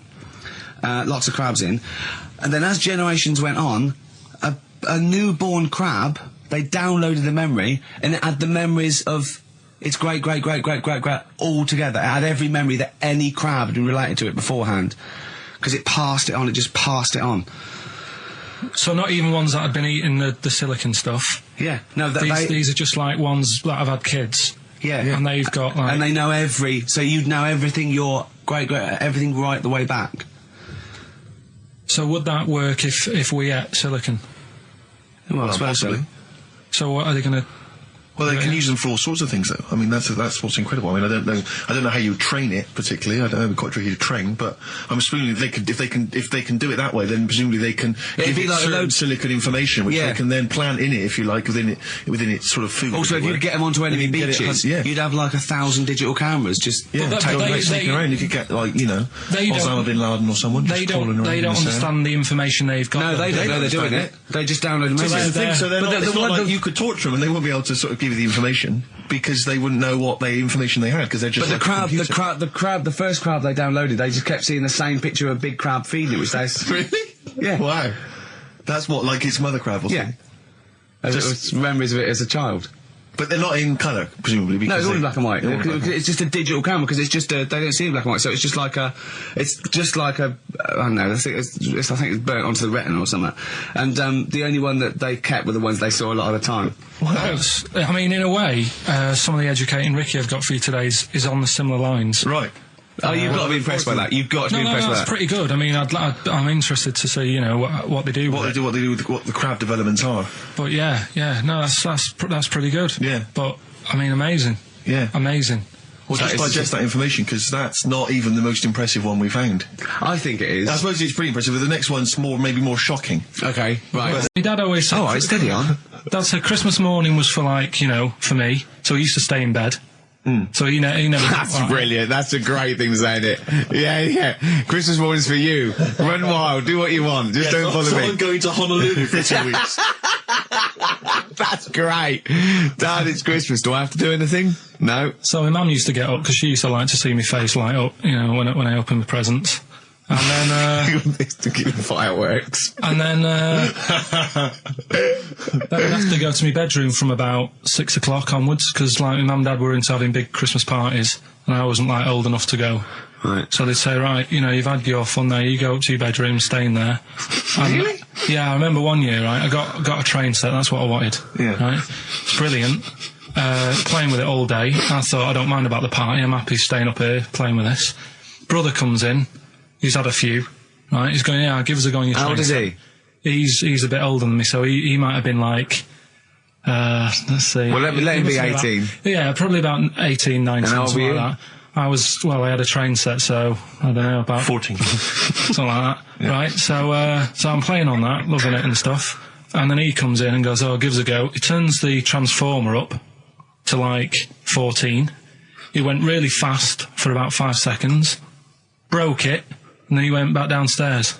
Wow. So Christmas, I hadn't even got to Sounds Christmas like Day. the Conservative government with British Rail. Satire, that is. Satire, Rick, I just thought that there's satire. If there's any satirical shows listening or it doesn't work. It magazines, doesn't work in any way because there's the analogy falls down. No. Apart from there being a train. think it through though. British Rail was trains, Yeah. and the government broke the trains in many. Well, they didn't break them, like not officially breaking them, but they kind of. It does work. It's perfect. Oh, I'm very pleased with that. And I can't. And no one's asked him to be on Have I Got News For You. It's weird, isn't it? 'Cause it it's is- strange that when you've got a satirical mind that's as quick as that. Yeah. All And right. he's broke your little train set. So what did you do? I just, like, watched telly and had some sausages. I bet you were happy with that, though, weren't you? It's a bit annoying, though, isn't it, when your main present of the year has been broke. And did then, it ever get it fixed? No, that was it. Put away. I'm intrigued why your parents wouldn't let you come and join in the festive fun. Was it like really debauched down there? Was it like eggnog everywhere? And Well, no, but I mean, that's fair enough. 6 is a little bit early, but I just think, you know, if you're a kid, you know, he had his fun, put him to bed at 8, maybe. And you he think won't. so on Christmas Day? I thought that was a day for family. Well, not if there's a party going on. And, Well, don't have the party on to Christmas Day. is Well, my point. that's another option. Yeah. Your parents are weird, aren't they? A strange breed. Well, I think that was the year, right? You're talking about buying presents and stuff. I think I did treat my mum to. I didn't buy my dad anything. I think that was like when I got a bit older, I used to get my dad something because he wasn't that bothered anyway. So, got me mum. There was a cheap shop, right? Of course. Thank God for that. Called Snips. Right? So I went in there and I thought, let's see what I can get her. And remember Victoria Plum? I don't think so. Well, it's like a fairy character. Right. Right? And my mum's into gnomes and stuff, right? So I thought, right. She must be pleased with you then. Victoria Plum. I was thinking, is that one of the neighbours? Is it like a brandy Do you liqueur? remember Victoria Plum? Victoria Plum. Victoria Plum, yeah, it's like a little fictional sort of character, right? Okay. So I saw it, I thought, yeah, she'll love that, right? So I did my paper round, saved up for 2 weeks, right? Got that sorted, went to Snips, bought the Victoria Plum. Next day, I'm in town with her, right? So I think, I know what I'll do. I said, come in here a minute, right? So we go in, and we're looking around, and I tested her, right? I went, look at that there, that's alright, innit? And she goes, oh, it's bloody awful. Oh, Carl. Oh, Carl. Oh, God. So then, Christmas Day comes, I said, don't bother opening it. She said, no, why? I said, Oh, "Don't bother." no! Why did you still give it to her? So, well, it's too late, I'd already bought it. Oh, Carl. So she opened it, and I was like, and she said, oh, that's nice. I said, why are you saying that? I said, the other day, you said it's bloody awful. She said, oh, no, I thought you were pointing at something else. Oh, no. So that's why I don't get anyone anything anymore. Oh, God. Play record. Oh, God. Oh. That's good, isn't it? Not bad. Gold Rush. Let you down. I'm actually quite affected by Carl's Victoria Plum scenario. Just the fact that, like that eagerness, he wants to make sure it's a great present. He's saved up his paper round. He thinks it's like a gnome, but modern. I'm worried that you're using it as an excuse now, and that's why you're not buying anyone any gifts, because you've had your fingers burned once. I mean, you were 6, 7 years old. To be fair. No, you weren't. You were about 13, weren't you, if you're doing your paper round? Yeah, it must have been, yeah, 11 or 12 then. All right. Yeah, so I'd saved up. Oh, no, I'm not using it as a thing, it's just that... What did you get your mum this year? I've sent them some money so they can get a passport. So they can get a passport. What do you mean, where are they? Are they trapped somewhere? Well, they're in a holding bay somewhere in Dover. Yeah, I got a friend who's a truck driver who's going to sneak them across. What do you mean? So they can buy a passport. What do they do? Sell it when they're a bit down in their luck? No, they haven't got that much money, right? They've never been abroad, and the mate said they might take them next year, and they said, oh, we haven't got a passport, so You've got to buy a passport, have you? Isn't that your God-given right as an Englishman? No, you've got to pay for them. They're 30 quid each, so you better had to, otherwise they're conning me. Right. So you sent them 60 You don't quid? get born with a passport, of course You sent them don't. 60 quid in an envelope, have you? Well, check. Right. I love that. He'll be watching telly and France will come on and he'll go, oh, what do you think of that? She goes, it looks bloody awful. Yeah, Don't open it. no. Don't open it. Don't open it. So you've not paid for a holiday for them. You've No, you've just sorting out the... Well, it's the better prize, isn't it? Because they can't go anywhere without it. Well, the passport keeps on giving. Yeah. It's perfect. 10 years. That is, yeah. So, but no, I never used to. I mean, I can't think of other things. I used to get me dad once I started getting him stuff. It used to be a dressing gown, and then. But as an extra surprise, I used to put like a cigar in the pocket, so he'd think that was it. Yeah. Then he'd put it on and put his hand in the pocket. Right. And then he just hit you because he thought you'd nicked it. Oh dear. So you bought him a jacket with a cigar? That's quite thoughtful. Did you sneak a cigar once on Christmas? Yeah. Well, that's when they used to have like the big do's, like I say. You know, they were known for it. Like the whole estate used to know that. You know, we were having a party. Yeah. So they'd all come round. So they'd all come round and have food and drink and that. I cannot imagine how unpleasant that must have been. Awful. And you locked in your bedroom with a broken train set. Yeah. And looking at Victoria Plum, whatever that was. In the bin. Oh, in the bin, yeah. And hear a mum saying, and he got me this. Isn't this piece shit? of rubbish. You could hear him just throwing it against the wall and laughing. And all the neighbours laughing. Let's crack on. I went on holiday after Christmas, and so did our mutual friend, Phil Balker. Yeah, good man. He was in Lanzarote, and he told me one of the funny... I don't know if I can tell this on the radio. I'll have to say the C word. I'll just go... It's in a sentence, so I just go, you, see, when it comes, and you'll know that he's saying the terrible word. Didn't want to ruin the anecdote. Anyway, they're walking along one evening in Lanzarote, and there's lots of Brits there, apparently, and Phil overhears a sort of married couple arguing. They're having to go home a bit early. And she's saying to him, she went, for Christ's sake, every time we come out drinking, you always shit yourself. Right? Wow. Always, not once. So he's going, I've told you, he said, it's not the drink, it's the weather. She went, the weather. You'll be blaming the food next, you see. I don't think they should have got married. Wow. Or when did you think the shitting themselves started? Must have been after the marriage, because if you're courting, and you go, went out with Derek again, did you last night? Yeah, how was it? The evening was lovely, the meal was nice, but he shook himself. Again. That's 5 dates, 5 different heaps of shit. But I think I can change him. I think I can change him, yeah. It must have happened after the marrying. Or he just might have think, oh God, or he's got to that age where I think, look, I'll just empty it when I get home. Yeah. I'm not going to keep going up and going to the toilet, you know. It's the ice that does it. Yeah, Carl is right, I think. It is the ice. What do you mean? People forget, they say, oh, don't drink the water when you're on holiday, and they don't. They drink, they buy Evian and stuff. Oh, I see. They forget about the ice. The ice cubes, you're right, in a bar. Made from tap water. And that can do it, can it? Yeah. But she said every time you're drinking, didn't she? I assume that she wasn't drinking ice then. Yeah. Why is it just happened to him? Let's be honest, everyone that goes on holiday doesn't end up crapping themselves. Yeah, they usually make it to a toilet. He does it every time he drinks, doesn't he? Yeah, well, apparently. Just don't let him carry the baguettes. Back to form there, Oasis, and Little by Little. This is XFM 104.9. I'm Ricky Gervais. Who are you? My name's Steve Merchant. Good to see you. Thanks. With us, the producer in the studio is Karl Pilkington, and he'll be doing the buttons. Yeah. You made a good effort there, but once again... got bored. Words are your enemy, Rick, and they defeated you once again. Just run out of steam with the sentences. Every week I think, well, I'm really going to make an effort now. I've chosen some records. Yeah. That's it. That's as far as it goes, isn't it? Yeah. Maybe you should write out what you're going to say at the top of the show. Write that out. Get a nice big crayon. I like to keep a little bit of, little bit of something, a little bit of spark, a little bit of liveliness to it. Sure. How are you? Good to see you. Yeah, it's great. It's great to. It's great to be out of the house again. Yeah. Oh yeah. Just I was going to say, because we've been doing this for a long time now with a little break. But XFM are bringing new listeners all the time. I've heard 4 or 5 a week. Really? Yeah. New listeners tune in to XFM 104.9. Radio 1, beware. Yeah. Yeah. And we might take it for granted the people that know who we are, know who you are, know who Karl is. Sure.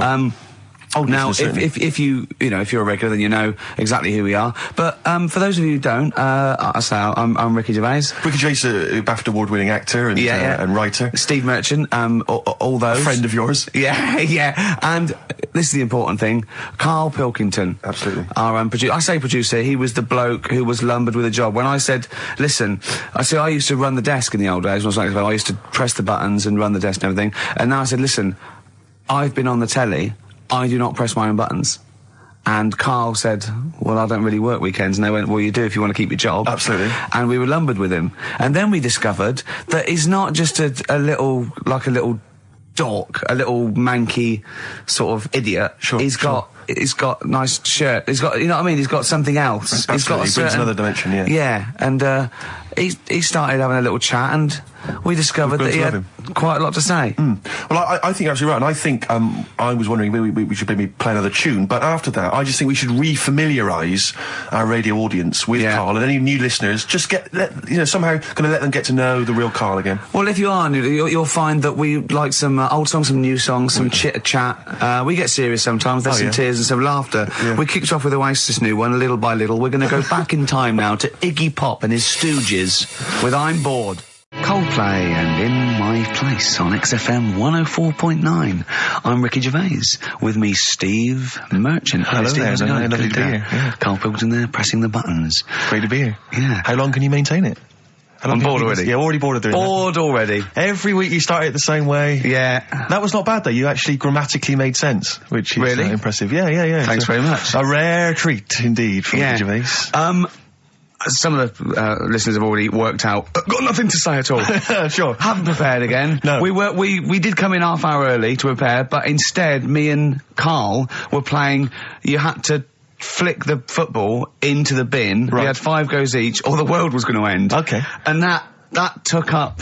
That took up a good 25 minutes. Yeah, I liked it when we came back, and then we started just trying to beat each other in the corridor, and I beat him. I scored a goal. He was gutted because he thought he fancied himself at football, and I beat him. And I was knackered and sweating. Yeah. As I walked back to you about 5 minutes ago, you were looking at the records. You went, and this was lovely, you went... Well, we've done the preparation then. Yeah. Like a sarcastic teacher. Yeah, like a teenager, like an annoyed teenager whose parents have embarrassed him once again. And you beat Karl, did you? Yeah. Because you're not... Yeah. I mean, you're not particularly... I'm not good at football, Well, no. you're not particularly nimble on your feet. Oh, come on. No, you're not. Douglas Bader is more nimble. I'm alright. But Karl's sort of, I think he's got more skills than me, but he hasn't got the aggression and the weight. Yeah. So I just pushed him aside. Yeah, good work. Yeah. Good work. I'm going on holiday. Can I just remind you, when we were in the office recently, we've got a little office that we write in, we work in, and many moons ago, we were doing some work. This was when we were writing the first series of the office, and I was typing away. I was just typing something up we'd written, and I read it back to Ricky, just to check he was happy with everything. I was reading it back, and as part of the thing, there was a knock in the script. It said, knock, and so I was acting out for him, and I knocked like this, and I realised he wasn't listening. He was in fact asleep underneath his desk, and I knocked like that as part of reading the stage directions. I knocked. He thought someone was coming in. He leapt up, plunked his head, zipped up, thought someone. I said, Rick, it's not. I'm just acting it out for you. He just wasn't paying attention. He wasn't listening. And can I just draw in? So recently we're in another office. We're typing away. I look round. He's got his shirt off. It was hot. He's taking his shirt off, right? So he sat there, 41-year-old man, or whatever you are, 40-year-old man there with his shirt out. Beautiful. I mean, I've seen most parts of your body now at one point or another. I think from the early days when we used to work at XFM, you started showing me bits of your anatomy, which is something he does to people he likes, friends of his. I'm sure you've seen most of it, Karl. No. And so, it's not that sort of relationship. He was sat there, and there was a knock at the door because we'd asked someone who worked in the building to bring us something, and so I had to delay it by sort of not opening the door so he could get his shirt back on. Yeah. So he was running around trying to get his shirt back on. So what would they have thought? What would they have thought? They'd have walked in, he'd have just been sat there, stripped to the waist. Didn't they sort of think, hang on, what's going on? Look through the keyhole. No. Well, it was ludicrous because as they came in, he was flustered and he kind of was just leaning against the window, just looking like. I often stand here with my shirt back to front. I was getting like Bernard Manning. You see Bernard Manning, whenever he goes into the house, he has to go upstairs to take his trousers off. I love that. The fact that in your house, you've just got your pants and your vest on. That's what you want to do. Yeah, but it's all the time. It's not just, I mean, you haven't done that with me, taking your clothes off and that yet. But, like, last night we were sat in the pub and I was saying, right, you know, let's not even worry about new features then. Let's get the current ones, you know, going. Like what? Good. Like, the one that I was trying to work out, the cheeky freak of the week. Think of that! Yeah, but I was Think of saying, that, though, as a normal conversation. Yeah, but I'd looked online, right? I didn't find that much. I found, actually, I'll tell you what I found later. Brilliant. We're looking for them, right? And then at one point, I think you said to me, go and, you know, what about the Guinness Book of Records? Yeah, you know, they'll have, like, the best freak in the world or whatever. Yeah, ever. So I said, yeah, bring one in. Now, you've got one at home. Yeah, I've got a But you couple. couldn't be bothered carrying that in today, so I had to go out of the pub that I was at, Yeah. nip into Borders, Yeah. buy a Guinness Book of Records, Yeah. out of my own money, $18.99, Yeah. bring it back, and then you said, I don't know if I want to do this feature. So it cost me 20 quid for that. I had to buy a video for Silence of the Lambs film clip. I'm actually out of pocket at the end of this. But do you want to work with me is the thing. If you want to work with... people would pay that sort of money to work with me, Carl. You're a lucky bloke. Think of how many people think, Carl, he gets to drink and sit. Yeah. Well, you were making a cup of tea and I surprised, didn't I? It's little surprises. Steve, you know, last night, do you know when I left the pub in a bit of a mood because Yeah. I was just fed up with not getting anything done? Yeah. Walking down the road, I was thinking, how can I get out of this? How can I stop having to work with them? I'm thinking, I wonder if I leave, I wonder if they'll be funny and they'll go, and then my boss will be giving me stick. And I'm thinking, how much notice have I got to give out? And all this is going through my mind. I'm walking home and I got in, said to Suzanne, I'm sick of it. She's going, you need to do it when I get a new kitchen. And I was like, yeah, but how big does the kitchen need to be? I was saying, do we need a big kitchen? Can we get a small one? Have we got enough for a small kitchen? Do we need so many cupboards? Can we just have wood instead of steel? Say cheap as chimps. Yeah. Rockbusters springs to mind. Yeah. 15 I like Taiwan. 15 Taiwan. Let's just remind people what 15 Taiwan was. It was a little feature that I wanted to give a run, you know, give it a little run, see if people like it. The premise being? No, there's no premise, it's just a title. No, we were going to get 15 sort of ornaments. You'd explain them, and then people would call up and say, that one's from Taiwan. See, Carl, you just explained why I didn't think that was a good idea. Yeah, By explaining the good... No, you know, the funny thing is, Steve, right, I was walking down Regent Street on Monday, walked past one of these big stores, right, and they've got all famous quotes on the windows, right, and one of them was something like, an absurd idea is often a great idea. Yeah. Do you know who said that? Go on. Einstein. Yes. Which made me wonder, if you were his mate, would he ever have done E = MC squared? Or would you have said, don't bother with that, it's not going to work? Because that's all you seem to do. Everything I come up with, you put down. Yeah. Well, that's one thing. He's negative, right? I don't know why. I don't know why he is. What else? He messes me about. I get him concert tickets for stuff, and you say, I didn't bother going. Yeah. That is annoying. You come in, with, 5 minutes to go with tracks that need editing. Yeah. The little bag, that bag that was free. Yeah, you got a free bag today, an XFM little rucksack thing. Yeah. You were like, oh, what's this rubbish? Yeah. Ricky said, I'll have it, they're great. He said, no, I want it. Yeah. Well, it was free, I need it. I'll give that as a gift or something. So, I mean, I think on reflection, Steve is probably a little bit more annoying than me. I won't go that far. You are annoying. If I had to go away for a week somewhere, if it was a quiet place... Well, you are again, aren't you? That's 2 holidays you had this year, I mean. If it was a busy place, I'd probably go with you, because people, do you know what I mean, staring at me all the time, and that if I'm walking around with Steve. No, I'm just... Can I draw up a list of reasons I don't like you, Carl? Just being honest. What? I'll tell you, because the list of reasons I don't like you is incredibly long and getting longer. Just saying. Do you want another slap? There's a star. Ash, XFM 104.9, Ricky Gervais, Steve Merchant, Karl Pilkington. Carl. Alright, let's start again. Yeah? I'm going to be the same, but let's start again. So what I mean is stop being grumpy and let me carry on being annoying. Because Steve's not going to change. He's not going to suddenly start going, you know what, Carl? I think your ideas are really good. Do you know what I mean? Remember when he came up with that idea, that game show idea? And you went, well, it's not an idea, Carl. And he came to me, he said, oh, I've had it with Steve. What's it? He went, how did The Office ever get on telly? Well, what was the idea again, in summary? I don't want to talk about it on air because someone will nick it. No, they won't. They will. Donald McIntyre's already got Cheap as Chimps. I bet they're in the making of Rockbusters as we speak. Yeah. So I'm not going to tell you any more about it. Bob Oldness is probably nicking that idea. Exactly. Well, cheeky little. Right. Song's a phrase coming soon. Is it? Yeah. Yeah. What is it this week? What's the phrase? We're remember the story I told you ages ago about my neighbour having a horse in their house. Oh yeah, having a horse. What's happened with that? Lenny Henry doing it as a series. So and people nicking your ideas left, right, and centre. Well, that's the phrase we'll be using anyway. What? My neighbour had a horse in her house. How many words is that? 6. My neighbour had. So there's no grammar either. My neighbour had horse in the house. My neighbour had horse in house. What is the phrase? My neighbour had a horse in her house. Are there any prepositions? Are there any prepositions in this sentence? Look, don't judge it beforehand. You see, I'm turning over a new leaf. I think this is a great idea. I think Carl's a genius, and I look forward to hearing this enormously. Yeah, okay. And I won't be sick on your leg, or squeeze your head, or make you jump when you're making a cup of tea. Just looking through the Guinness. That's still the funniest thing, isn't it? Squeaking at someone when they got a cup of tea. Right. There are a lot of what strike me as seemingly pointless feats. The Guinness Book Records is right. The Guinness Book Records is great. I used to love it as a kid. I've had about 10 copies in my life. The last one I bought a couple of years ago, present. It was really good. I love it. I love the real records: tallest, fattest, thinnest, best, fastest, most expensive, biggest, and all that. But the ones that really annoy me are the ones that. The reason these people are in there for it are the only people that tried. What? Yeah. Balancing the milk bottle on your head. Most watches eaten. I just found that one. Kim Sung-do from South Korea ate 5 watches, the entire watch with the exception of the wristband, in a time of 1 hour 34 minutes. What do you make of that, Carl? Made him regular. Come on. How did they time him? Most live rattlesnakes held in the mouth.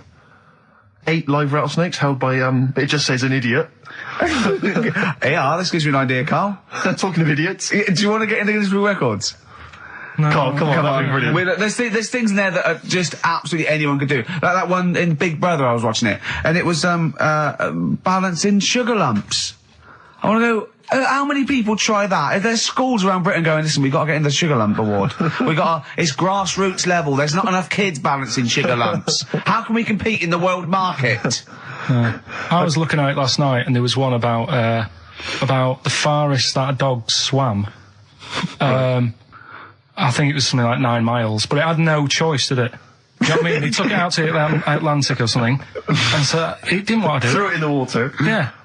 So it's not all right to put it in a bin bag and chuck it in a canal, but it's for a world record. Yeah. 9 miles it did. Oh, God. Possible ones that you could do, Carl. What's the most Forrest Gumps fitted in one wheelie bin? What about this one for you, Carl? The record stands at the moment for most arrows caught by hand, but that's quite tricky. So what about most arrows caught by head? Yeah. And you would just fire arrows at your head? They wouldn't, it would just skim off him. Do you think so? Yeah, the roundness, it would never actually get any sort of, connection. Fastest human crab. Could you do that? I'll do that. Can you form the crab? Can you do that? What's that? It's just like bending over backwards and running. Do that. No. Right, what about what would you be good at? What about hamburger stuffing? Oh, right, Carl. All right. In the mouth, you mean? Well, it says the record for stuffing the most regulation-sized hamburgers, including buns, in the mouth at one time is how many? How many hamburgers with buns in the mouth? This is just... You're not swallowing anything, you've just got stuff in your mouth. You'd be so good at this because your shape of your head. You've got a shape... His head's just like Hamburglar. You'd be good at this, man. Yeah. Honestly, you'd be perfect. You look like Zippy. And the great thing is your head's empty, so you could get more in there. Do me bit. When you were playing Game Boy, right, and you'd looked in a hole, and you were reading your book, what is she doing? She'll make things seem more interesting to me. Do you know what I mean? So, like, when we're at the Owl, and the bus driver said, "You've got an hour here," I said, "Why have I got an hour here? I go to a funeral with someone who I loved in the ground and don't spend an hour around it. Why do I want to... Do you know what I mean? Why do I want to spend an hour looking in this? Wasn't that terrible when your auntie just shot up in all this magma? Yeah. That was terrible, wasn't it? That was the worst funeral you'd ever been to, wasn't it? But she'll I'll sort tell you, of... that would make funerals more interesting. If they just... It was a cremation and a burial. Yeah. You just put them in a volcano and they go, 2, 3, here they go, wee, up to heaven. I was having a conversation with my flatmate about songs that would be inappropriate to have at your wedding, at your funeral. And it Horny, surely that is was one. it, yeah, was what Was we it were horny, thinking. Yeah, that really? was the first one we came up with. I'm horny, horny, horny, horny. I'm a little bit concerned about your toilet discussion. What exactly is your point again? I was just a bit bemused. You see, it's a tricky one. All I'm saying is, right, there I was at the pub quiz. I go to the toilet, not thinking about anything. I try to go, right, there's a little gay fella next to me. I love this little gay fella. Now, the weird thing is, there's nothing stopping him having a little glance, right, because he's allowed in the fella's toilet. Yeah. Now, I'm not allowed to go into the woman's toilet and have a little look round. Right. So all I'm saying is, should they have another toilet area? What, for gay people? Yeah. And so this would be gay men and lesbians? Is that going to complicate things? Well, I mean, I can only assume. I mean, to what point? I'll ask you a question, right? If you're intimidated, that's a shame. But you know, most gay men aren't looking at your knob. You know that. What do you mean? I can only say that 99.9% of gay men who use a urinal standing next to what they assume is a heterosexual man aren't looking at his knob. And what they're doing then? They're emptying their bladder. No, but the thing is, I can't talk. You're saying like, you know, about would you have one toilet for lesbian women and gay fellas, right? What does that mean? Would it be mixed? Would it just be? Well, would it have a man on one? That's heterosexual man. One little picture of a woman on the other, and then what? What would the little icon be? A man and a woman? A man and a woman. Just having a chat? Yeah. In pink and Doc But you couldn't mix them, because then what would happen is you'd get people who are going, oh, I'll play up to this a bit. Or pretend to be gay? And yeah, you know, sort of grow a moustache and shave their head. And pretend to be a lesbian. Right. Yeah. So I see. So you know, people pretending to be gay so they could go in and have a look at the lesbians. Yeah. Right. So that would mean that we need 4 cubicles now, wouldn't we? Yeah. No, this is fine. 4 cubicles. So every pub How now, many toilets do we need? Every pub's now got 4 toilets. Oh, Carl, bisexuals. Yeah. Now, interesting. Bisexuals. How many toilets do we need now? Call the council. Will you use any? Huh? No. No, because they're interested in everything, aren't they? Because the little bisexual fellow will be looking at your knob. Right. With them, what you do, you just have a door, you open it, and there's one urinal there, so you can't get a queue. They have to sort of wait. I just thought that, well, why can't there just be a thing between the urinals? So no one can look at anyone else's knob. Wait a minute. Just to go back to Ricky's point, what stops, even if we've got the toilet for gay men, what stops the gay men who want to have a look at your willy going in the regular toilet and pretending that they're straight? Most men don't going to police this? wear gay across their No, head. exactly. They don't have a tattoo. There's no branding yet in the British house where they have to declare. So we're going to have to expand this. What So we've do all you- got to carry identity Do you know cards. you can see a gay, can you? Coming a mile off. No? No, I'll just hold it in next time. No. Can you tell gay men? Do you know a gay man? I'd say probably if you did if you lined some people up and said point them out, I reckon I'd get. But hold on, we're not talking about people dressed in leather with the arse cut out and an handlebar moustache. Yeah. We're talking about the everyday non-seen. Of course. Yeah, but I mean, suppose I put you in a room and there was 10 naked men, right? Yeah. And there's 5 gay men and 5 hetero. Could you walk along that line looking at those gay... Am I naked? No, you don't have to be naked. Why would you have to be naked? To catch them out. How would you catch them out? See, there's always other things going on in my mind when I'm in that pub quiz. For me, it's just a little bit of fun. Sure. It's a night out. Do you know what I mean? Suzanne enjoys it. Yeah.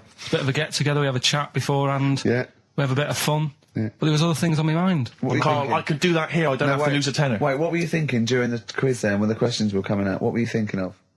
Well, what it was, right, just before the quiz started, I had to go to the toilet, right, because the rule is, right, people who don't go to it, once it starts, phones off, yeah, no you more can't leave toilet. the room, They yeah. take it dead serious, don't they, right? Yeah. So, I went to the toilet. Now, I'm not being out of order here, it just got me thinking, right? I went to the toilet. The gay fella in there, right? There was a gay fella in there. Gay fella in the toilet. Now, How could you tell? How did you know? just typical, you know, everything about it, right? Everything about it, right, yeah. Oh. What, Just large like- handlebar moustache, leather cap. Butt plugs, amyl nitrate. Could I just say that these views do not reflect the views of the management of XFM or me and Steve. Or Go on, most Carl. of the people in this country. On you Go on, go on, Carl. What's your problem? Yeah, but this is what I'm worried about, really. But this is why I only got Danny Minogue right. Right? Because this was floating around my mind. Went She's to a the big toilet. gay icon, Now, isn't she? going to the toilet, they have like men's cubicle and they have women's cubicle. Yeah. Now, without sounding out of order, is it wrong for me to think gay men should have their own little cubicle? Go in. They should have their own... Well, not cubicle, you mean an actual toilet, I suppose. When I was at the urinal, Yeah. normally, you know, there's a fella there and then you go, all right. And there's no pressure. But I couldn't go. I was thinking, should I wait? If I go into the toilet, it'll look obvious. Yeah. I had loads of pressure and But this was what were going you on. worried I'm so about? sorry. What were I'm you so concerned sorry, about? viewers. I'm so Well, sorry. it's like, right, listen, when I was a kid, right, and it's all right for you to go into women's toilets when you're a kid, it's like, oh, it's a bit cute, Yeah. right, as long as you're not, like, over 15 or something, right? Right. But when I was a kid, I went into a toilet, and women, when they use their little cubicles, they don't shut the door. Some of them just sit down on the toilet, Yeah. right, and you see everything. And, no, seriously, that's probably one of the first times I saw, like, a woman. Yeah. That, right, and my Auntie Nora when she was staying over. What happened with your Auntie Nora? She was, she's into wearing caftans. Into wearing what? You know, caftans. Oh, yeah. What are caftans? Big, bellowy sort of dresses. Right. And, yeah, I used to sit on the floor at home in front of the telly. Sure. She was on the chair behind. Yeah. She did a bit of a, sort of a Sharon Stone scene. Oh, God. Yeah. Did you see it? There was no underwear. No. What age were you? What was it like? What age were It you? was like a ripped tennis ball. What? Right, we're off air. We're off air. Either that or put us in for the Sonys. New Year's resolution, Carl? I don't know. I don't do it. Really. Don't So what worry about about something like, I don't know, start smoking? Do you know, there must be something. No, it's a waste of time, isn't it? Don't bother with that. Right? You Any- see? Me, no, I've never really made any New Year's resolutions. I just be good to people. Just treat everyone as you want to be treated yourself. Give to charity. Hate crime, racism, famine, sexism. I know you're going to keep to all those, except the give to charity. That's... Me and Carl find that a little bit hard to believe. Never gonna happen. Well, you've always got to break at least one of your New Year's resolutions. Exactly. Yeah, well, I think I'll be nice to Carl. What about learn more? I was thinking that. I want to I'm learn always more. teaching you stuff. I've got. I watched. I'll tell you what. Christmas telly was dreadful this year. I don't know if I've hit that age where I think, but I think consciously I thought this is worse than usual. Yeah. And I ended up watching Discovery Channel and History Channel again, and I watched 4 episodes in a row of this fantastic documentary, 1418 War, narrated by Dame Judi Dench. And it's brilliant. I just can't get enough of it. I hated history at school, and now I want to know everything. Yeah. And I think that's mine. Learn all the stuff about stuff. I like learning though. I Yeah. always say that to you. I'm always looking up stuff. When I was on holiday, even though it was sunny outside and they had big holes to look at if I wanted to, I stayed in and watched Discovery there and was watching stuff about scorpions and that. Yeah. What did you learn? Well, nothing, because it was all in Spanish.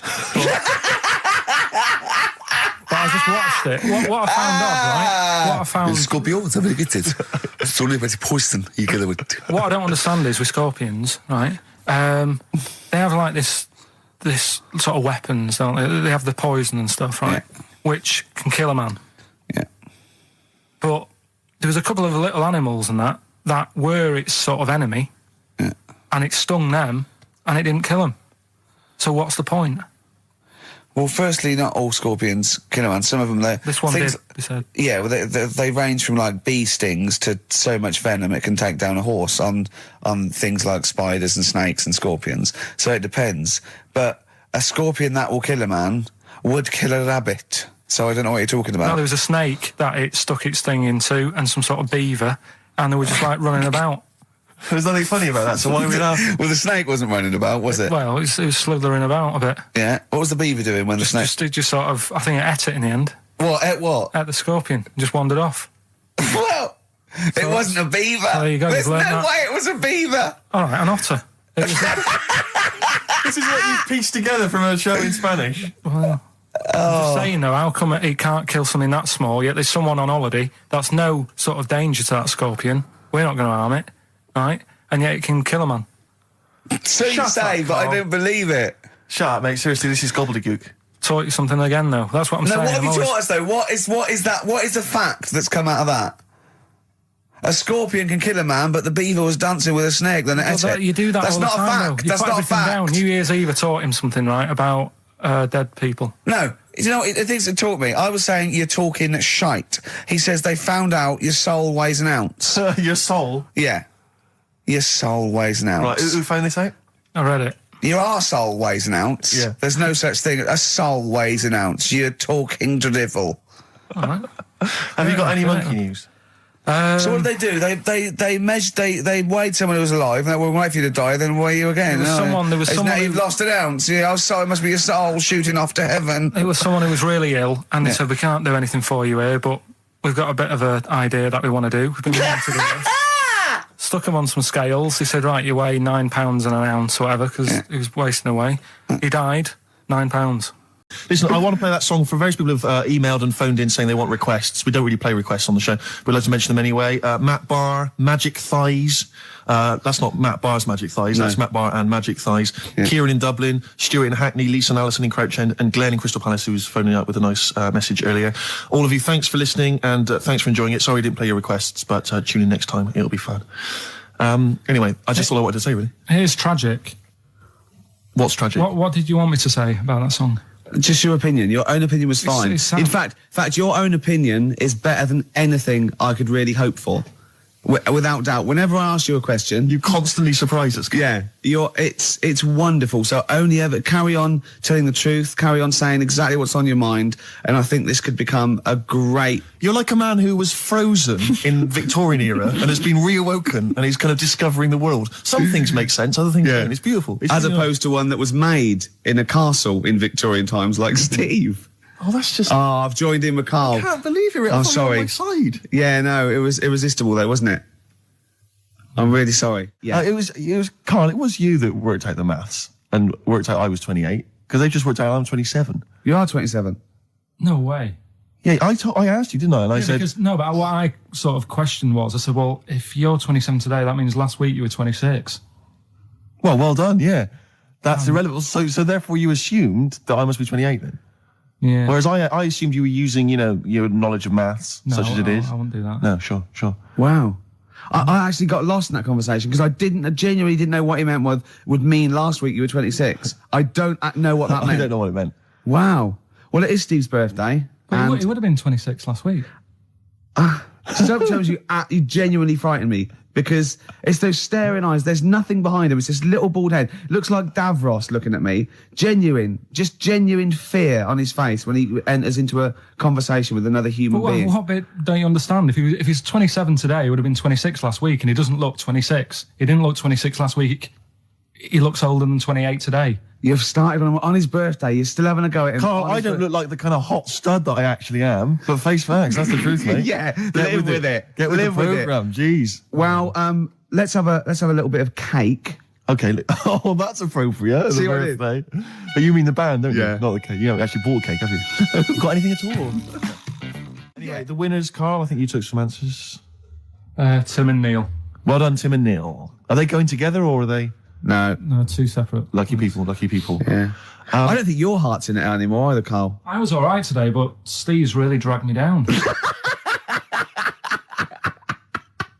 Well, let's... Wait a minute, I just need to know why. No, do you know, like, Yeah. people are being miserable around you? Yep. I was full Yep. of beans when I came in. Yep. Yeah, but you got to remember last week you were really miserable and that really wound me up. Yeah, because he was having So to it's do moving stuff. around, Because, you know, he'd been let down and they were worried about the last next week you show. were in a terrible mood. Yeah. Look at me like you were. songs. I wasn't like going off and lying on the settee looking ill, talking in that voice. Oh, he's done you again. I said, just now, being quite friendly. Yeah, Carl, Steve. Carl, have you ever tried to get into the Monarch for free? Because I'll be honest, mate, it's not going to happen for you. Come out with me, mate. You got a quid off. All right. When you can get in places in Camden for free. Yeah, I'm all right, yeah. Oh, yeah, he's done you. Right, now it's time for Song for the Lovers. Now, this is one of my favourite songs of all time. You'll know this song better done by... That was nearly a sentence. Oh, come on, that was nearly a sentence. What's his name? Glenn Campbell. It's Galveston. Oh, yeah. This is the man who wrote it. This is the original. This is Jimmy Webb. Oh, yeah. With Galveston. From what I can work out, I think it's about a bloke who goes off to the Vietnam War and he's missing his bird. And I've brought it down, haven't I? I've brought it down a tone by saying bird. It's a beautiful song. It was irony. Just play it. Galveston. It's beautiful. Oh, look, yeah. This is the reason, because actors are often very... You're talking nonsense, Carl. Well, whatever. I mean, I'm a little bit concerned about your toilet discussion. What exactly is your point again? I was just a bit bemused. You see, it's a tricky one. All I'm saying is, right, there I was at the pub quiz. I go to the toilet, not thinking about anything. I try to go, right, there's a little gay fella next to me. I love this little gay fella. Now, the weird thing is, there's nothing stopping him having a little glance, right, because he's allowed in the fella's toilet. Yeah. Now, I'm not allowed to go into the woman's toilet and have a little look round. Right. So all I'm saying is, should they have another toilet area? What, for gay people? Yeah. And so this would be gay men and lesbians? Is that going to complicate things? Well, I mean, I can only assume. I mean, to what point? I'll ask you a question, right? If you're intimidated, that's a shame. But you know, most gay men aren't looking at your knob. You know that. What do you mean? I can only say that 99.9% of gay men who use a urinal standing next to what they assume is a heterosexual man aren't looking at his knob. And what they're doing then? They're emptying their bladder. No, but the thing is, I can't talk. You're Carl. saying like, you know, about would you have one toilet for lesbian women and gay fellas, right? What does that mean? Would it be mixed? Would it just be? Well, would it have a man on one? That's heterosexual man. One little picture of a woman, there, and then what? What would the little icon be? A man and a woman? A man and a woman. Just having a chat? Yeah. In pink and dot But lines. you couldn't mix them because then what would happen is you'd get people who are going, oh, I'll play up to this a bit. What, pretend to be gay? And yeah, you know, sort of grow a moustache and shave their head. And pretend to be a lesbian. Right. Yeah. So, I see. So you know, people pretending to be gay so they could go in and have a look at the lesbians. Yeah. Right. So that would mean that we need 4 cubicles now, wouldn't we? Yeah. No, this is fine. 4 cubicles. So every pub How now... many toilets do we need? Every pub's now got 4 toilets.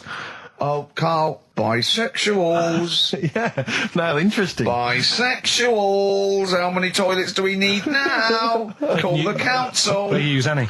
Huh? No. No, because they're interested in everything, aren't they? Because the little bisexual fella will be looking at your knob. Right. With them, what you do, you just have a door, you open it, and there's one urinal there, so you can't get a queue. They have to sort of wait. I just thought that, well, why can't there just be a thing between the urinals so no one can look at anyone else's knob? Wait a minute. Just to go back to Ricky's point, what stops, even if we've got the toilet for gay men, what stops the gay men who want to have a look at your willy going in the regular toilet and pretending that they're straight? Most men don't wear gay across their head. Exactly. They don't have a tattoo. There's no branding yet in the British house where they have to declare. So we're going to have to expand this. So we've all got to carry identity. Do you know you can see a gay, can you? Coming a mile off. No? No, I'll just hold it in next time. No. Can you tell gay men? Do you know a gay man? I'd say, probably... If you did if you lined some people up and said, point them out, I reckon I'd get... But hold on, we're not talking about people dressed in leather with the arse cut out and an handlebar moustache. Yeah. We're talking about, the everyday, No, non-seen... of course. Well, yeah, but I mean, suppose I put you in a room and there was 10 naked men, right? Yeah. And there's 5 gay men and 5 hetero. Could you walk along that line looking at those gay... Am I naked? No, you don't have to be naked. Why would you have to be naked? To catch them out. How would you catch them out? The rice is right. The rice is right. Now, just run the rules past me again. We had to identify whether it was a Chinese Pilau meal. rice or steamed rice. Well, Either basically, it was a Chinese restaurant or an Indian restaurant. But is it true that you played this at home with your girlfriend and it was clear you could always tell which was which? Because one had an Indian sounding name and the other was Chinese sounding. No, I managed to, it did work once. I managed to pick some sort of duck dish that sounded a bit Indian. Right. But then Other it than sort that. of... Wasn't Bombay duck, was it? Which is actually a piece of fish. You don't know. You don't know. He wouldn't let me put, that whipped cream in the fridge. I saw that. I thought that's fun. Yeah, he wouldn't let me put it on him a shaving foam. Oh. Yeah, but every week we have this. Do you know the other week, Steve? I didn't tell you this, right? He comes in, straight away, and trying to talk about sorting the show out, what we're going to do, how we're going to keep it good for 2 hours and that. Grabs a pen, he says, let me draw 666 on your head. Because you can see the scalp. I said, don't do that. He goes, all right, then how about we meet halfway, put 333. Every week it's the same thing. But I quite like the cream. Did you get any cream on them at all? No. Is it the spray cream in a chicken? Yeah, he said no. Carl, can I just make some, just spray on some glasses? Just some round glasses on your face. Father Christmas! Hello. It's nearly Christmas, hello! Come on, it is Ricky Gervais' show. Yeah, should we play a record and then come back to this mayhem? This crazy mayhem. Yeah. Foo Fighters, All My Life on XFM 104.9. I'm Ricky Gervais with me, Steve Merchant, and Karl Pilkington. Indeed. Genius Karl Pilkington, as Yes. Heat magazine said. Really? Is that what he's referred to now? Yeah, Huh? yeah. Genius. Saying about people tune in just to hear his games, such as Educating Ricky. Have you got some Educating Ricky for me? Got some I need some education, Carl. That's I kind of like desperately need some education. I want to learn about Chinese kids that are born hairier than average. I want to hear about deaf girls that can hear after their mum hits their head against a wall. These are the things I need to know. I mean, I don't wish to be disrespectful. He doesn't look like a genius. He doesn't look like But then I genius. don't know what a genius looks like. Exactly. So, Steve. I don't want to be an look at Einstein. Yeah. Yeah. His mum thought he was mental as a child. Where'd you get that information from? That was in the Einstein book. Well, it was in the Einstein book, then it's presumably true. Which Einstein book is that? Is Theory of Relativity? The big book of Einstein stuff. Oh, yeah. Yeah, the big bumper book of Einstein stuff. It's for a coach trip, and you have to fill in E equals MC1 squared, 2 fish, or 3 hello, and then it's multiple choice, and you fill it. It's great. It's Did his mum brilliant. think, A, he was a genius, B, mental? Most people go for A, but it is in fact B. She thought he was mental at the age of 28. Oh, Carl, you never let me down. You never let me down. So have you got Educating Ricky for me? We've got Educating Ricky coming up. We've got Rockbusters. We've got Rockbusters. Some great As seen and talked about in Heat. In Heat magazine. It's got really tough this week now. We're not messing about anymore. Right. Got some good prizes. Absolutely, yeah, we'll talk about those later. Because, I mean, was it last week that you had the classic? Was it, I can't remember, I'm paraphrasing, Carl, apologies. Something like, I'm here in Texas, I've fallen in a puddle, and my knee has got wet. Yeah. Wet Knee Houston. Whitney Houston. And Yeah. also, it was last week when there was a little bit of confusion over the one for Holly Valance. Right? Of course. I don't think it was confusion, I think it was your error. Yeah. No, it wasn't. And it because- was Holy Valance, and you meant Pelmet. Then Becky, who called up that time and said, if you're getting mistaken with Pelmet, right, she sent me an email in a week saying, I've done a bit of research. Yeah. It was my fault. I've made an error. Yeah. It is a Valance. Okay. And I know about Valances. As I told you last week, at the very end, my auntie loves them. Yeah. Right? She makes them. She started off just like putting them on top of the sort of window around the curtain. And then she thought, I can do more with this. Yes. And she had a little coffee table that had magazines underneath. And she said, I'm sick of seeing them magazines when I'm sat down. She sounds like a Pilkington. So I'm sick of seeing them magazines when I sit down. So she put a valance around the table. She just got valances around everything now. Yeah. Then, next step, she tapes everything. She never actually watches telly. She tapes it all because she gets sick of listening to the adverts and that. Yeah. So she tapes everything. So she's got loads of videotapes and that. And the video used to get on her nerves. When she was watching a film, she'd see the clock changing. Oh. And it distracted her from the film. So she put a valance around that. That's genius. Yeah. So, that is or is it mental? Only Mrs. Einstein can tell. I don't know. She's even made her little Jack Russell look like a hovercraft. Yeah. It's great. So everything's got a valance. If you go round and you stand still for too long, the chances are she'll put a valance around your head. Yeah. This is this is Auntie Who? Auntie Nora. And this is the one that farted for 5 minutes. She did. Lest our listeners forget. Lest we farted forget. for 5 minutes, called his mum, saying I'm farting. 2 minutes into the fart. She said about 2.5 minutes in. Yeah. She said I'm about 2.5 minutes into the my fart. mum said, how long's it been going on for? She said, well, it was about 2.5 minutes before I called you. Yeah. And then it went on for a further 2.5 minutes or something. And then it stopped. And, She couldn't time it because there was a valance over the clock. Yeah, she Because it used to couldn't annoy time her when it, she was yeah. on the phone and you put her off seeing So the time. she was guessing it was 5 minutes. This was one consistent fart. yeah. I mean, it wasn't making a noise. It was just... Oh, it wasn't making a noise. Just gas. Right, endless gas. So, there you That's go. fantastic. Well, we started off with a new one, a little bit of Foo Fighters. We like new and old on this show, don't Indeed, we? we like to mix it up. I'd like to play the Smiths from their debut album, I Don't Owe You Anything. Red Hot Chili Peppers on XFM 104.9. Maybe it'll be a Christmas edition of Rockbusters. And I'd already sorted them out. I wouldn't worry, Carl. Well, what I've done, I've cleverly tweaked them to make them Christmassy. So the Christmas bit in it has got nothing to do with it whatsoever, but I just thought... So you mean the clues have a Christmas element? Well, yeah, But it's nothing to do with the answer. It's nothing to do with the answer. Right. So why don't you just ask the normal ones and I'll ring a bell. I'll shake some bells. Well, it's the equivalent of that, but in sort of speech. Right? Brilliant. So the first one, there's a load of letters there asking for advice. Put them on Claire's desk. Oh, and have a good Christmas.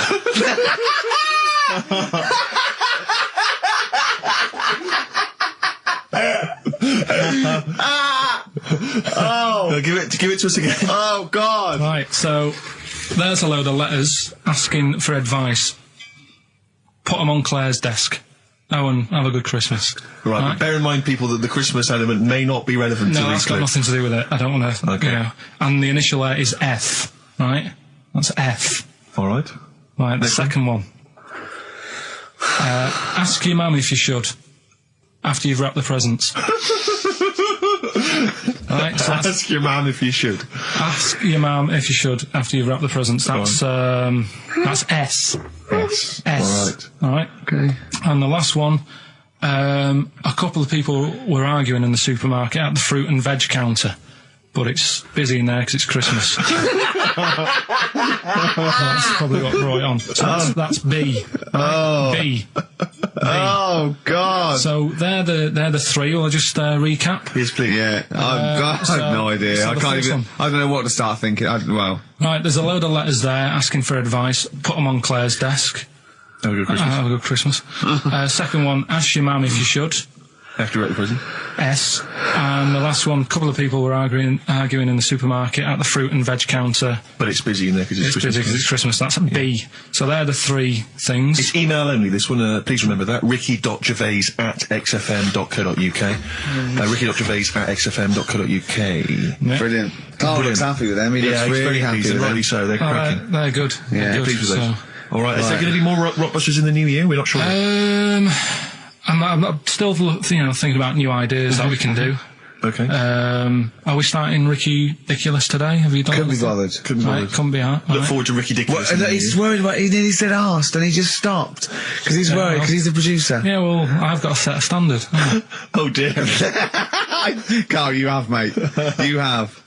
So that's that. We've still got to come. I'll tell you what, why don't we have a lovely tune, Yeah. right? You make the tea, we're opening these biscuits from Alexandra, Yeah. we'll be enjoying that, right? Maybe segue so we can have a nice little, rest. I don't want to talk through it, it'd be rude. And then we're coming back, and as part of, like, Pilkington, Parkinson, and Do We Need Them? Do We Need Them? Yeah. Karl has interviewed an expert on jellyfish. Brilliant. So we've got that. Plus, of course, we've got a two-part Educating Ricky. You've got Educating Ricky still to come. With a Christmas theme or not? And we've still got things like the Pogues, John Lennon, Joni Mitchell, just David Bowie. Are you suggesting there's going to be some great music and some fun chat? And some fun chat. Lovely. Let's do a classic. Let's do a big stomp in one of the best Christmas songs of all time, shall we? What are you thinking? Fairy Tale in New York. Excellent. Fairy Tale in New York. Oh, it's always amazing. Pogues featuring Kirsty McCall on XFM 104.9, the Christmas edition. Indeed. David Bowie, everyone says hi. It's quite a melancholy feeling about today's show, isn't it, that Christmas? I think there's often... Karl with his Victoria Plum. I want to see a Victoria Plum. I want to know what it is. Does it look like a little gnome? It's a woman gnome. A female gnome? Yeah. A little gnome. Well, did your mum collect gnomes? She likes anything gnomes, she likes fairies, she likes, Indians. She collects all that stuff. Yeah, and it doesn't matter what it is. What do you mean? You know, like a proper Indian with all the headgear on. Or a Native American. Yeah, she likes anything with them on. Like, it can be a fridge magnet. It can be, just anything. A lot of Native American wisdom is around the fridge magnet, because they think it has special powers of adhesion. Yeah.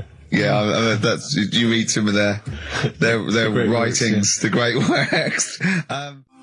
Snowbird from Mark Eitzel, part of his covers album. He's so happy that the XFM listeners understand his stupid clues, and he knows it annoys me. We've got some right answers. We'll be giving out the answers just quickly, just in case someone sort of missed one of them. I'll just quickly do them, yeah? Yeah, go on. First one, there's a load of letters. There's a load of letters there asking for advice. Put them on Claire's desk. Oh, a Merry Christmas. Ask your mum if you should. Oh, a Merry Christmas. And a couple of people were arguing in the supermarket. It was Christmas, that's why. Counter. And that's B. Okay, we'll give those answers out shortly. Yeah. I just have to show you something, Rick, before we move on. I know we've got another Educating Ricky, but someone just sent this in. Ricky Gervais, Steve Merchant, Karl Pilkington. Well, look at him yawning. How rude is that? Karl, what's wrong with you, man? Have you been up late? A little bit. Girlfriend was away, wasn't she, yesterday? Yeah, I always have a problem with that. I always have, because you don't go to bed, do you, early? Do you know what I mean? You sort of think, I just always find that thing that if, you're used to living with someone, one of you will go, let's go to bed, then you'll go, all right. But when you're on your own, you go, you just forget to go to bed. I just stay up. Okay, stop eating now, Karl. You've ate all the food, that's just a plate. All right. Okay. Yeah. No, I stayed up and watched, there was a thing on about Dracula. Right. What, Dracula? And I found a flaw in it. Go on. Not the fact that he's the living dead and and drinks blood to stay alive and he doesn't reflect. And he can in turn into a mirrors. bat. Well, and you can go on. The mirror thing, you can't look in mirrors, can he? Well, he can look in mirrors, but he can't see himself in a mirror. Yeah. That still doesn't work. Go on. It doesn't work at all, Karl. It doesn't work Go anyway. on. Well, centre parting's always really neat. His centre parting's always really how does he do it if he can't look in the mirror? Blood on the floor or something it was called. Rubbish. I love the flaw in the Dracula film is that his centre parting's too neat. How did he do it without a mirror? Oh. Was it a documentary about Dracula? No, yeah, there was the real Dracula. Yeah, the real Dracula. It's just a film. It had blood on the floor or something. It was called. Yeah. It's rubbish. We had a little lunch yesterday, didn't we? We did indeed. That was a nightmare. Yeah. I hate going out with you two. I was explaining to Karl, right? I like to excite Karl's imagination, right? And if it involves chimps or monkeys, all the better. Brains he likes, parts of the body, deformity. I know where to, what buttons to push. And I told him about this thing. I don't know if any of you out there know about this, but there's an experiment they did in the 50s, a clinical psychology experiment where there's your two hemispheres of the brain, okay? They're joined by a thing called the corpus callosum, right? Which is just a little flap of skin, like a little scarlet lead that joins your two hemispheres. And what they did, they cut that in half, and they thought it was a cure for schizophrenia, but what it turned out to be, or epilepsy, I think, I can't remember, was that your two sides of your brains didn't function together. You couldn't get information. I was telling Karl all this thing, and one of the things I told him was that they did it on a monkey, and it fought itself over a nut. Like its right arm was connected, by its left lobe of the brain, and it was fighting over itself. And Karl went, instead of like thinking this is amazing experiment, he went, would it have been happy if you'd given it 2 nuts? Yeah, I know. Well, you started off by explaining it. I remember you mentioned, because I was watching the two of you as you were describing it to me, you said, of course, one side of the brain deals with symbolism. And as you said the word symbolism, I noticed Karl drift away from looking at you, pick up his mobile phone and start pressing buttons randomly. And I thought it was the word symbolism that got him. And I noticed it took you just a moment longer. And I think the first thing you said was, when did I lose you? Yeah, I knew I'd lost him. It's extraordinary. And he doesn't even try to disguise I said it. nomenclature at one point as well. Right, yeah. And I knew I was dicing with death there. Yeah. But, Yeah. but I told you tried to look it up, didn't you, on the web? You didn't find anything about it, did you? The spelling of it's, what is it again? What's the word? Corpus callosum. Yeah, so I couldn't do it. No, there's no point. Yeah. Don't bother. Give up. Don't bother. Give up. So if anyone knows any interesting facts about that, I don't know. Yours hasn't been cut in half, has it, Karl? That would, again, might explain something. I'll tell you what we will be talking about later. I don't know if you're sort of aware of them, Steve. Go on. Bonobos. Oh, I don't know much about bonobos. I told him about, he was looking for stuff. I said, put in bonobo. He was having no luck with chimp. And they're a form of chimpanzee, but, they're even closer to us, evolutionarily speaking. They've got their social, groups are more like ours. They're more intelligent. And he was loving it, weren't you? So is it human bonobo Karl? Is that how it works on the evolutionary ladder? Chimp Karl. Yeah. Yeah. Talking about him. So we're talking about bonobos. You're excited about that? Yeah, That's yeah. Coming up in Monkey News? No, I think it's a bit of a monkey bonus. Oh, that was great. That was very, very funny What indeed. a wonderful clip that was. I enjoyed Do you it. remember that? Yeah. Wow. It was a few weeks ago, wasn't it, really? I mean, I think it was last week. we'd have to have very, very bad memories not to remember that hilarious clip. I'd like to hear that again maybe in a couple of weeks' time when I'm away. Yes, absolutely. It's embarrassing, isn't it? And we, but the good thing is, on telly, I feel a bit guilty about putting out shoddy rubbish because I'm getting paid an awful lot. Yes. But here, I don't give a They can bleep that. They will do. They will do. Bit of David Bowie. When's that ever at anyone, Steve? Never. Lady Stardust. But it's because you see Karl's little round head. So they're enjoying that. Who won that, by the way? We've given that away, haven't we? Yeah, we forget what it was. It's gone. Oh. Don't bother watching the rest of the stand-up, though. It's a bit poor. Leave you with 50 Cent's outfit. Fiddy. I called him Fiddy. I called him Fiddy Cent. Back next week. Fiddy. Right, haven't got long. We better give the winner. We got Monkey News coming up. We haven't really got any monkey news. What do you mean? What do you mean? There's nothing going on, seriously. What do you The mean? last few weeks I've but keep don't telling you. Right. This really annoys me when you say there's nothing going on because you call it monkey news, but it's not monkey news. You have stories, dubious What I've said stories. to you. But shut up a minute about it's always chimps, which annoys me. You call it monkey because they're apes, right? And it's often from the 18th century, so it's not news anyway. So don't tell me there's no monkey No, but news what I'm this saying week. is, if there's monkey news worth doing, I'll know about it. And there isn't anything, so let's leave it. Right, okay, you are going to give me some monkey news, Well, right, I tell you, I'm telling you, you are going to give me some monkey news, or we're not leaving. Right, well, my mum sent me some. Right. I got a little letter from her doing the usual sort of stuff, telling me what she's been up to and that. It was a little thing about somewhere in Lincolnshire or something. Right, good. Do a bit of monkey throwing. God, what do you mean? Because some fella got attacked by one once, and sort of to remember him, on this certain day, they go, oh, it was today, wasn't it? And that fella got attacked by a little monkey and that. And the, something about chucking monkeys about. That's horrible. I don't know if they're real, I think it's just like to remember. All right. But that's the only sort of stuff that's knocking about out there. But it's not, that's not I've got my monkey mum and news. dad on it, looking all the time. For stuff. There must be more monkey news than that. There isn't nothing. I mean, there's bits and pieces. There was a bit about Donna Rare, how when she has a kid, she's going to let a gorilla look after it for a week or something. But apart from that, it's dead out there. True. Well, I don't know what that means. She's well, that's it. Well, it's Apparently, not true. She's not going to let a gorilla look after a No, child. it is. Apparently, a fella works with them or something, and This is rubbish. it's not rubbish. How can she let a gorilla look after a baby for a week? Well, forget it. Sorry, have you ever heard her speak? Lou Reed, with a little help from David Bowie there in the background.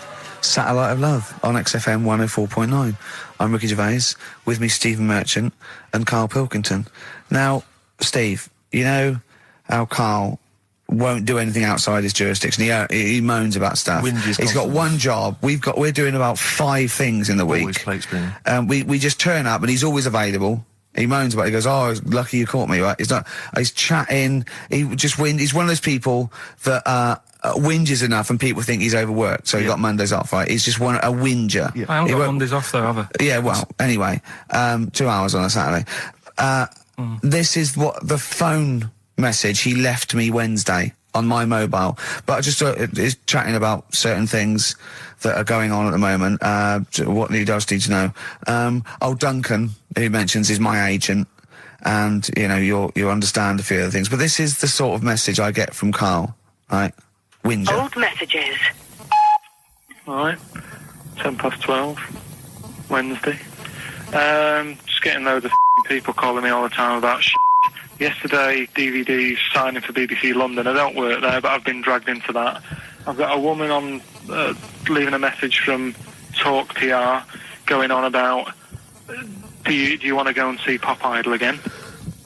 Right? They're just saying you and some listeners can go. So I'm sure you'll love that. I've got Jim Benner wanting you to introduce the tin buckets at the Astoria. So can you just let Duncan know that I'm doing his job whilst he's sat on his arse with his thumb firmly up his arse? Can you let him know that I'm running around like a here sorting shit out for you? Alright, see you later. Message left So, at 12. do you know what I mean? I know, but that's the kind of phone message he's leaving. Do you remember who he was before you... But he's even annoyed that he gets a phone call. I remember he got a phone call for you to do a voiceover and didn't pass it on. You missed a voiceover. That was thousands of pounds. No, I did pass it on though. I told you. You I said did, you woman. said someone had phoned. Yeah. That's not good enough. But who's that? Well, she didn't say, and I didn't ask. But Of it's course not my she job to do said. it. She didn't say. Rubbish. So you didn't take the number down? Just when she went, "Oh, can you tell Steve to call me?" And you went, "Yeah." Yeah, well, I just thought you'd know her already. I should have known. It was a woman, so I should have known. He's having a go, you see? Unbelievable. I don't know how it's come back on me. You're the one who was picking on it. Yeah, exactly. I'm saying. I'm defending. Why is he having a go at But you? he never Because picks on Ricky because he knows you are his bread and butter. Seriously, do you know what I mean? The only reason he's got Mondays off is because you're still doing this show. yeah. That's why he's scared of you. That's why he has a go at you on the phone, but he always picks on me because he knows, I'm a pushover, I'm a nice guy. He's scared of you. I don't know how it works. Is that true? Steve, I'm always sorting you out. I look after you. Sort you out with tickets. I sort you out with lager I out. you today. Why are you picking on me? What do you mean you're sorting about tickets and lager? What's this? Right, whenever you want tickets. Yeah, sorry, lad. I don't want to use this as moaning time and that because I don't like to moan. I'm busy and that, right? But I've sorted you out tickets for gigs. Yeah. Right? What somebody doesn't even turn up to. Yeah, we won't even go on about that. Yeah. Right? Lager. He was sorting out the Cure. He complained it was boring. Yeah. There was that big drum of lager that you had, and you said, "Oh, put that in your room for me, because I don't want to carry it home." Right? Lazy. So I said, "All right, then I'll put it in my room." It goes missing, it gets nicked. Then you have a go at me because it got nicked. Yeah. I get you another one. You make me carry it around town for you for half an hour. Then you say, "Oh, I can't be bothered taking it home. Can you take it back to work for me?" Yeah. But interestingly, this is like a year ago, so it's still pressing on you. Oh, isn't hang it? on. And I forgot the one when we had an argument over 50p. When we went out for a coffee. You didn't want to give me 50p back that you owed me. That was the same day you'd given him about 40 quid worth of lager. But see, this is my problem. This was my point at the time. It's not the 50p in terms of money is not what's important. The fact that you think you don't have to give me money back because it's only 50p, that was the point at stake. It's me who makes a decision. Oh, don't worry about the 50p, not you. It's only 50p. I'm not going to give it to you. Do you know what I mean? There's got to be rules, otherwise it's chaos, Karl. Come on, mate. All right? I don't want to fall out about it. No, it's not all right. Should we kiss and make up? Do you want that? Do you want to do It's that? all right. Yeah. Well, should we play a little record and come back to this? Because I can't believe it started with you slagging him off, Rick, and I've ended up I know. as the monster. I know. Bit of R.E.M. Yeah. Karl, can we have the tomato story after the next tune? Yeah. Bit of Coldplay. Yeah, love it. Yeah. Coldplay. The Scientist on XFM 104.9. Right. Competition, isn't it?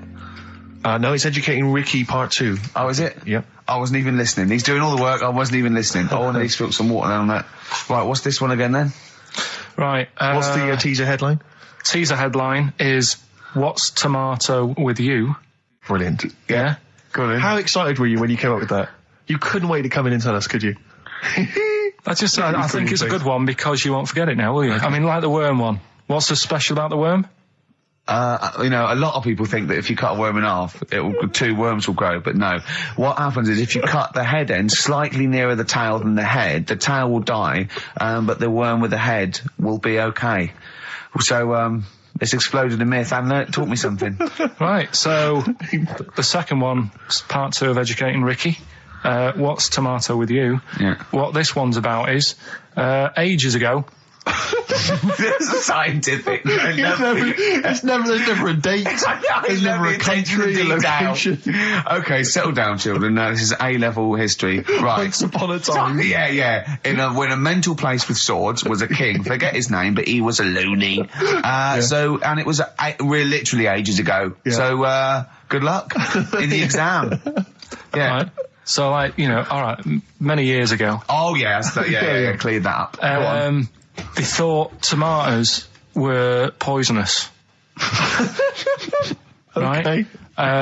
Because what Hold on, are they going to be proved wrong at the end of this story? Well, because I don't want to give away the ending, but is it something to do with are they poisonous tomatoes? No.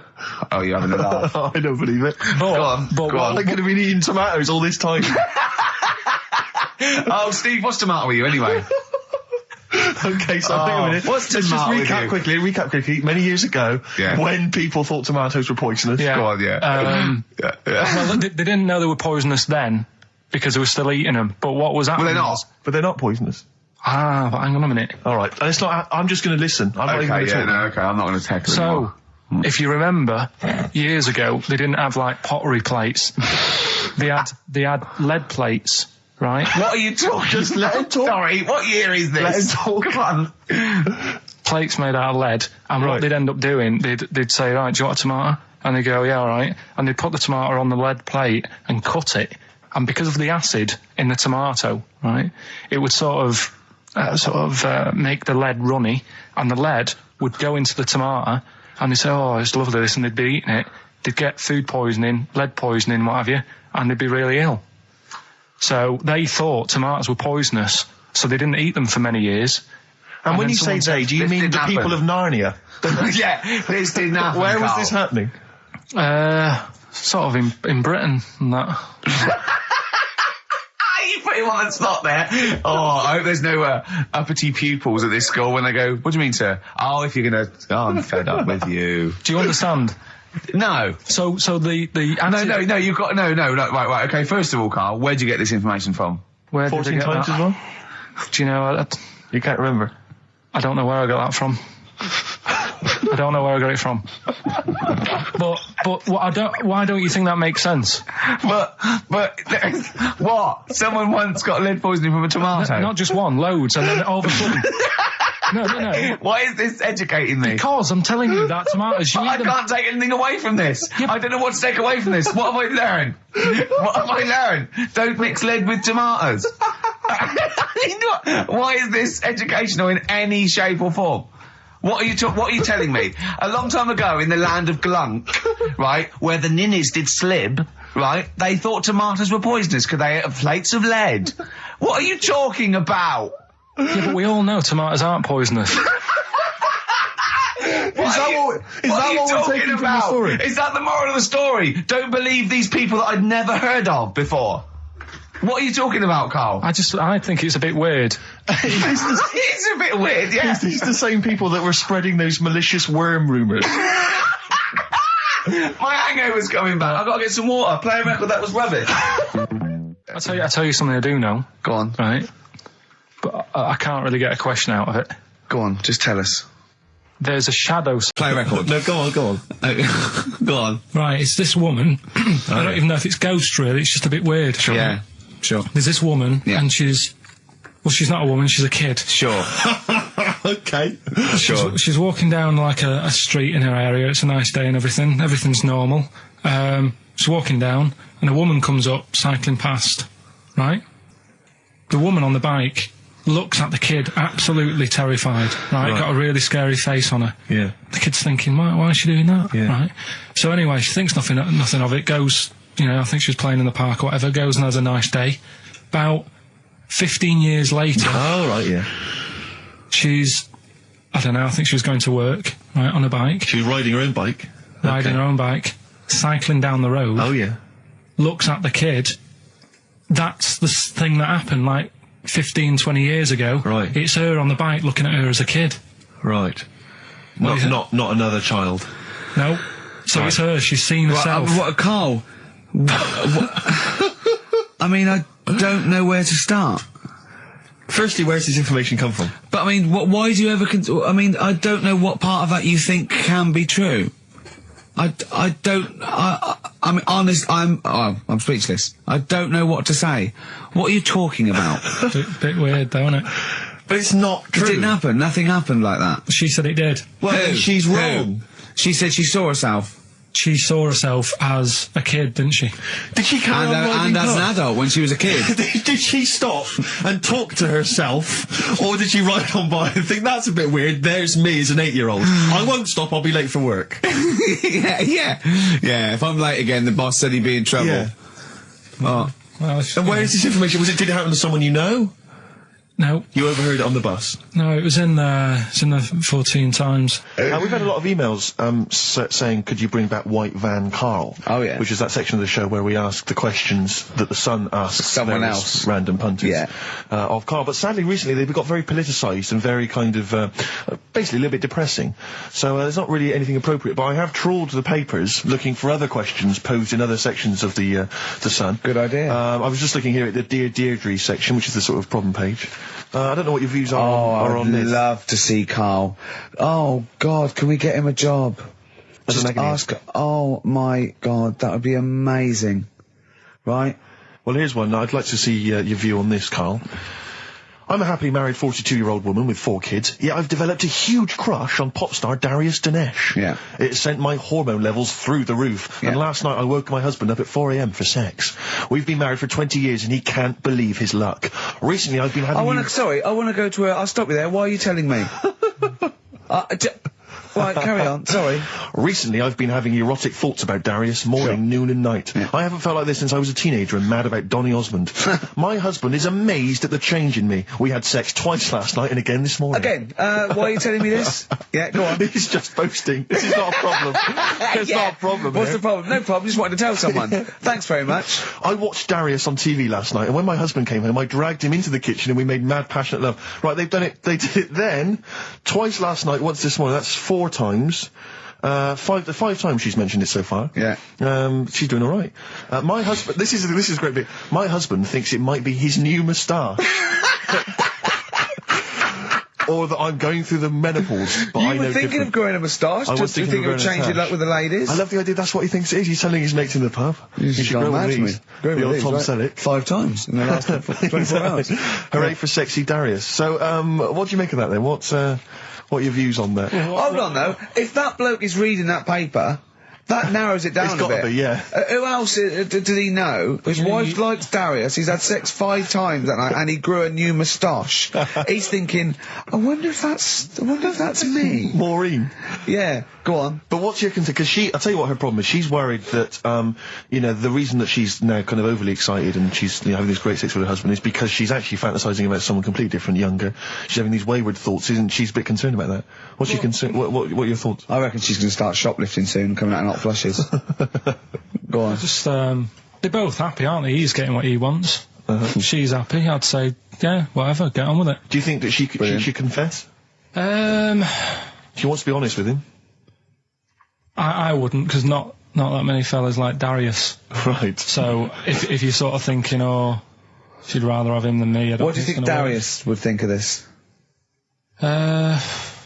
He'd probably be happy with that. I mean, What would you do if you got loads of phone calls, right, from women going, Karl, whenever you're on the radio, I just have to do it. I just have to do it. Your voice makes me... I'd say, right, well, it's alright.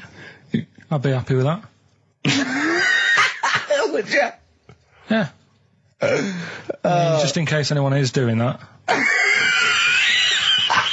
What would you do to sort of like egg them on a little bit to help them out? What do you think? What sexy things would you say? What do you think is your quality? What do you think people would find, pretty horny about you? Is it your sort of mank wine, do you think, that? It's the best of. You've been voting in all week, sending your emails. So here's the clips that you wanted. Alright, so, here's the first bit. Yeah. some doctor or something who was into like the way bodies work. They got their head cut off. Who did? The doctor? Yeah, he was doing a bit of an experiment. And he cut his own head off? Yeah. Okay. And it was about, he said, when my head's in the basket, I'm going to blink my eyes. Right. Okay, sorry, hang on, let him finish. And, so the doctor has chopped his own head off, and he's told everyone, I'm going to blink my eyes. To he's in the basket, and he goes like, right, I'm going to blink my eyes about, as many times as I can. So quick, count them. And they count, and he got to like 15 before he died. Now this is how Carl told me that. Till Nick Frost explained that, Carl told me, he said, right, well, a bloke, right, he had his head cut off, and when his head was in the basket, he went, count how many times I can blink. And I went, well, that's rubbish. He went, no. And Nick went, well, no, he actually said, when my head's in the basket. He went, and Carl went, all right. I said, Carl, do you know the subtle difference? Do you see the subtle difference? I have to say, though, guys, I still don't really understand what went on there. You've both lost me. The story is that a bloke who'd been found doing... you mean that Carl just explained it and that was a clear version? Because I still don't know what you're talking about, Carl. Well, this bloke had his head cut off for experiments against God. He was a doctor in the, in olden times. Yeah. And when they cut his head off... Why did they cut his head off? Because it was... he was crimes against... Exactly, he was executed, yeah. And he said to his assistant, when my head's in the basket, I'm going to blink, count how many times I blink and write it down as an experiment, right? Carl told it to me, like his head was cut off and he went in the basket, and when his head was in the basket, he looked up and said, count how many times I blink. Yeah. I love that. I love the difference in that story. Yeah. Both rubbish, but, one's possible and one isn't. You believe anything that you're told except when we tell you the truth. What?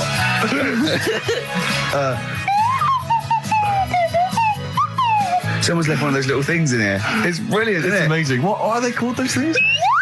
I imagine there, I was thinking of being in the front row at a Morrissey concert and going, can I just play along? They are brilliant. I don't know what kind of sound that is. I don't know. It's only used for when Kenneth Williams sees someone undressing. Yeah. That's the only time that is used, that noise. Exactly. That is brilliant. But it's like it was specially created for the Carry On films. Yeah, we need... I don't know what it is, but we need something when I walk in and see someone changing. Well, what about this? There is a Light That Never Goes Out by the Smiths. I phoned Carl up in the week, yeah, and I said, what are you doing? He went, well, even though it's one of my days off, I'm just doing some research on the web. Found anything that said, yeah, I'm doing science. And then he said, you can get wigs for dogs in Tokyo. That's his scientific fact. And I went, what do you mean? Dogs, if they need a wig? I said, if they need a wig, what? Dogs going bald? And he went, like, this is fine to him. He went, it's a stressful city, Tokyo. The world's all right with Carl. He's always got an explanation. I've only ever seen him confused once. When in Edinburgh, he looked out of his window one day and he saw a bloke putting a parking ticket on some rubbish. Yeah. And that genuinely confused him. Yeah. He couldn't work out, could you? It's a bit weird, isn't it? And the woman breastfeeding her 8-year-old child, you didn't like, did you? I don't like that. But the what's the name? Animals with wigs. I kind of thought, after I put the phone down to you, I kind of thought about it, thought, yeah, it's a bit daft, that. Are you sure it's not the ageing pop group? No. The Animals? But when you think, have you ever seen, like, a bald pet? No. It's weird. What do you mean? Because my mum, we had a cat, we used to get through loads of cats because we lived on Oh, God, it started early today, innit? What do you mean? It's only 10 past 1. What are you doing? Running a restaurant? We lived on... Oh, God, what do you mean? No, we lived on, like, a main road. Oh, yeah. Right? So we used to get through a lot of them. My dad kept saying, risk. Stop wasting money, it's not Stop good. wasting money, not wasting cats. Right, so anyway, we had this cat that was ill all the time. And it's just bag of news, probably. Yeah, malingerer. Yeah, I'm terrified. I'm going to which house? Rome. Oh, God, bloody hell. Rome. Don't let me go to the Pilkingtons. And it, for some reason, it kept being sick all the time. Right? Yeah, that is news. That's definitely news. So my mum kind of thought, I've had enough of this, and she shaved it. Whoa. Whoa. Now, I know you're not vets in your family, but what correlation did your mum think there was between you being sick and shaving it? Because it kept being sick and it was a pain to wash because it kept getting So caught she up. wanted a dry wipe cat. So Why didn't you just varnish it? What? it's weird. It's weird though. So now he's cold and sick. No, but not all of it. She left sort of the back half, but sort of from its waist, sort of. I love that. Shave it because it's sick on itself. And That is it was the genius. weirdest looking thing. I mean, normally I like cats. I'm always like giving yours a stroke on the head and that. Yeah. But as soon as she did that, it was like, oh, Yeah. can't touch it. And then So now it's sick, cold, and hated. Yeah. Carl. It must have, I mean, the other cats must have been taking the mick out of it constantly. It's just making things worse. Did it get, I'm hoping that it got run over and was put out of its misery. no, I think it got all right, that one. Or is that the? Yeah, it did get run over. It did. Oh, God. Oh, dear. How many cats do you say you've got through? I'd say whilst I was living at home, I mean, it's still on the increase even though I'm not there. So whilst I was there, probably 5. God. Wow. Oh. Yeah. And were you upset each time, or you just got used to it? It's one of them things, isn't it? Like I've said before, when you first see something, it's a bit of a shock. Do you know what I mean? It's like the Elephant Man or whatever. Yeah. First time you see him, it's that sort of, oh, look at that. Do you remember the first time you saw Steve? No, I'm not being funny. Do you remember the first? Yeah, but I've said this before. It's always, then you get used to how people look and you don't... No. I'm going to burst. You went to Lanzarote. Yeah. People said don't go to Lanzarote. They told you it was Lanzarote. They told you, were they right or wrong? You were right, yeah. Really? Yeah, it's a bit ropey, yeah. Is it why? Just, out there. If it wasn't for the volcano they had, it'd been knackered. That's their big draw, is it? That's it, basically. That's all they've got going for them. When you landed, was it really hot? Were you quite excited? You were thinking this is okay? It was warm. It's we can't complain about the weather. The weather was all right. Sure. You know what I mean? That's what I went for. But it'd be nice if there just was something else. Yeah. What did you do all day then? Did you read your ritual book? No, I didn't read that. I read that book. Do you know the book that I bought and all the chapters were messed up? Oh, yeah. I bought a better version of that. All right. And I read that. Excellent. And then... Did it make more sense in order? Yeah, a lot easier to follow. Yeah. And then we went and had a look at the volcanoes and that. They've got 36 of them to look at. How many did you look at before you realised that pretty much, you've seen one volcano, you've seen them all? Probably about 6 or 7. Really? Yeah. And then when you got to the 8th, you thought, now I know what this is going to be, Suzanne. This is going to be like a mountain with a hole in the top. Yeah. Really? But it happened years ago as well. It's like, just keep a couple, fill the rest in, tidy it up. Fill the rest in! Yeah, no, Well, getting some builders. No, seriously though. Okay, 4 million tons of concrete, please. They're an absolute death trap. Yeah, what do you mean fill them in? Do you know what a volcano is? It's just a hole, isn't it? That's happened. Well, it's more than the happened back hole. It's in- more a portal to the magma in the centre of the earth. Back in 1730 it happened, and they still haven't sorted it out. Well, when you say it happened, volcanoes were made a lot longer ago than 1730. No, but the one that did Lanzarote in. Right. Sort it out. What would you suggest?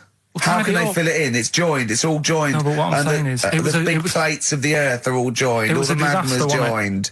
With the trade centre thing, that happened. They cleaned it up, sorted it out, they've moved on. That's what I'm saying. Whereas Lanzarote have just gone, leave it. It happened back in 1730. You misunderstand me. How, in the name of God, can you fill in a volcano? You ignorant twit. No, but it's not just the holes. They've actually left the lava everywhere. That's what I mean. It's not just the big holes. There's lava everywhere. But it's molten rock. They can't just pick it up like they're like a carpet. Put it in the holes. The holes are there ready. Just push it all in. That's what I'm saying. Do you know what a fable I've is? got a Carl? rough idea. Okay, it's a thing that uses sort of metaphor, analogy, just to explain sort of morals. I mean, they're very old for a start, and it's all. I'll give you an example of one. A quick one. Oh, the one about the dog with 2 bones. he goes to a dog's got a bone. He sees a reflection in the lake, and he thinks, "Oh, that dog's got a nice bone. I'll have that." And as he goes to get that one in the reflection, he drops the one he's got, and that's one about, you know. I think I was told one when I was younger. Go on. I think it was one.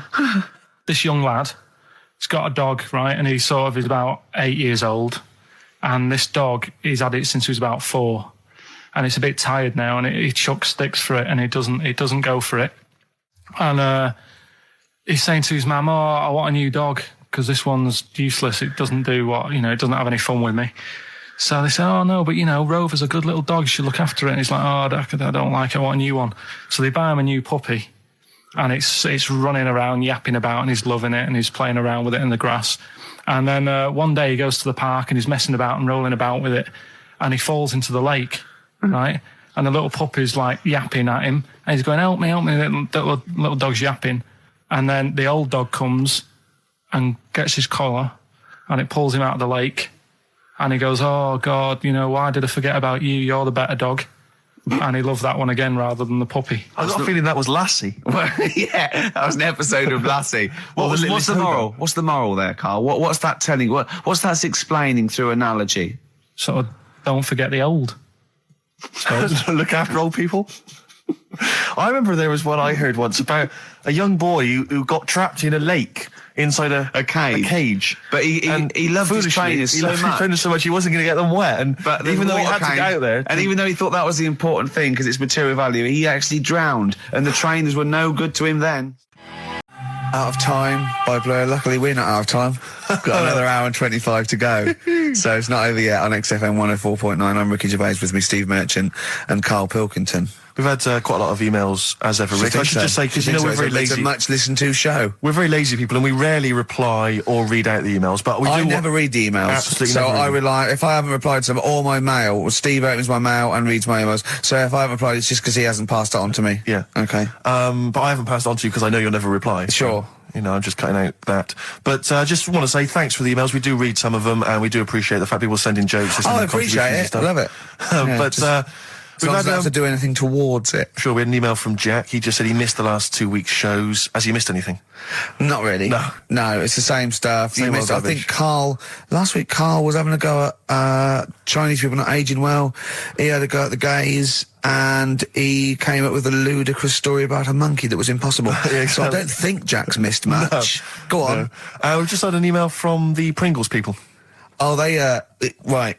Good, because it's finally started to happen. I hear these stories about people given cars and Armani suits and trips abroad, and we haven't had no. But finally, people are starting to, you know, realise what we're doing, our impact on society, and we've got a whole box of Pringles sent to us. Not on those little tubes, the proper tubes, the foot-long tubes. Yeah. So. You know, and well, what have they said? Well, the Pringles guys want them back. No, they've said they like the show, and if you want more Pringles, give them a call and they'll send you more Pringles. More Pringles. Yeah. I bloody love Pringles. Yeah. Pringles are... The thing about Pringles is, they're Moorish, right? Yeah. But how would I put it? You know the sort of thing when I open them, yeah. And by that when I pop, right? Yeah.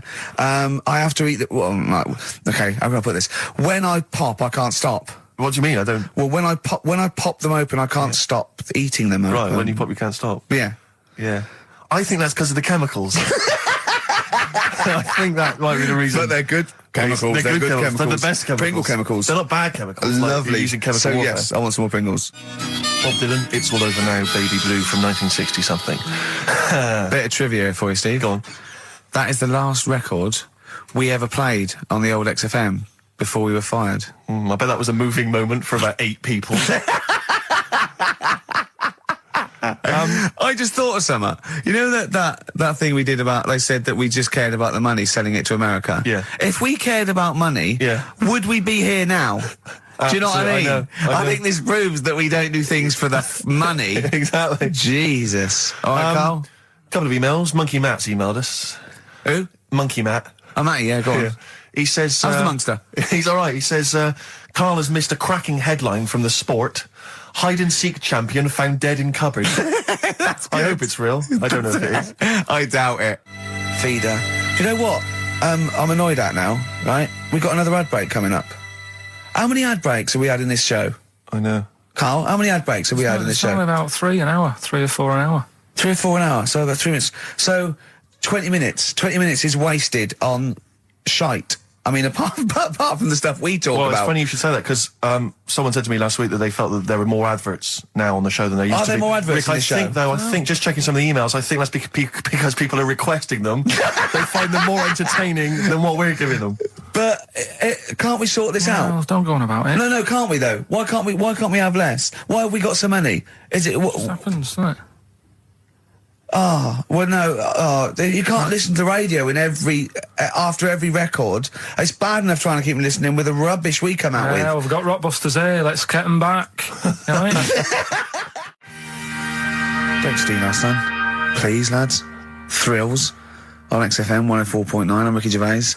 With me, Steve Merchant and Karl Pilkington. Yeah. Little Carly Pilkington, little baldy mank whinging little twat. How are you? Yeah, all right, yeah. What are you doing? Happy? Feeling a bit happier today? You look as full of spunk, as they say in America. Yeah, I'm alright. Just a bit of a miserable day though, isn't it? Yeah. A bit miserable. Yeah. Walking in today, right? Do you know I walked through like the sort of the gay district of London and that? Right. You don't walk, you mince, don't you? Well, just walking through on the way to work, and I'm always interested in their little shops and stuff that they have, right? Loads of Their little shops. That's don't be ashamed of. If you want to go in and buy something, go in and buy something. I'm just having a look at, looking in the windows and stuff. Little postcard just near the entrance. Yeah. That's meant to tease people in, to make people go, that sounds good, I'll nip in. Right? Little postcard. Free butt plugs with every sale. That's great. How did we get from 5p off milk to free butt plugs with every sale? Wow. What's society come to? Well, it's because we're liberated, Rick. Yeah. You know, it's an open What society. did you buy to get them? You didn't buy... Oh, I didn't but what's the purpose? What, of the poster or of butt plugs? Butt plugs. Because I really honestly You don't... shove them up your arse, don't you? Whoa, slow down, bum. Shove them up your bum. Yeah. But when? Is that just like when you're doing whatever, doing stuff around the house? Or... I think it's not to keep things out. Is it like you would use a plug in the sink to keep, the water in the sink? Oh, if you're not gay. Get that? Oh, yeah. No, I know what you mean, yeah. I don't know. No entry. What is it? I mean, I don't understand what I that's don't know. I assume it either feels good or are they... well, I've got to be careful here. Or are they sort of like breaking it in? Right, yeah. Do you know what I mean? Like it's like a shoehorn. Sure. or It's or like when you stick paper in your shoes if they're a bit tight. Or those people who sort of like put little bits of wood in their lips, and then as soon they've got big plates in their lips. Yeah. Same with the butt plug. It means you can, you're ready for anything. I don't know, do I? Look at Carl's face. Well, if you know what butt plugs are used for, then why not get in touch? Ricky.Gervais at xfm.co.uk. What do you think? If there's any... I can't believe we're already on this subject. I know. It's 1:05 and we're I was gonna say then, if there's any people who use butt plugs, and I was thinking that Carl would have said, well, they're not up yet. Yeah. Because they go out late. No, but what is it? We're award-winning people. We've written a TV Not on show. It's radio, highly though. respected. Not on radio. We're rubbish on radio. I know, but We've got nothing to lose. But I always say to you, Steve, that I like educating people and that. Now, the way I see it is I didn't know what they were. Let's phone to go in. Someone might know about butt plugs. All right, we'll get No, get them on. Get them on. Ask them. No, because they might say something dodgy. Oh! Yeah, whereas, what have we just been doing? Just take a chance. Take a chance and tell them not to swear. Well, you tell them. Okay. Right, Steve, I haven't got my headphones on. Hello, who's that? Oh, Honey, hold on. Who, sorry? Nicholas. Nicholas, hello, mate. You're not going to swear, are you? No, I'm not going to Keep it clean. Yeah. Keep them keen. What were you calling about? I'm phoning about your plugs. About, not my plugs, but sure, plugs in general. What, do you know much about them? No, Are you a plug user yourself? No, I'm just thinking if maybe you've got some gay friends and you're spending the night at their place, you might want to use one. Right. What, you mean experiment with them, or...? No, so you can make sure they're not going to do anything while you're asleep. Could I suggest, just lock the door? I mean, that is easier to me. Can I make a bigger suggestion? That's probably the most homophobic thing we've had said on the show today. Thanks very much for your call. Right, okay, good. Well, that's why we shouldn't put people on the line. Just, without checking first. I think Carl's made a good point. That's the calibre of listener we've got. Carl, come on, what's the matter with you? Oh, Thorns. that's No blue sky. Beautiful, isn't it? And that great track. it's all right, yeah. Just had an email, yeah. That woman who opened the Office script could have her head cut off. Apparently.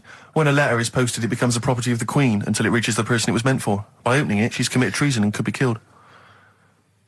I don't know if you're familiar with this story, Carl, are you? Go on. Apparently, some copies of the Office Christmas specials scripts got sent to the wrong address. Some woman. And, I don't know what you do in that situation. Normally, if I get mail that's not addressed to me, I just give it to the postman or put it back in the postbox. Radio 1 tried to speak to her, but apparently she's got a gagging order, which makes us think that she sold it to the Sunday. So we'll read it. We'll read the plot of The Office tomorrow in the Sunday papers, which ruin it for some people. Ruin it for a lot of people, yeah. But the other thing is, I mean, if it was sent to her, obviously her name wasn't on it. Oh. If that's true, in which case, I think that's quite a serious offence, isn't it? I would hope so. I mean, I would hope that, if I sent something in an envelope, it was... But the BBC, the BBC thinks that because the person they said it was meant to be sent to got his, he thinks maybe that's an excuse. Maybe someone gave her the script and said, don't say it came from me. Yeah. So... I don't know, maybe she's protected someone, I don't know. Yeah, well, if that is... Well, either way, don't sell it to a newspaper. Well, It's just the kind of mercenary nature of it that I loathe, It's the fact that... And the fact that it's only just now makes me wonder if she had it there lying around in her house and someone said to her, well, why don't you go to the papers? Yeah. Try and flog it. But I just don't think I don't think she's going to get a lot for it, because people are going to see it soon. It's not like it's the Hitler Diaries. Well, they're not very well written. But, I mean... I don't know. I tell you what I'm frustrated by is just the fact that it's like we've worked hard to give people some kind of pleasure for this Christmas, because a lot of people are very depressed, Rick, very low at this time of year. They've not got what they wanted. But we're trying to cheer them up, give them a bit of happiness. Yeah, but I think she'll be happy if she gets a lot of money. True. I don't know. I think it's just tacky, really. It's like, well, I just say, if you're a fan of the show and you don't want to know what happens, then don't read the Sundays tomorrow, or at least avoid it when it says we tell you what happened. The papers might not ruin it. The papers might go... We've got them, but we're not going to ruin it for people. That'd be a nice gesture. But I don't know. All I can say is it's a good job that I send out the prizes. Because that Michael Palin around the world in 80 days will be going to the person who won it. Yeah. And if someone else receives it, they better not try and... Go on. There's a programme. We couldn't have said the cock soup if we'd made it up, but because it's real. It's fine. We also couldn't have said the cock soup if we'd have meant a male penis. Thankfully, we don't. So. We mean a little chicken. Go on. This programme was on. It was Wednesday night, something. About this little lad. It was a fella and a woman at the same time. What do you mean? Like a cartoon with a secret identity. by night. What do you mean? He had both by day a boy, by night a woman. He had it all. What you? Sorry, wait. So he had male and female genitalia. Yeah. So what do you call someone that's born like that? Weird. Yeah. What's the term for it? Go on. You know it. We've talked about it before. Aphrodite. Really? So close. Hermaphrodite. Yeah, hermaphrodite. Yeah. That's weird, though, isn't it? Yeah. And he had the ball. Yeah. And he had the... Well, what happened was he was born, right? Obviously. And the doctor said, there you go. Lovely little boy and girl. So the mum was like, what? So he said... No, I don't think the doctor was sarcastic. I don't think the doctor was sort of dissing them. Yeah. There you go. What do you mean, doctor? I'm gonna have a look. Exactly. There's a cock, there's a minge. All right, see you later. What are you going to call her? Hit. But doctor, what do you mean? Have a look. He wasn't sarcastic. He didn't give clues. Tell me what you mean. Give me a straight answer. He probably went, oh shit, she's got a cock. He didn't go... He wasn't sarky to the parents. No, anyway. But I'm just getting across, do you know what I mean? I always had a little bit just to... Yeah, I know you do, yeah. You should be a newsreader. Be brilliant. So there's a little kid lying there. Yeah. And the mum says, what am I going to do then? So the doctor I mean, I'm condensing this. It was like Sure. an hour long. Sure. Yeah. Yeah. So he says, what will, you know, she said, what will I do? And the doctor said, well, he's not sort of well hung. Right. Oh, So, he's not sort of well on.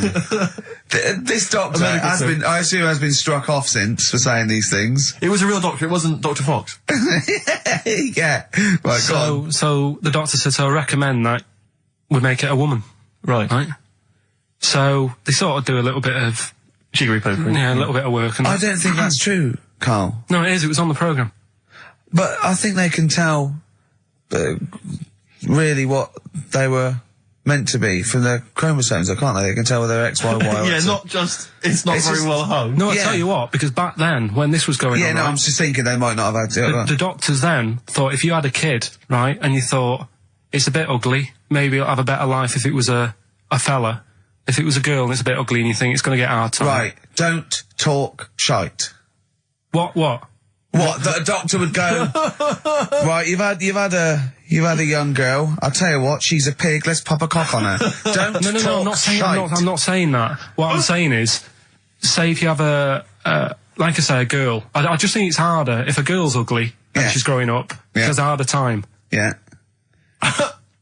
Don't you agree with that? If Possibly, but you don't change someone when they when No, yeah. you don't change their gender no, because no, they're I'm just because of saying Mingo. what I'm saying is the Elephant Man would have had a harder time if it was Elephant Woman.